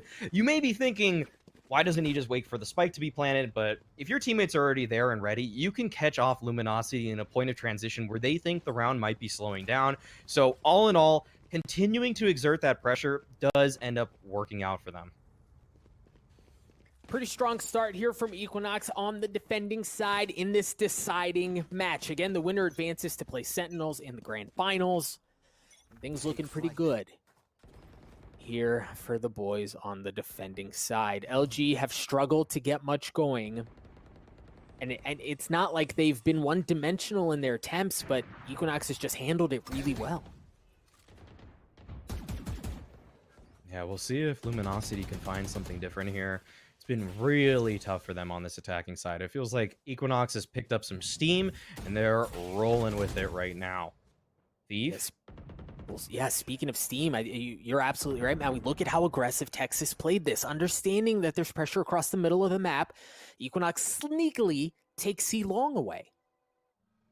Yeah, he's so up close right now. I'm not sure if a Proto recognizes that. That's right. It's a good call. That may play a factor into this round later on, but Thief will try to entry here. Tex is thinking it's his time to strike. And how does he get a Proto? A Proto definitely hurt him, but he still wins that fight. And now Pancakes in the back of sight is going to be working alongside his team, leaving just 2 players of Luminosity to try to win this one. But Moose now, can he get it done? Well, that helps. He got one and spotted another. A 1v2, Cute Fat Boy delivers the shots to take Equinox to 7. Yeah, it feels like those moments where Luminosity and other maps may have had another gear that they could shift to try to win those clutches, those tough 2v4s, 1v3s. It's not happening this time. Equinox, they're playing a cleaner game overall, and Luminosity, their weaknesses on this attacking side, they're being figured out. And Tex, this man is just never afraid of taking the initiative at any point in a round, and he's just hitting every single shot that comes his way. All right, LG, what do you got for us? You've got 4 ultimates. You don't have a ton of guns. You imagine they're not going to use very many of those. Potentially, if they get in an advantageous spot, they can make something happen or try to create an advantageous spot. You hear the Hunter Fury has been used. Mina snapping them, taking out a Proto. Numbers advantage in favor of Equinox. And LG, they're just all bunched up in one area at this point. Pancakes is on the site still, and your boy Dre will try to find an entry here with the Sheriff. Doesn't look like he's being presented one just yet, though. This is a very passive game from Equinox. They have a great setup across the board. They know pretty much what every angle is not available for the opposing team, and at this point, we'll try to make this happen now. Smokes early on. Moose gets one. LG looking to have decent control of the site so far. And, well, of course, when you've got Moose running at him with the Stinger, he's able to get 3. You've got a lot more room to work with. Tex using the Empress, trying to creep his way onto the site. The spike is down. There are a couple of members. Oh, they're both back there. Thief gets one. Nina with the Blade Storm looking for another shot in the back. A thrifty round win, a desperately needed one for Luminosity as they try to get to 7-5 at half. Yeah, as I just try to even put into words how Equinox seemed to have every base covered in that round, somehow Luminosity, with a pretty set B hit, just make it all work. They pull one off with a thrifty round, and now this is a game. If they're able to get this one too, we're on for a great map 3. This really felt in control of Equinox, but Luminosity, they finally came up with the heroics just when they needed it. And look, Mina with the operator this round. No peeks down A long, no peeks down C long, playing a middle of the map, understanding that that's where Luminosity have hit time and time again. So the conditioning of that, at least for Luminosity, is putting a dangerous weapon away from where they're currently playing. Now, Equinox, they make their way towards long C now, and there's a couple players here in waiting, and these are the last 2 that I would want to challenge if I'm LG. That is Tex and Cute Fat Boy on this site, and they have been money.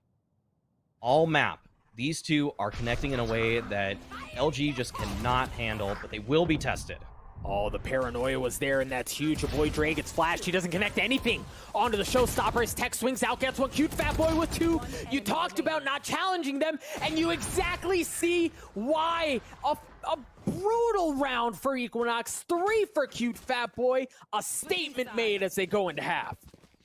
You just can't challenge Tex and Cute Fat Boy. I don't know what it is about their C defense, but it is so strong, and I felt like maybe Luminosity were seeing a little crack that they could exploit. But going back into those 2, that's going through the meat grinder. There is just no way things are going to come easy when you're challenging Tex and his cutie fat boy brother. And the paranoia was so well set up, right? As soon as the Q dropped, the paranoia comes out, and it hit, I think it hit all of them, or maybe 4 out of them. You saw your boy Dre not able to connect with the showstopper because of that. It was so well countered. Yeah. The counter utility was definitely there, and it really made things a lot easier for Equinox here. Luminosity, they only have 4 rounds to work with, and Equinox, if they're able to take this pistol, it is going to be really tough to bring things back. They will be making their way towards A, though, and Moose will be the first to contest. And the only one to contest early on. He spots them. They dash their way in. You see the members of Luminosity start to rotate over on your minimap as Moose just trying to buy time. Of course, as I say that, you see him jump up in window. He's going to get punished for it. Pancakes takes him out. It looks like the spike should go down at the hands of Cute Fat Boy. Well, I spoke too soon. Oh, the retake is on before it even begins. Your boy Dre comes up big with a couple of kills, and the LG side is able to hold on there. In what was looking like a completely lost site, they just decided to run, and they ripped the page out of Equinox's book, and before Equinox can even get ready, LG is in their faces. 8-5 scoreline, and Luminosity, they are saying, we are not lying down in this game. We are going to keep on fighting. We want that spot in the grand finals. We want a piece of Sentinels. And I mean, when you talk about how that last map went and how that first half went, it was a desperate need for a strong pistol, and that's exactly what they got. Luminosity took that site back so well, putting Equinox at a deficit here in the second round of the second half. Now, knowing that they don't have a ton to work with. Oftentimes you'll see teams on an eco when they have pistols or just scraps. Again, they rely on this chaotic play, but Thief's just ripping him out of the skies. He gets 2, he gets 3. Your boy Dre gets in on the action as well. It was light gunpowder, and you're seeing that pay off as you would expect. A flawless round from Luminosity. Thief, he's sticking it to Tex. He knew that Tex had his number in that first half. And he wants to make sure that the reign of dominance doesn't fall in favor completely of the Equinox side. Love the fight that we're still seeing out of him. Perfectly placed shots.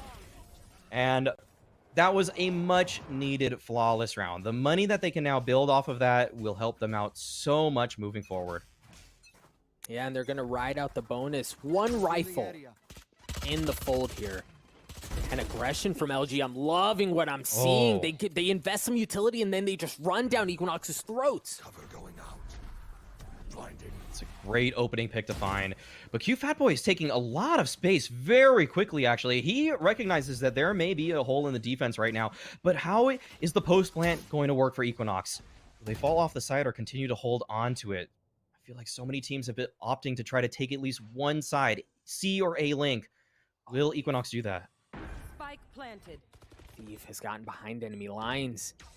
He hasn't peeked that window, but the spike has gone out. Such a good paranoia as it tags up 3. There's Thief. His spot's been given away. It was a little wombo combo as they rip him out of that window. LG still looking good. We have something on our hands here. Yeah, they keep on fighting, and that's a round that it felt like Equinox were supposed to win. I mean, after the first pick, that may have changed things, but they had the better weaponry going into that one. That means there are now free upgrades on the Luminosity side. They took a lot of Spectres into that one, and now they're coming back with better weaponry than they went into it with. Sheriffs across the board, it looks like, on the side of Equinox. But that is a huge opener, and I love that Thief was having so much trouble at the beginning of this one, but he's sticking it to Tex. He is indeed, and I can't believe that after the first half that we had, we're talking about a very likely situation where we're tied up at 8 apiece. Equinox, they're going to invest that Blade Storm, but all they really have is pistols the rest of the way. A couple of Sheriffs and the drone leading the charge. It's going to clear out that tripwire. But again, LG not really taking the bite. They aren't pulling anything over. They're just being patient. Yeah, just staying rather passive is Luminosity here. Moose, once again, playing towards heaven as the lone defender of A. Thief is pretty close here at the link, but we'll see what Moose is able to get done. He's got a chance. No, Mina does not. Moose gets 2 from up in heaven window, and Equinox just continuing to get picked apart, excuse me. They're probably a little pissed too, given how this round is going, but LG in firm control. Okay, that's 1. Cute Fat Boy takes down Thief. Now they're on the site. Can they find more, though? Moose, he's got the shock dart ready. Actually, we'll pull out the recon to help this retake out. And through the smokes already, as the spike is just not even planted yet. Luminosity, I mean, a lot of teams would wait for maybe the spike to be planted or maybe run the retake, give yourself some information, but they don't even want to let it down. And I got to give them a lot of props for it because it's catching Equinox off guard consistently now. But I feel like if they keep trying to dip from the same well in that regard, maybe Equinox will catch on. We'll see, though, if that even comes to play in the future. And we will see an operator come out for DXN. And LG, again, not ever really opting for that op. No, an interesting approach. Also worth noting, DXN is 1 point away from the Hunter's Fury. We'll see. Keep that in mind as this round plays out. We'll see if that enters the fold. So far, nobody peeking him through a short. Seems like nobody's home. Equinox waiting things out for now. Really passive default from both teams, actually. They are really expecting at this point that the opposing team is going to maybe slip up, do something a little too aggressive. You can see where Moose is right now on the radar. He was back in spawn, where you buy your gun at the very beginning of the round. He doesn't think this is going to be an A play at all, it feels like. He's almost ready for a quick rotation regardless of the situation. And it is actually more or less the right read. He also has, so he has the drone and the Hunter's Fury, so he can play off of the site a bit, maybe keep that in his back pocket as a way to delay things and play for the retake. But Equinox here, they waited until about the 30-second mark. The problem with this approach is you have to commit. You've got to do it. They get on the site. Nobody has dropped yet, folks. This is going to be a bloodbath. There's that first Hunter's Fury. It's being used. Tex goes into Proto, swings it out as the Hunter's Fury is traded out. A Proto with 3, looking for more, understands where one of the remaining players of Equinox is. Things go sideways. This is what I was talking about, Maui. When you wait this long, if you don't pull off the initial execute, you're up a creek without a paddle. Yeah, there's just nothing they could do at this point. They have to opt for the save with 15 seconds left, and Luminosity continue to have a flawless defender side. They were so quiet in the first half. It felt like they lost so much momentum. Things were just not going their way, but this has been a great showing from them thus far. Equinox, they just have no answers. No, it's just been so well played. And again, even the counter Hunter's Furies and a Proto with the big swing and the 3K, they've handled everything that Equinox has thrown at them here. Equinox has not been able to find a way, an opening in the map at all. No, they've got to try something different here. Equinox, that slow passive approach just did not pay off for them. Maybe this time it would have been the round for it, because Luminosity, they're getting aggressive early. Yeah, at Maui, I don't think we've seen this the entire series. Look at how much space they've already taken. They're sitting right on the other side of the wall. Thief's been given away. They swing on him. Mina gets the best of them as they try to work their way into Garage. Oh, Tex with 2, though. And this is looking really in favor of Equinox here. It looks like this will be their first round on the board on this half. Unless Stellar pulls off something miraculous. I just can't see it happening, though. He does have some decent utility, but after they have now scouted out his positioning, this is getting harder by the millisecond. So knotted up at 9 apiece, and I think the interesting thing that may be taken away from this is this. Luminosity, we saw aggression out of them in that round that I'm pretty sure we haven't seen all series. At least on the defending side. Definitely first time we see something like that hot and heavy on Haven. So you wonder if they look at that and go, well, we haven't done that. We were absolutely crushing this half. Then we try that and things go sideways. I wonder if that leads them to think twice about making a play like that again. Yeah, I have to agree. I feel like the easy and obvious solution to what just happened in the previous round is don't do it again. It's so simple. And I can't blame Luminosity for trying something different, because that keeps Equinox honest moving forward. It makes them believe that there is potential for that to come out from LG. It didn't work for LG, but just the threat of that potentially happening means that Equinox may have to default just a little bit differently moving forward. And as we highlighted, no aggression, nothing heavy. They're back staying at home like we've seen really the entire half. And Equinox also replicating the same style that they've played. This time is something a bit different, but again, they play slowly. They play for space, see what information they can get before they pull the trigger. Yeah, they somewhat cleared out Garage there. And it looks like early on, posturing for a B take. Thief, he's at the back of the site. And in the last half, every Equinox player that played here seemed to just pop off. Thief, he wants to do that here. Gets one onto Mina, looking for more. Tex is all around him. Dre actually bails him out with a showstopper there.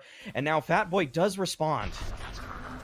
Pancake swinging, he just gets absolutely taken out. The neural theft is there. Proto gets the second one. It's just down to 1. Cute Fatboy managed to get the spike, managed to get the heck out, but they know exactly where he is now. He's not even going to get a chance to get the spike down to 3K for a Proto. LG showing that there's still a ton left in this tank. They can fight. Yeah, Luminosity have hit the nitrous in this half. They are... I mean, even though they're playing a passive style, as soon as the round begins to break down on a site, they are just zooming, finding multi-frags on so many different players now, and it doesn't look like they're going to turn around. They are absolutely in control of this half. They look destined to win this one, but they're only up by a single round still. This is certainly far from over. Equinox on a much lighter buy here. See a couple of sheriffs and some stingers to work with, and that often suggests, again, either a heavy B hit or a shimmy up towards C to see what you can find. Luminosity very comfortable just playing for the retake here, much like we saw in the previous round. There was nobody home when Cute Fat Boy made it over. It was Cypher's utility that kept things at bay. This is an empty bomb site right now. C is free for the taking here. And the spike will be planted. Now, 5-on-5 retake. LG not quite in position yet to start this retake. They have to move on closer. And Mina, he's here to greet them at the window. The entrance to Garage. Proto gets one. Oh my gosh, how does he get both? And your boy Dre gets one as well. The defuse is starting. They are obviously very comfortable playing for the retake on C, as it's worked multiple times now and in very efficient fashion. Yeah, these rounds just feel so clean from Luminosity. It doesn't matter how advantageous the positions are from Equinox or where they are on the map. It just feels like Luminosity are breaking down everything so well. And I was criticizing them for the lack of operators, or really just kind of pointing it out, I would say, the fact that they aren't bringing those out, but it allows these retakes to just happen so much smoother. The trading, the ability to clear out angles, all of it is so much easier when you aren't wielding that big scope rifle. The troublesome thing here for Equinox 2 is that, let's say they manage to take this round away, Luminosity still have money in the bank. Now, they have money for days. They can afford to drop a couple of rounds and still buy full. Yeah. It's not going to get any easier for Equinox, no matter really what happens in these rounds.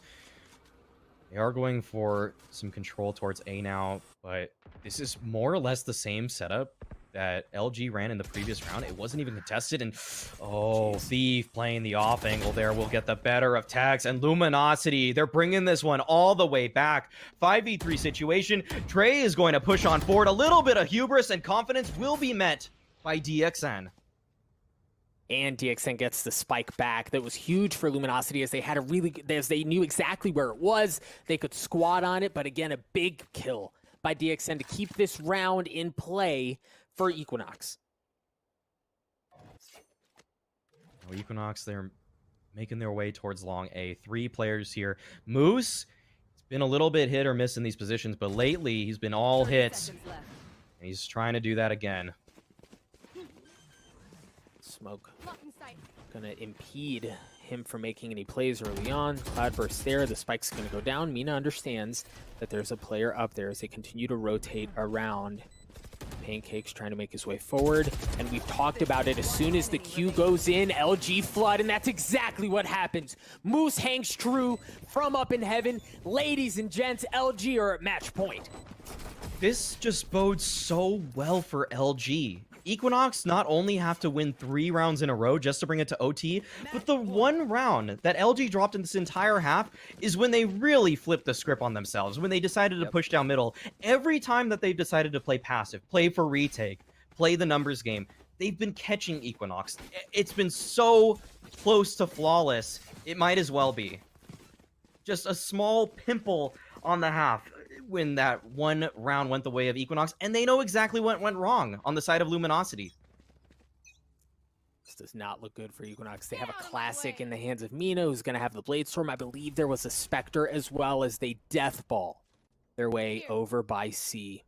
Again, there's that Cypher Cam utility. They're so comfortable playing on retakes on C. Equinox looking like they're trying to hit up something hot and heavy. A quick flash, a quick dash. The Hunter's Fury is going to be used as they try to get in on the site. You saw a cheeky little flank attempted from LG, but nothing's doing. The other Hunter's Fury is going to be used in response, and Moose is far more effective as he's able to take care of Pancakes. The spike is not down yet. Oh man, they have to battle themselves out of this situation. Tex, he's been fire, but that's it. LG on these retakes has been what? I can't believe how well they played those situations out time and time again. Equinox, they got onto the sites multiple times, but Luminosity just never even let them catch a breath once they did. They do not go quietly into that good night. They deal with the gauntlet that they went through today. Multiple overtimes, best of threes. This looks sideways early on, and we start to question, is LG out, man? Do they not have anything left in the tank? Have they shown us everything that they've got? And then they make a statement in the second half of Ascent. They dropped one round. Maui, that was a dominant performance from top to bottom. Luminosity, man, they look good there. That was such an impressive half. I can't believe Luminosity looked that good. And like I was mentioning, the only round they lost was when they really just changed up the formula. They just tried going for a push. They tried keeping the opposing team honest. But after that, they didn't look back. They just said, all right, we know what went wrong. And that was our own doing. That wasn't something that Equinox threw at us that we have to figure out. That's just simply, all right, come on, just let's not push down mid this time. And we've got it. Every retake was just perfect. You really, it's insane to think about. LG was one roll of the die away from a perfect half on Haven on the defending side. Again, Haven, we hadn't seen a ton, and it was mixed results out of Luminosity. 2-13 against XSET to open the tournament, and then a 13-8 up against NRG. You can tell they have obviously gotten more and more comfortable on that map as the weekend went on. Huge congratulations to Luminosity. We have a couple of replays to take a look once again at how dominant of a performance that was, and it really was so damn pretty. I want to look at it twice. I've got to look at it again. Yeah, and if we think about what even just went down in that first half there, it really felt like Equinox were in control. Tex was popping off, Cute Fat Boy was doing incredible work towards C on top of that, but once we got to this second half, LG, I mean, they won that pistol, and they did not look back. Everything that happened was just so flawless from them. It really felt like Luminosity could do almost no wrong, and I gotta give a big shout out to a Proto, because in these hectic, chaotic situations, he was doing just such a great job. He was. Again, it was a complete performance, especially on that on the second half on Haven on the defending side. They looked so good. And Equinox, as much as they tried getting something going, finding different openings, giving them different looks, it was just insanely well handled. Again, congratulations to Luminosity as they advance to the grand finals. Let's take a look at the bracket one more time, see how these two teams that remain have gotten to this point. For Sentinels, it was pretty, right? A 2-1 over Envy, a very good squad, a 2-0 over Anbox, and from what I understand, that was a pretty dominant win on the upper half of the bracket. And then for Luminosity, a 2-1 over NRG, who are on the rise, a 2-1 over Equinox, who are on the rise as well. I mean, they ran marathons today. Yeah, Luminosity went through probably the longest road here. It may not have been the hardest, I feel, but I don't know, man.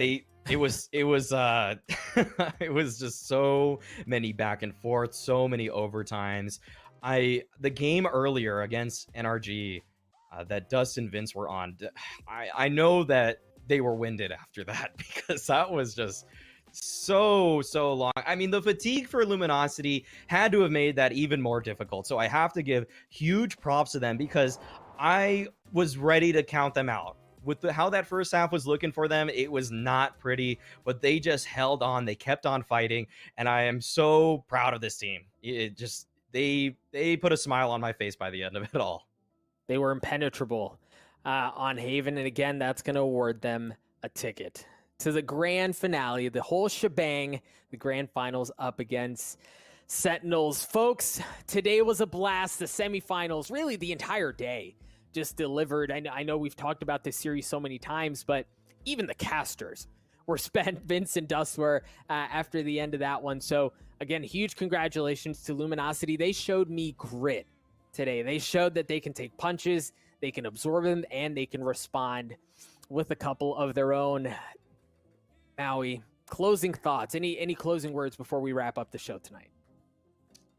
Just again, major props to all the teams that are here.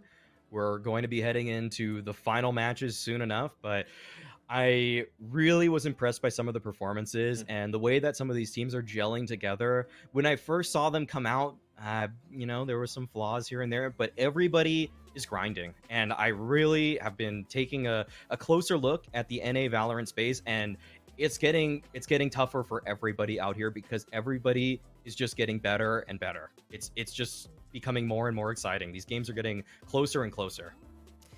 Iron sharpening iron. Folks, it's been a very fun 4 days, but now only one remains, the grand finals that will be happening tomorrow at 2 p.m. Pacific, 5 p.m. Central. You're going to have Bach and Van Silly calling all of the action, bringing you guys home. But folks, today's been a lot of fun. Thank you so much for joining us. It's been a blast, but that's going to do it for us, for the stream, and for the show tonight. Until next time, have a good night.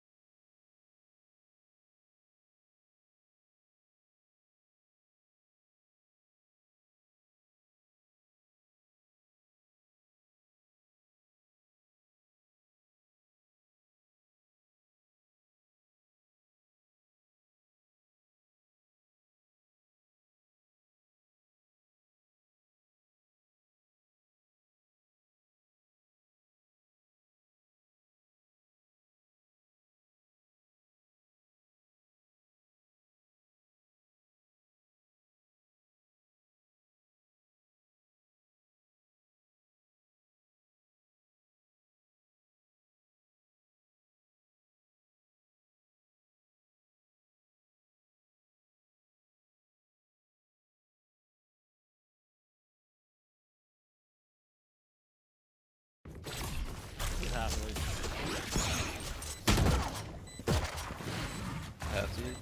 Right side, right side, right side. Wait, why didn't this Reyna Stick stick it?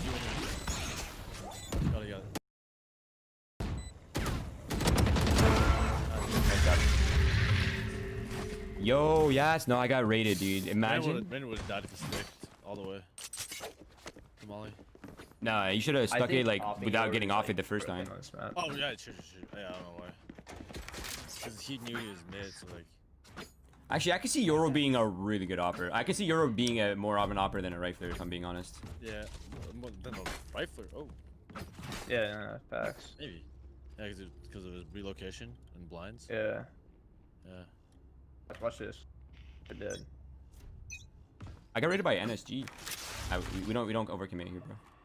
Yo, there's some B main. I'll flash for Yo, they have Raze ult. Watch out, Cypher. Here, if you. One's A man. One of this. Yep.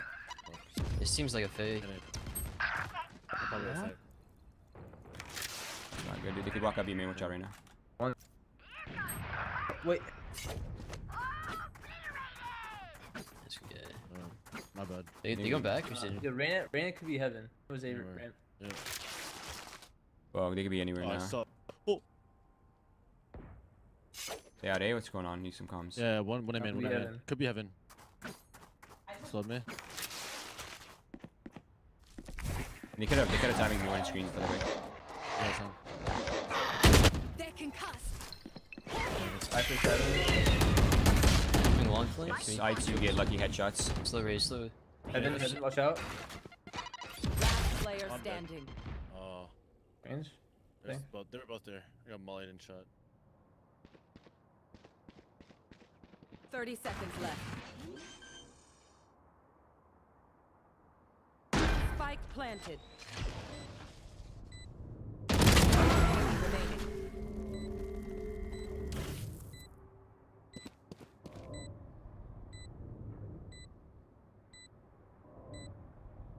He backside for sure. Oh no. Nice, bro.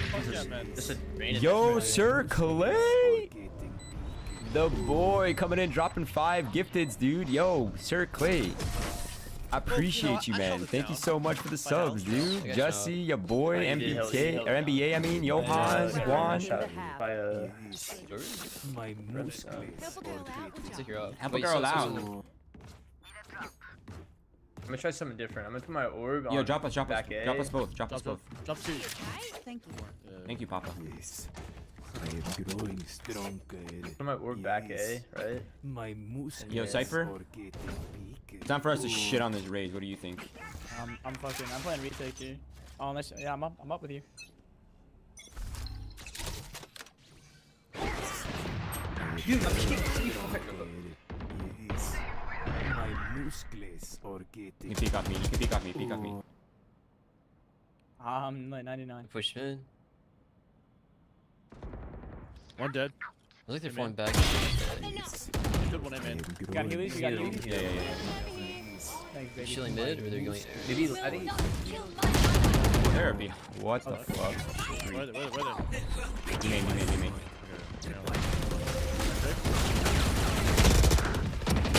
Player standing. Oh fuck, they're falling in action. Bro.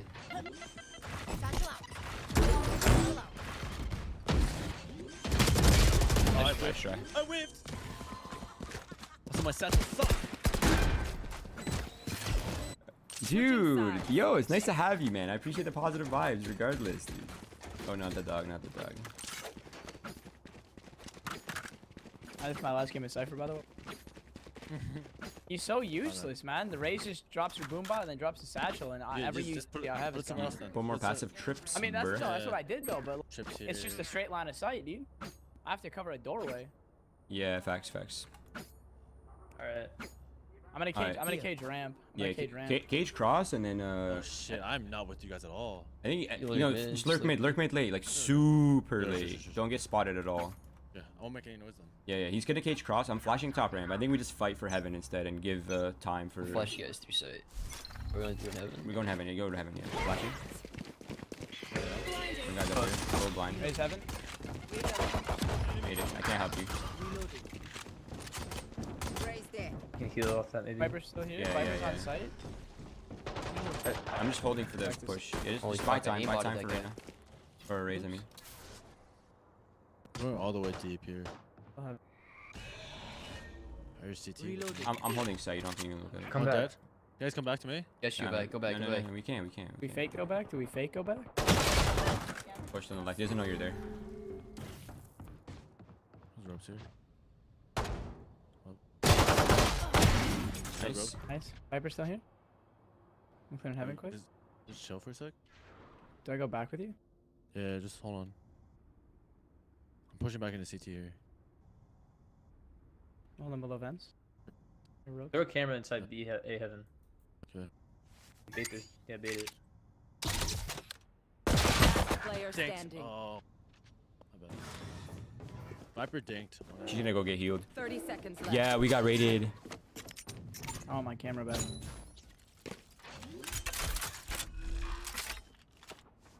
Planted the spike.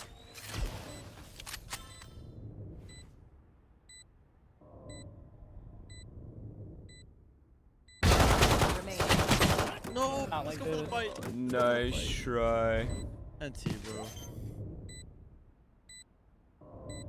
Nice try. Dude, I got shot from the side. That's so unfortunate. I'm just gonna try to get off as fast as possible. If they try something. I mean, if you want op, you should buy here.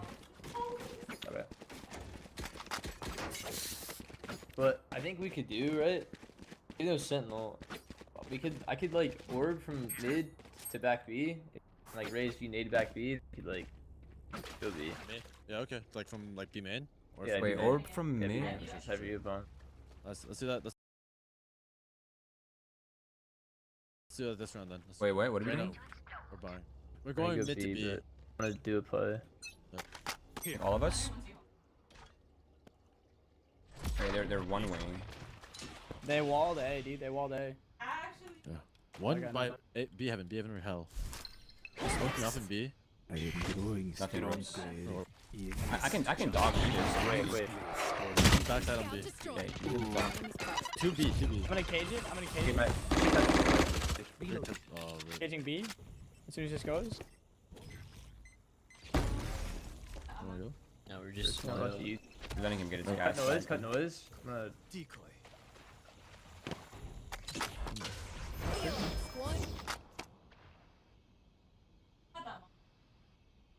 Yeah, I'm gonna flash heaven. This guy could be on the right now, by the way. Watching heaven. tell.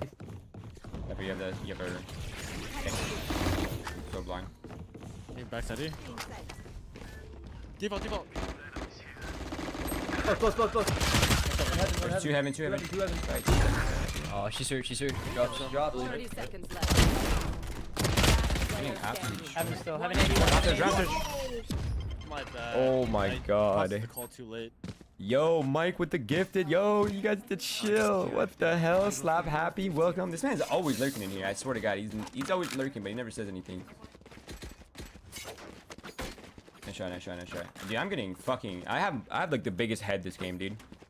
I'm just getting owned. Every bullet is magnetizing to my brain. Yo, what up, Yanj? Yeah, can we just take our time over here to like work the sheriffs, maybe? Now, where to set up? Make cage everything for you. Nah, don't even cage. Okay. You guys got it then? Enemy spotted. She backed off. Want to cage it? Just let me know. We don't have to.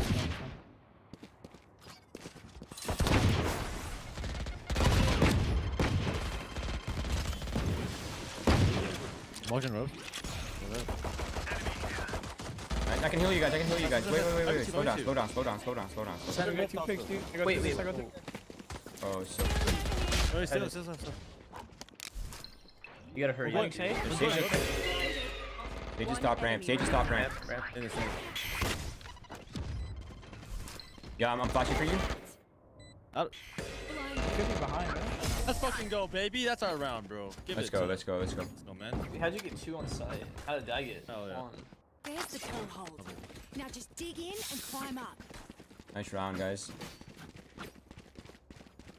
I want to see some handsome boy on cam, dude.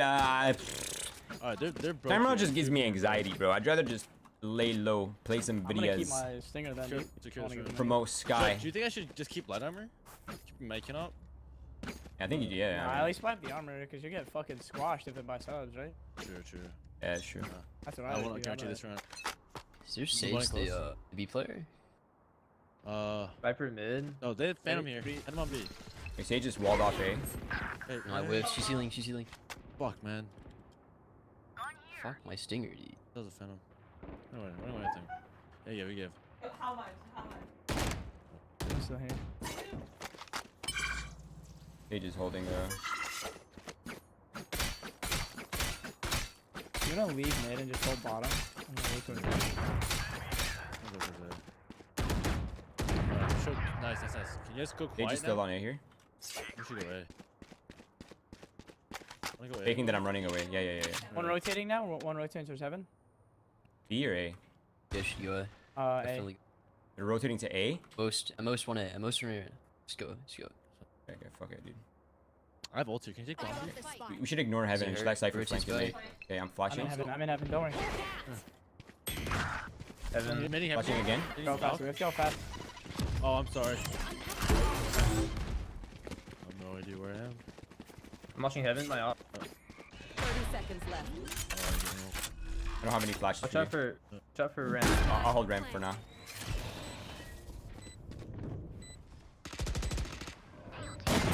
Dude, like.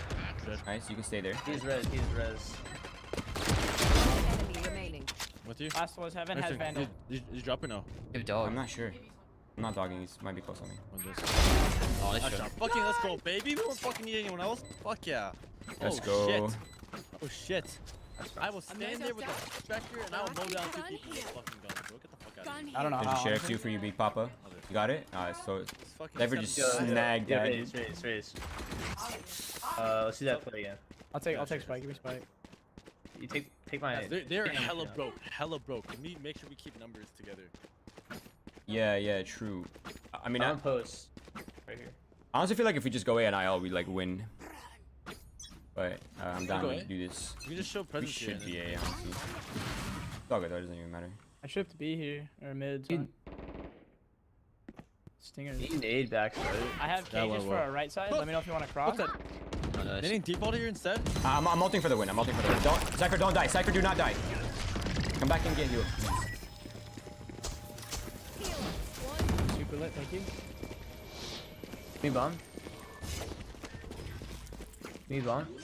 On a default. Give me bomb. Wait. One enemy remaining. Please give me the bomb. I can't pull it out. Okay, she's 1 HP, 1 HP. She is ult. She isn't all here. She's here at heaven. Here to reload. Yeah. I'm on Flash hot your pursuit. Nice job.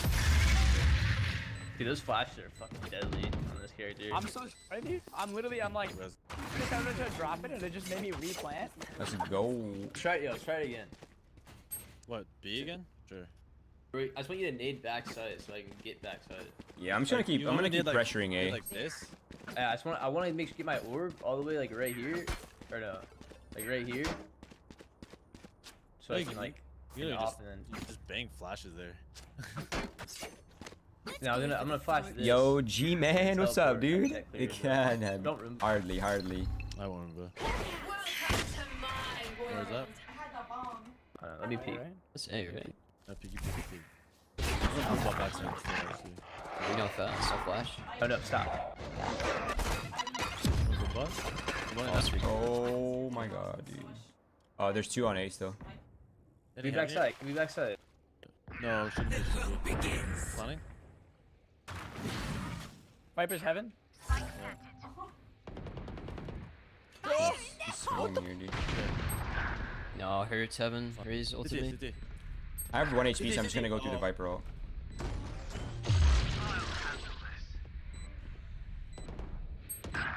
Two there. Oh shit. Not planning for you.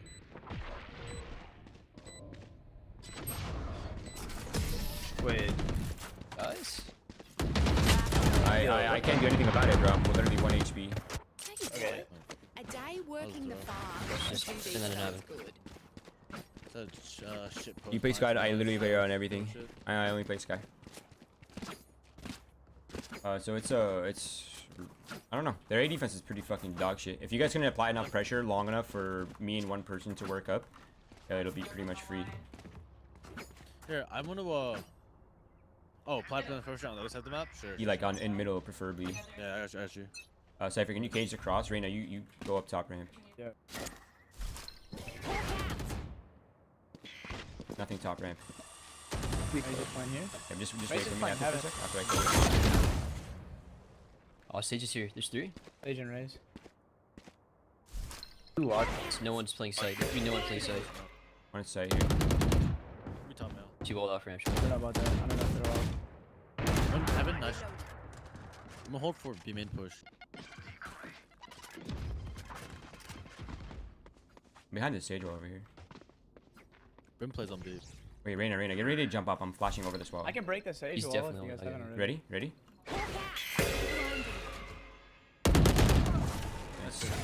I think We go Vents to B. Wait, Vents to B. Wait, No, go away. Where's the Sage? Yeah. History.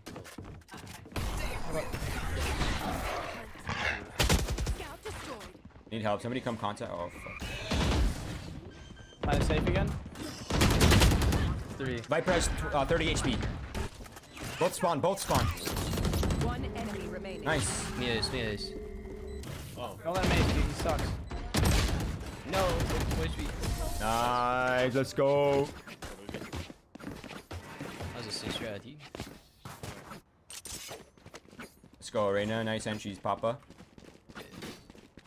Alright, let's do the play. Do the play, just us two. Yo, Sofa, drop me since you're almost mine. Reina, you should sell and let Sofa drop you. Yeah. We're gonna sell. There we go. Nice. Yo, Serge, what? You're the Raze. I remember you. Dude, you were going off. You want me naded? I am. I'm kind of starting to burn out a little bit. I'm not really fragging as hard anymore, but I am supporting and I am, I guess, calling. Alright.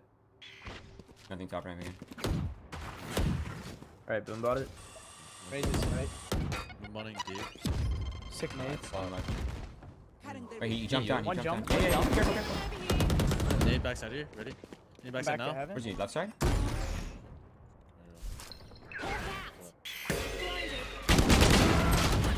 Top ramp. Wait. Nice shot.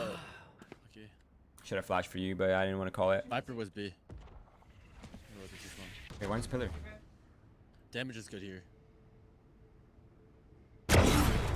Nice. You should try to come back B.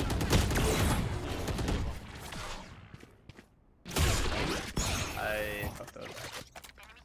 No, they didn't. Nice. What? Wait. It's a 1-1. Yeah, this is a 2v2. Wait for Yoru. Should I? Sage just He's walled. taking his time. Come on. We got 30 seconds, bro. She's gonna be A with you. 30 I seconds know. left. We both. They walled. She walled Yes, you you off go. so far. You already have to make noise. I have the spike. Yes, Oh, this This guy's probably hiding backside. Can you fight him? He can. He's walled off. I didn't know that. Oh, man, why did it take this long? We were making a play. We were making a dirty play on B. It worked. Yeah, well, I'll play slow next time.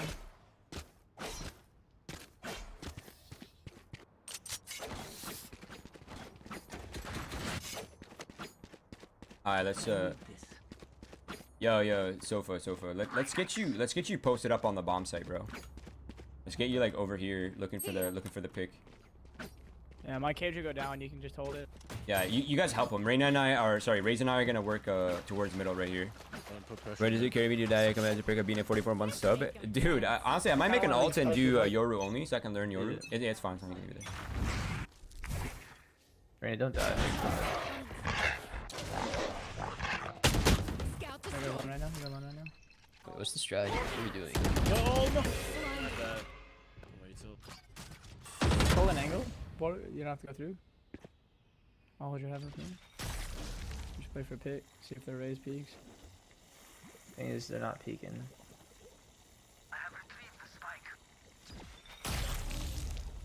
Go up to heaven then. Go up to heaven. There's ropes.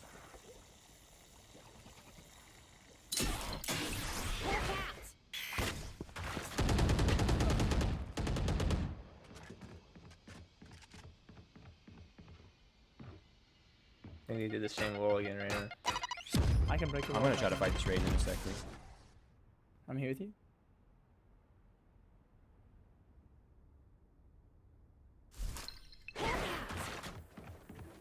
One heaven. I can break that wall. Stay behind the wall.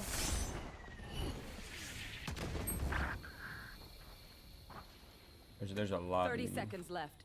It's fucking weird.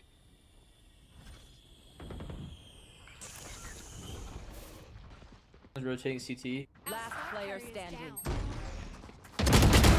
One more CT left. Let's try. All right, boys. Group up and Yeah, let's me and just Raze do our stop. play. Like it works. I don't. What is the play? I don't even know what your play is. Yeah, I don't know. They can't really hold B side. Their Yeah, I play mean, is just like- B, right? Yeah, you just, like Yeah, he do your busts thing, back kinda. here, he clears Okay. here, I teleport, and then I shit on him, and then we go. Brimstone plays B. He's a B anchor, and he's also 5 and fucking. Aye, say less. Less as you Someone's said. as bad as me, bro. Don't say that. What do we need from you? Your flashes, dog, ult? Nah, I just. You guys just do your thing. Roomba, I just needed teleport. What right now? Okay, I'll pressure mid then, so that they have like something. I just fucking. I'm fucking tripwire, bro. I'm ulting mid to distract. You guys ready?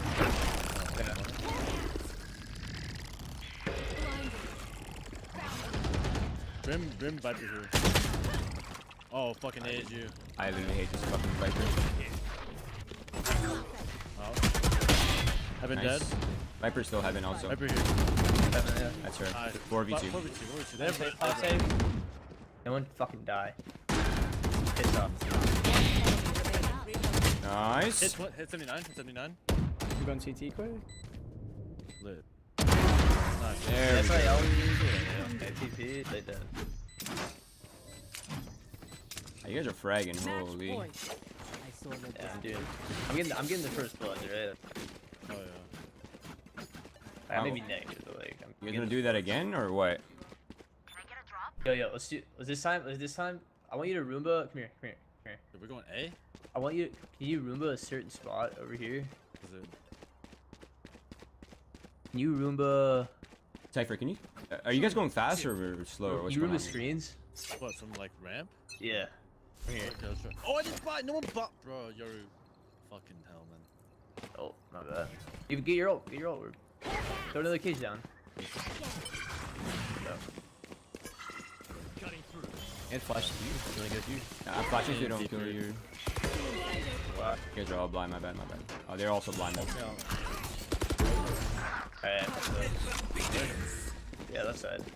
I'm back side, right? Viper's deep CT. Nice. Deep behind you, four. On Let me screens. Hit. You guys heal. Res. She's gonna res. It can be coming fast.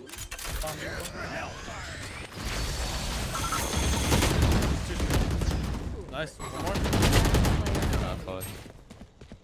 2 out. Nice try. You will not. Bro, if I get baited by the Cypher anymore, I might actually lose my brain. Radio. I'm fucking. Dude. And. I don't know, man. Cypher, can you just come in with me, bro? Just cage off this fucking Viper one way, and can we get into fucking ropes, please? And like, Yeah. this Viper is tilting me, I've dude. been cage him out sight. Put a triple here. Nah, yeah, you should cage. You should literally cage right here where his one way is, so that we could get You're ropes. giving your B backside every round, dude. I think we should just go back B. Yeah, we will. You guys should go. You guys should do that. That's cool. Alright, come back. Yours all the way there, yeah. Oh, this is weird. Mid? Don't want me to cage it? Got it still going. Nah, just wait. Alright, follow my dog. See if you can kill this guy. Alright, I have bomb. That's not good. No, stop. You're gonna die. He's up there. No. Like the. I got the spike. Alright, just Easy. There you go. do the Roomba. I'll get it. Wanna strike through it? I'm flashing close right here. Back there. Indeed.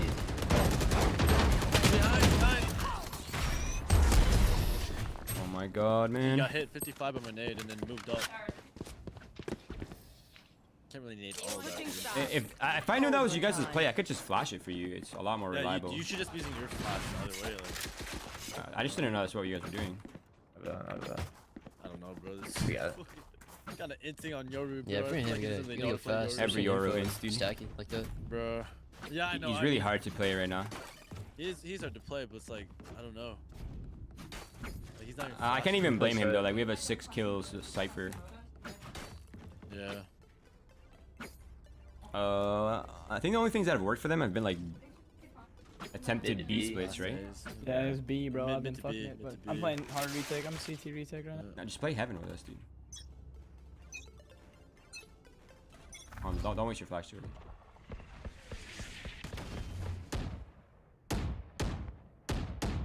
Droning through B here.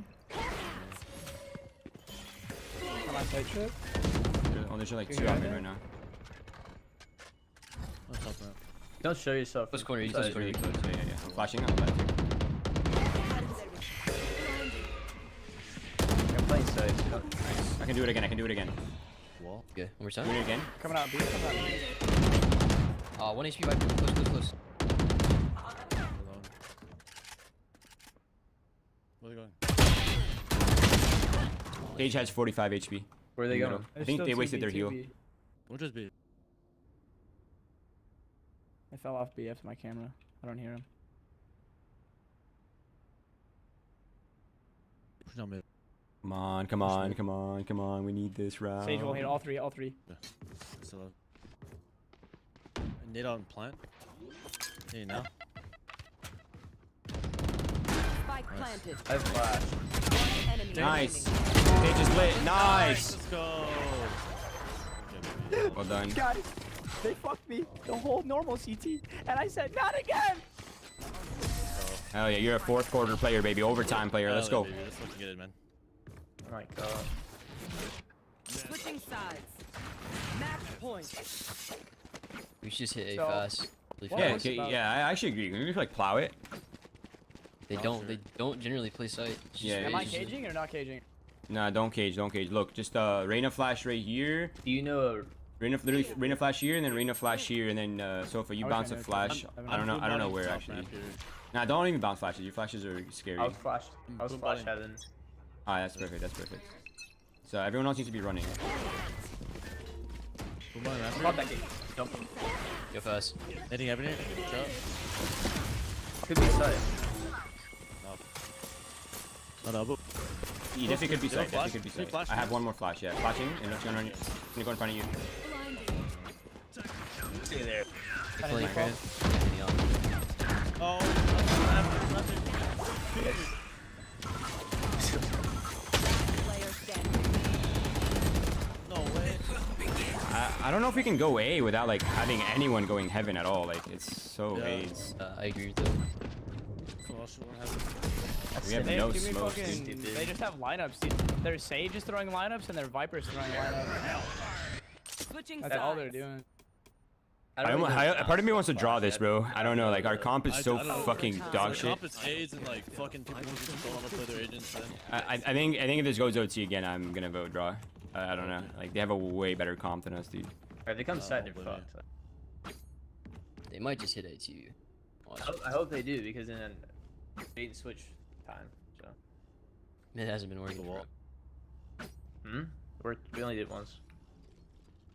For you, hermanita.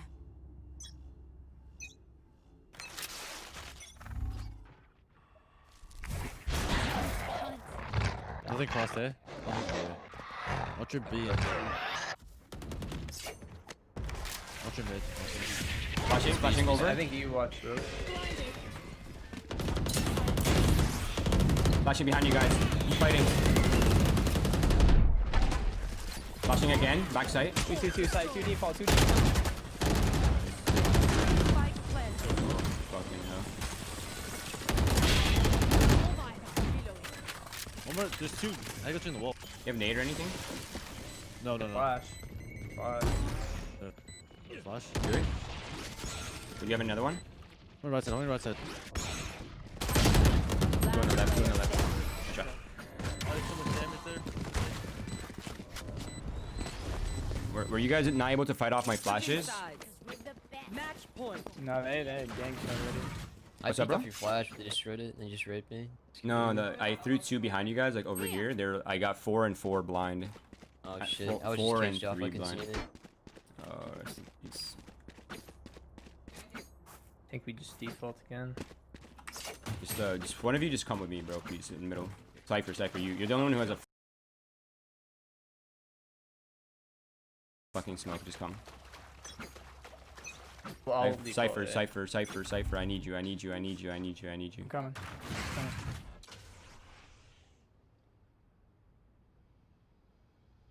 Can you literally just cage that? Yep.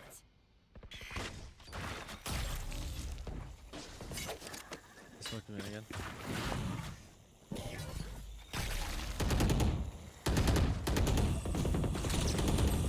No way he stands me. Fuck! One B mid.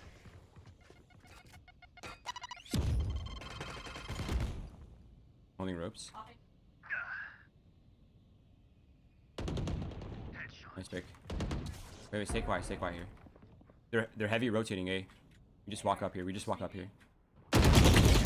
the open, I will see it too. Oh.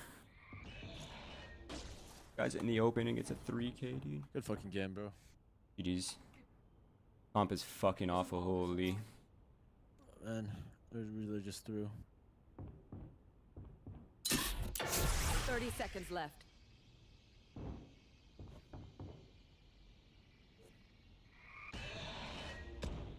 Hey, you're a big boy streamer, dude. Hide barely, man, barely. Defenders win. Wow, that was so fucking annoying, man. Holy shit. like not even a single smoke agent, like no jet, literally nothing, bro. We have Cypher, and that's it. Like, wow, that is we're honestly we were trolling by not voting draw the first OT. Yeah, I don't know.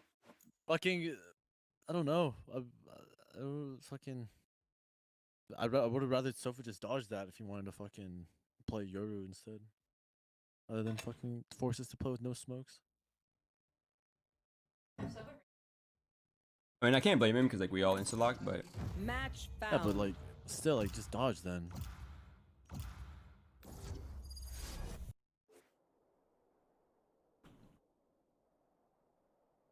I know he plays Viper. Like I don't know why he wouldn't just play Viper.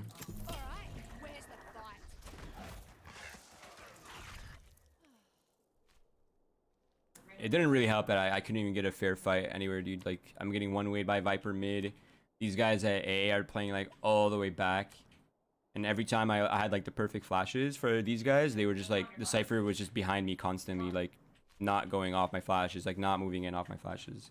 Like so many times, like these guys are literally caught red-handed, and there's just no one swinging them because Cypher is behind me somehow, holding my back or something. Like I don't understand. But it doesn't even matter. Fuck it. Let's go. We can control this. We can control this dub. Sir. What up, boys? I think, bro. I feel like if you're like down bad, like on the scoreboard over, like it's all the more reason for you to fucking start entering. Yeah. Right. You know, like he's literally he was last alive on that fucking. Like, there's just no value being taken from your life. Yep. He also had cages on the B site that literally we would have like aced them, but he had like a weird cage in the bomb site that didn't even let us fight at all. So they got like all the backside and everything for free. Oh man. Freedom. Let's go.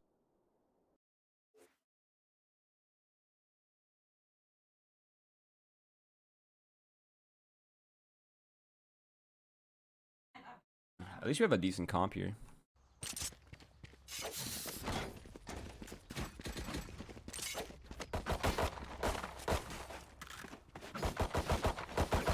I'm running real low on fumes, dude, I swear.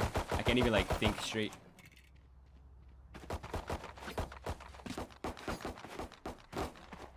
What's up, boys? Yellow, hello. Oh, damn, they have a lot of utility. Yes, sir. Yes, sir. Yeah, but they're about to fucking get their shit kicked in. This is a pug. Yeah.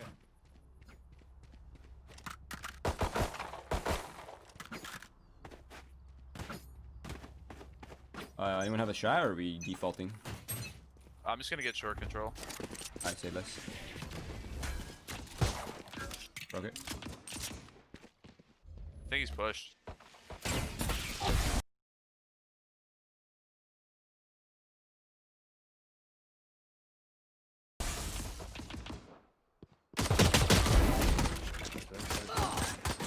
Brimstone's I around. can kill you. Don't die. Don't die. It's okay. Long, long.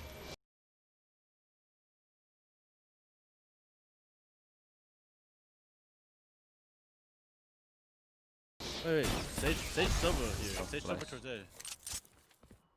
Probably Killjoy solo, but C or some shit. Yeah, I think Killjoy C and then Brim was garage. Yo, Phoenix just late lurk here. Don't push. Okay, that's just so. He's in garage window. Reloading. Can I cover? Any flashes? Nah, one flash here. One up high. They didn't blind anyone. I'm out. Oh my god. I only have a bit of healing. That's it. Oh, I didn't get any. Killjoy CT. Oh! Sure. Brim is there, hit 26. Last player standing.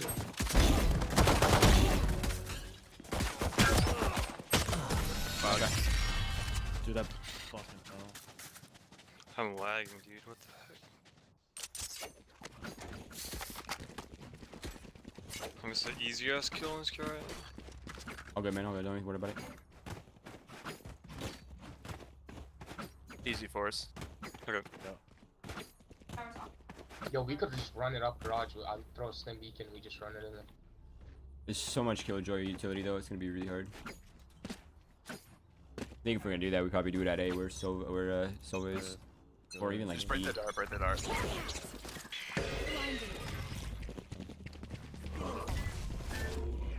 One left side. Okay, you guys ready? Yeah. Sending flash. The wall is short or something. Give me out that. Tagged. Okay.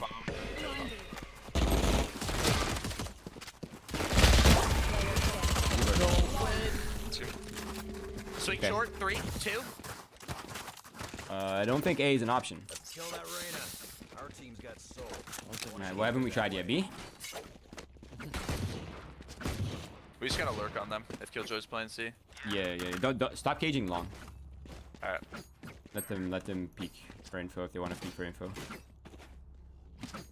Hey, why not cage long? I want them to. I want to fight them. Okay. I think our best bet might be a B hit though. Sage, front B. Nice. Brim was long. I heard one on B. 148. Oh. What's it? Yeah. I've seen. Could be window.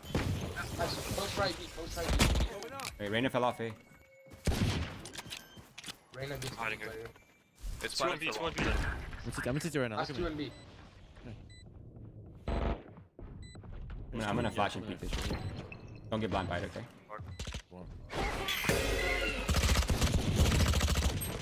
Waiting. Oh, just wait. Chill.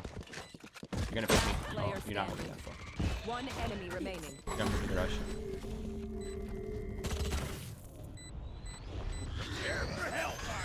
You can see yourself behind it. Nice, baby. I wanted Bit to of just a get a little bait. closer before me. We don't talk about it. Me? No. Oh, you guys should have just waited till they cross so Reyna gets.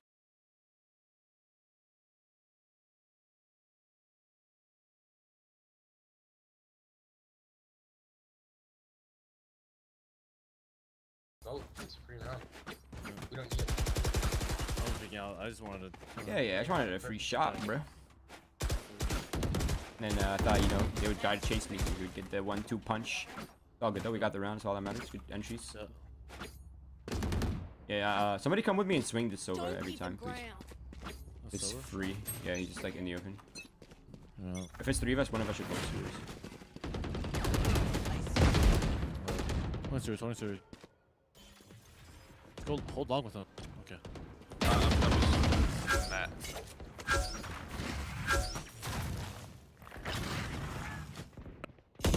Okay, right now, wait, don't die. I can heal you. You can heal sewers first. Sofa should be low. He's gonna get healed. Backside now. I can heal you. I think we head back. Leave Reyna. Reyna, you lurk. Can we pressure B with Brim smokes? Yeah, can you guys go towards B? One small. In window. Window. I'm flashing if you need to get blind. He's on. Nice. Turning over. We're rotating off. So much off. I'm going back A. I'm going back A. Killjoy's on B. Dead. One on garage. This.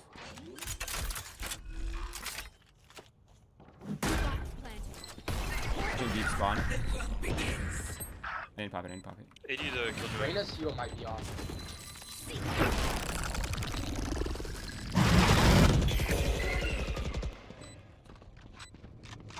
Two here minimum. One enemy remains. I see 80. Survive. Last player standing. Sorry.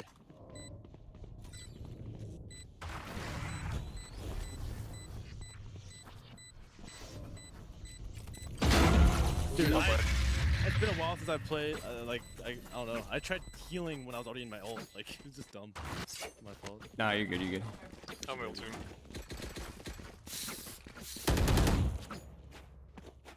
You're what, bro? Where are you ulting? I have my ulti. Where do you wanna go? Alright, you go up garage. Let's 4 of us be long C. I'll send you a flash. Give him a garage window. Or a smoke garage window. Sorry. Somebody hold my body later. Yeah. I'll hold your body, Papa. We're not equals. Let's go. You don't rush up C and shit, boys. I'll just slow down.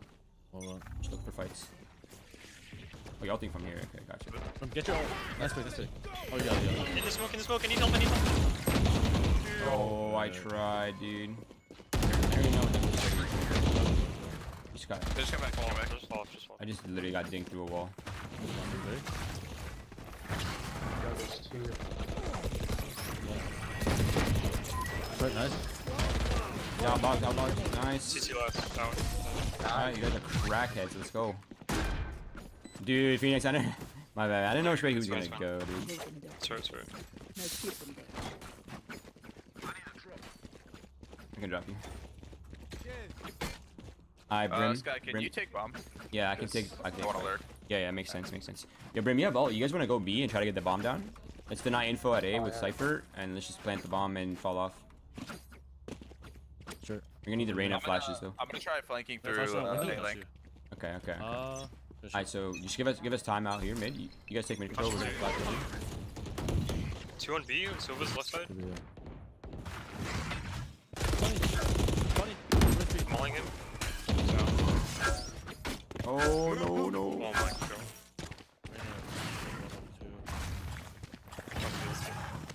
Yeah, we tried again. Killjoy's A. I can't lurk.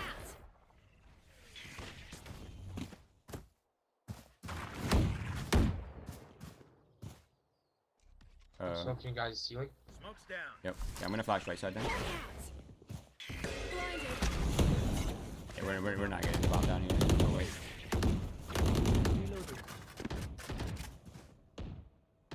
Garage window.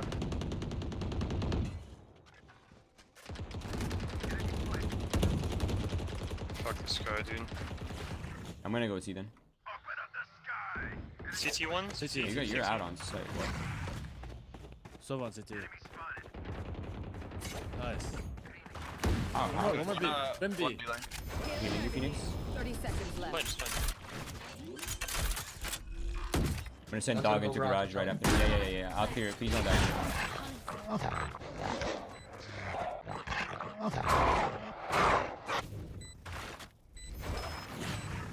You can double P garage in a sec here. 3, Nothing else. 2, 1. 2. One more. Fall. Let's go. Coming up. I have cam for bump. Just walking up. Good round, Brim. Good job. How are we winning these rounds, dude? I don't know. The first two was because I lurked all the way into their spawn. Yeah, give me a drop. Section. Fuck, was behind them all. I think so. No, I should have said Brim. Whatever. That's fine. Rain, I could drop you. Yeah. Keep our econ a little even here. Their money's kind of shite. Two of them, Killjoy and Sage, can't get good guns. I'm gonna flash mid and peek it. Sure. I'll flash it. You flash Phoenix. I'll flash. You guys think that's enough flashes? Should I throw one more? No. There's a lurk smoke out garage. I'm holding it. Sage for C. Sage is Could be close. Yeah, it could be. Stunned, stunned. Silva long. Oh, Brimstone's on B. Brimstone's on B. Silva long. Let's go towards A, maybe. Where's that kill? It's towards A, right? Yeah. You guys can just baby. I'm super fucking lit. Silva's spotting short. Very close. Very close. There's two here. Lining up. I'm going through. You don't need to take this. Going up. They're all here. They're literally all here. I don't know what he's called. We're all so scared. Like everyone's holding the tightest angles, dude, instead of like holding wide. Yeah. You just default, dude. You don't need to fucking push that like that. Alright, facts. We also have like way better guns. You guys can just like be quiet, you know? That are like trying to hold like tight corners. Yeah. Wide. Big dick 'em. I hate people fucking just stomp, man. What? I hate people just stomp, dude. Never good. I don't know all the numbers are there. That's why they step. Sage is C again. Go to mid. They're playing retake on A. Sage wall at C. Sage on C. Yeah. Wait, is there an orb C? Yeah. Can we get that and get the orb at A and you plant the bomb and kill the fucking Killjoy ult? We should go away. They're playing retake on A. Oh, for Brim? Yeah, let Brim get all the fucking orbs in the map. Yeah, come back, come A. Leave. Please don't die, Brim. We need you for this round. Brim, come back. You push the mid.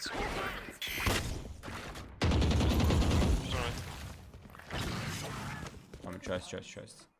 Get the A orb. They're playing A on retake. Don't let them know yet, Cypher. Yep. Go get the long orb, and then we're gonna plant. And we're gonna win this round. Make sure you ult it. 15 garage. Flash and go. We're just going. Killjoy CT. 30 seconds left. Oh, be ready to ult it, baby. Oh no. Oh, gosh, Oh, the no. arrow, man. Come on. Two, I think. Wait, come back, Cypher.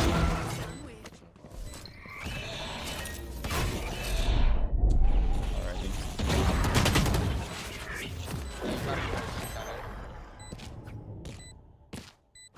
Can't do anything. Dude, I had the perfect read on the round, bro. It's so good. Oh no. Looks your enemy.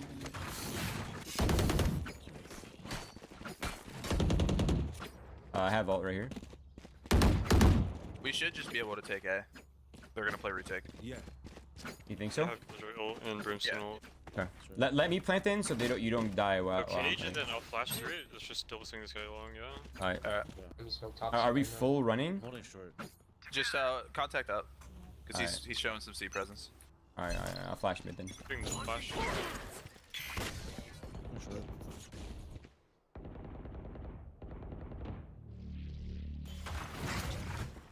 Sage B.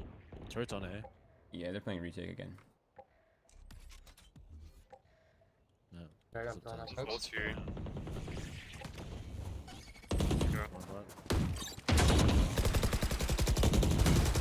And Molly's. Cypher, you should lurk. I am.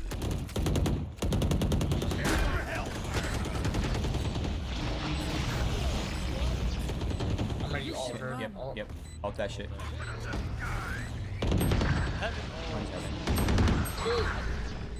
He's watching the lurk. He wins that? Bro. No way. Dude, that's so dumb.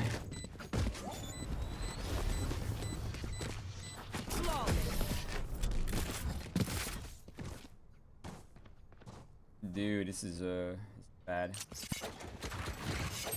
I don't fucking know, bro. I'm just going out B. I'm ulting right top B, and I'm following up. I'm literally plowing with my ultimate. Yeah. Sure. I don't know. I'm done trying to be smart. We don't have to buy if you guys don't want to buy it. I can buy next round also. Just cage cross. I'm flashing out mid. Actually, I don't want to go through window. I feel like it's gonna get spammed this round. I'm gonna flash out mid this way. We already out. Okay, I'm not gonna pop. Sofa's long at. It's on top of the wall. Rim's in window.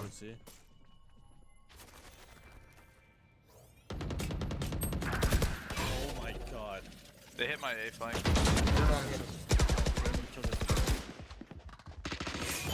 Them on C alone. Sage is here too. Sage is here too. Sage there, never mind. Okay, let's go back. 130, 130. How are they in window? Do we don't have a trip? Yeah, I called. They broke it. If you see one of my creatures, it's a good thing, alright? We'll figure out what they do eventually. Lie by, please. Let's get one more round this half. Alright. I mean, let's stop getting like cheesed by this Sage. Like Sages, like, their only place to be on top of the wall. Like you can't keep dying to that over and over, thinking she's not on top of the wall.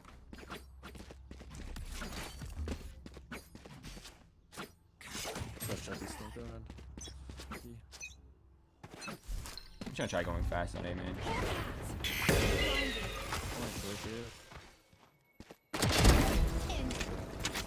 You will not kill my ally! Sage and Reyna are here already. Sova. Sorry, I'm fucking lagging, yo. Oh, she got C. I have C. Yeah. I'm ulting here for you, Brim. Phoenix don't ult. Found one. One is in garage. Yeah. I'm gonna heal you. Over here. Found one.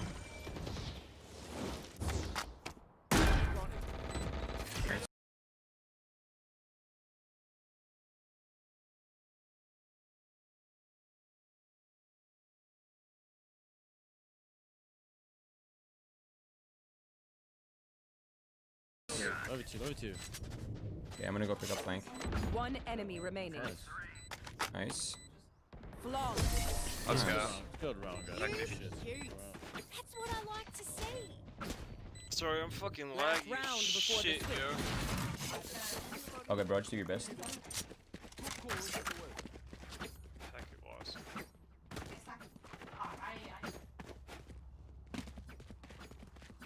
Have my ulti again. I'll get my ult. See you on. Can you maybe ult up like short A? Wait, let me get you into sewers, okay? You're gonna use the dog? Yeah. Cage across for us, Papa. Yes, sir.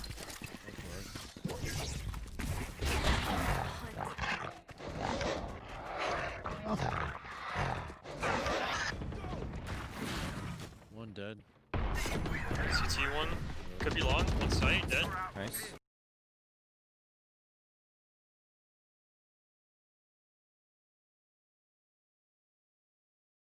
One CT.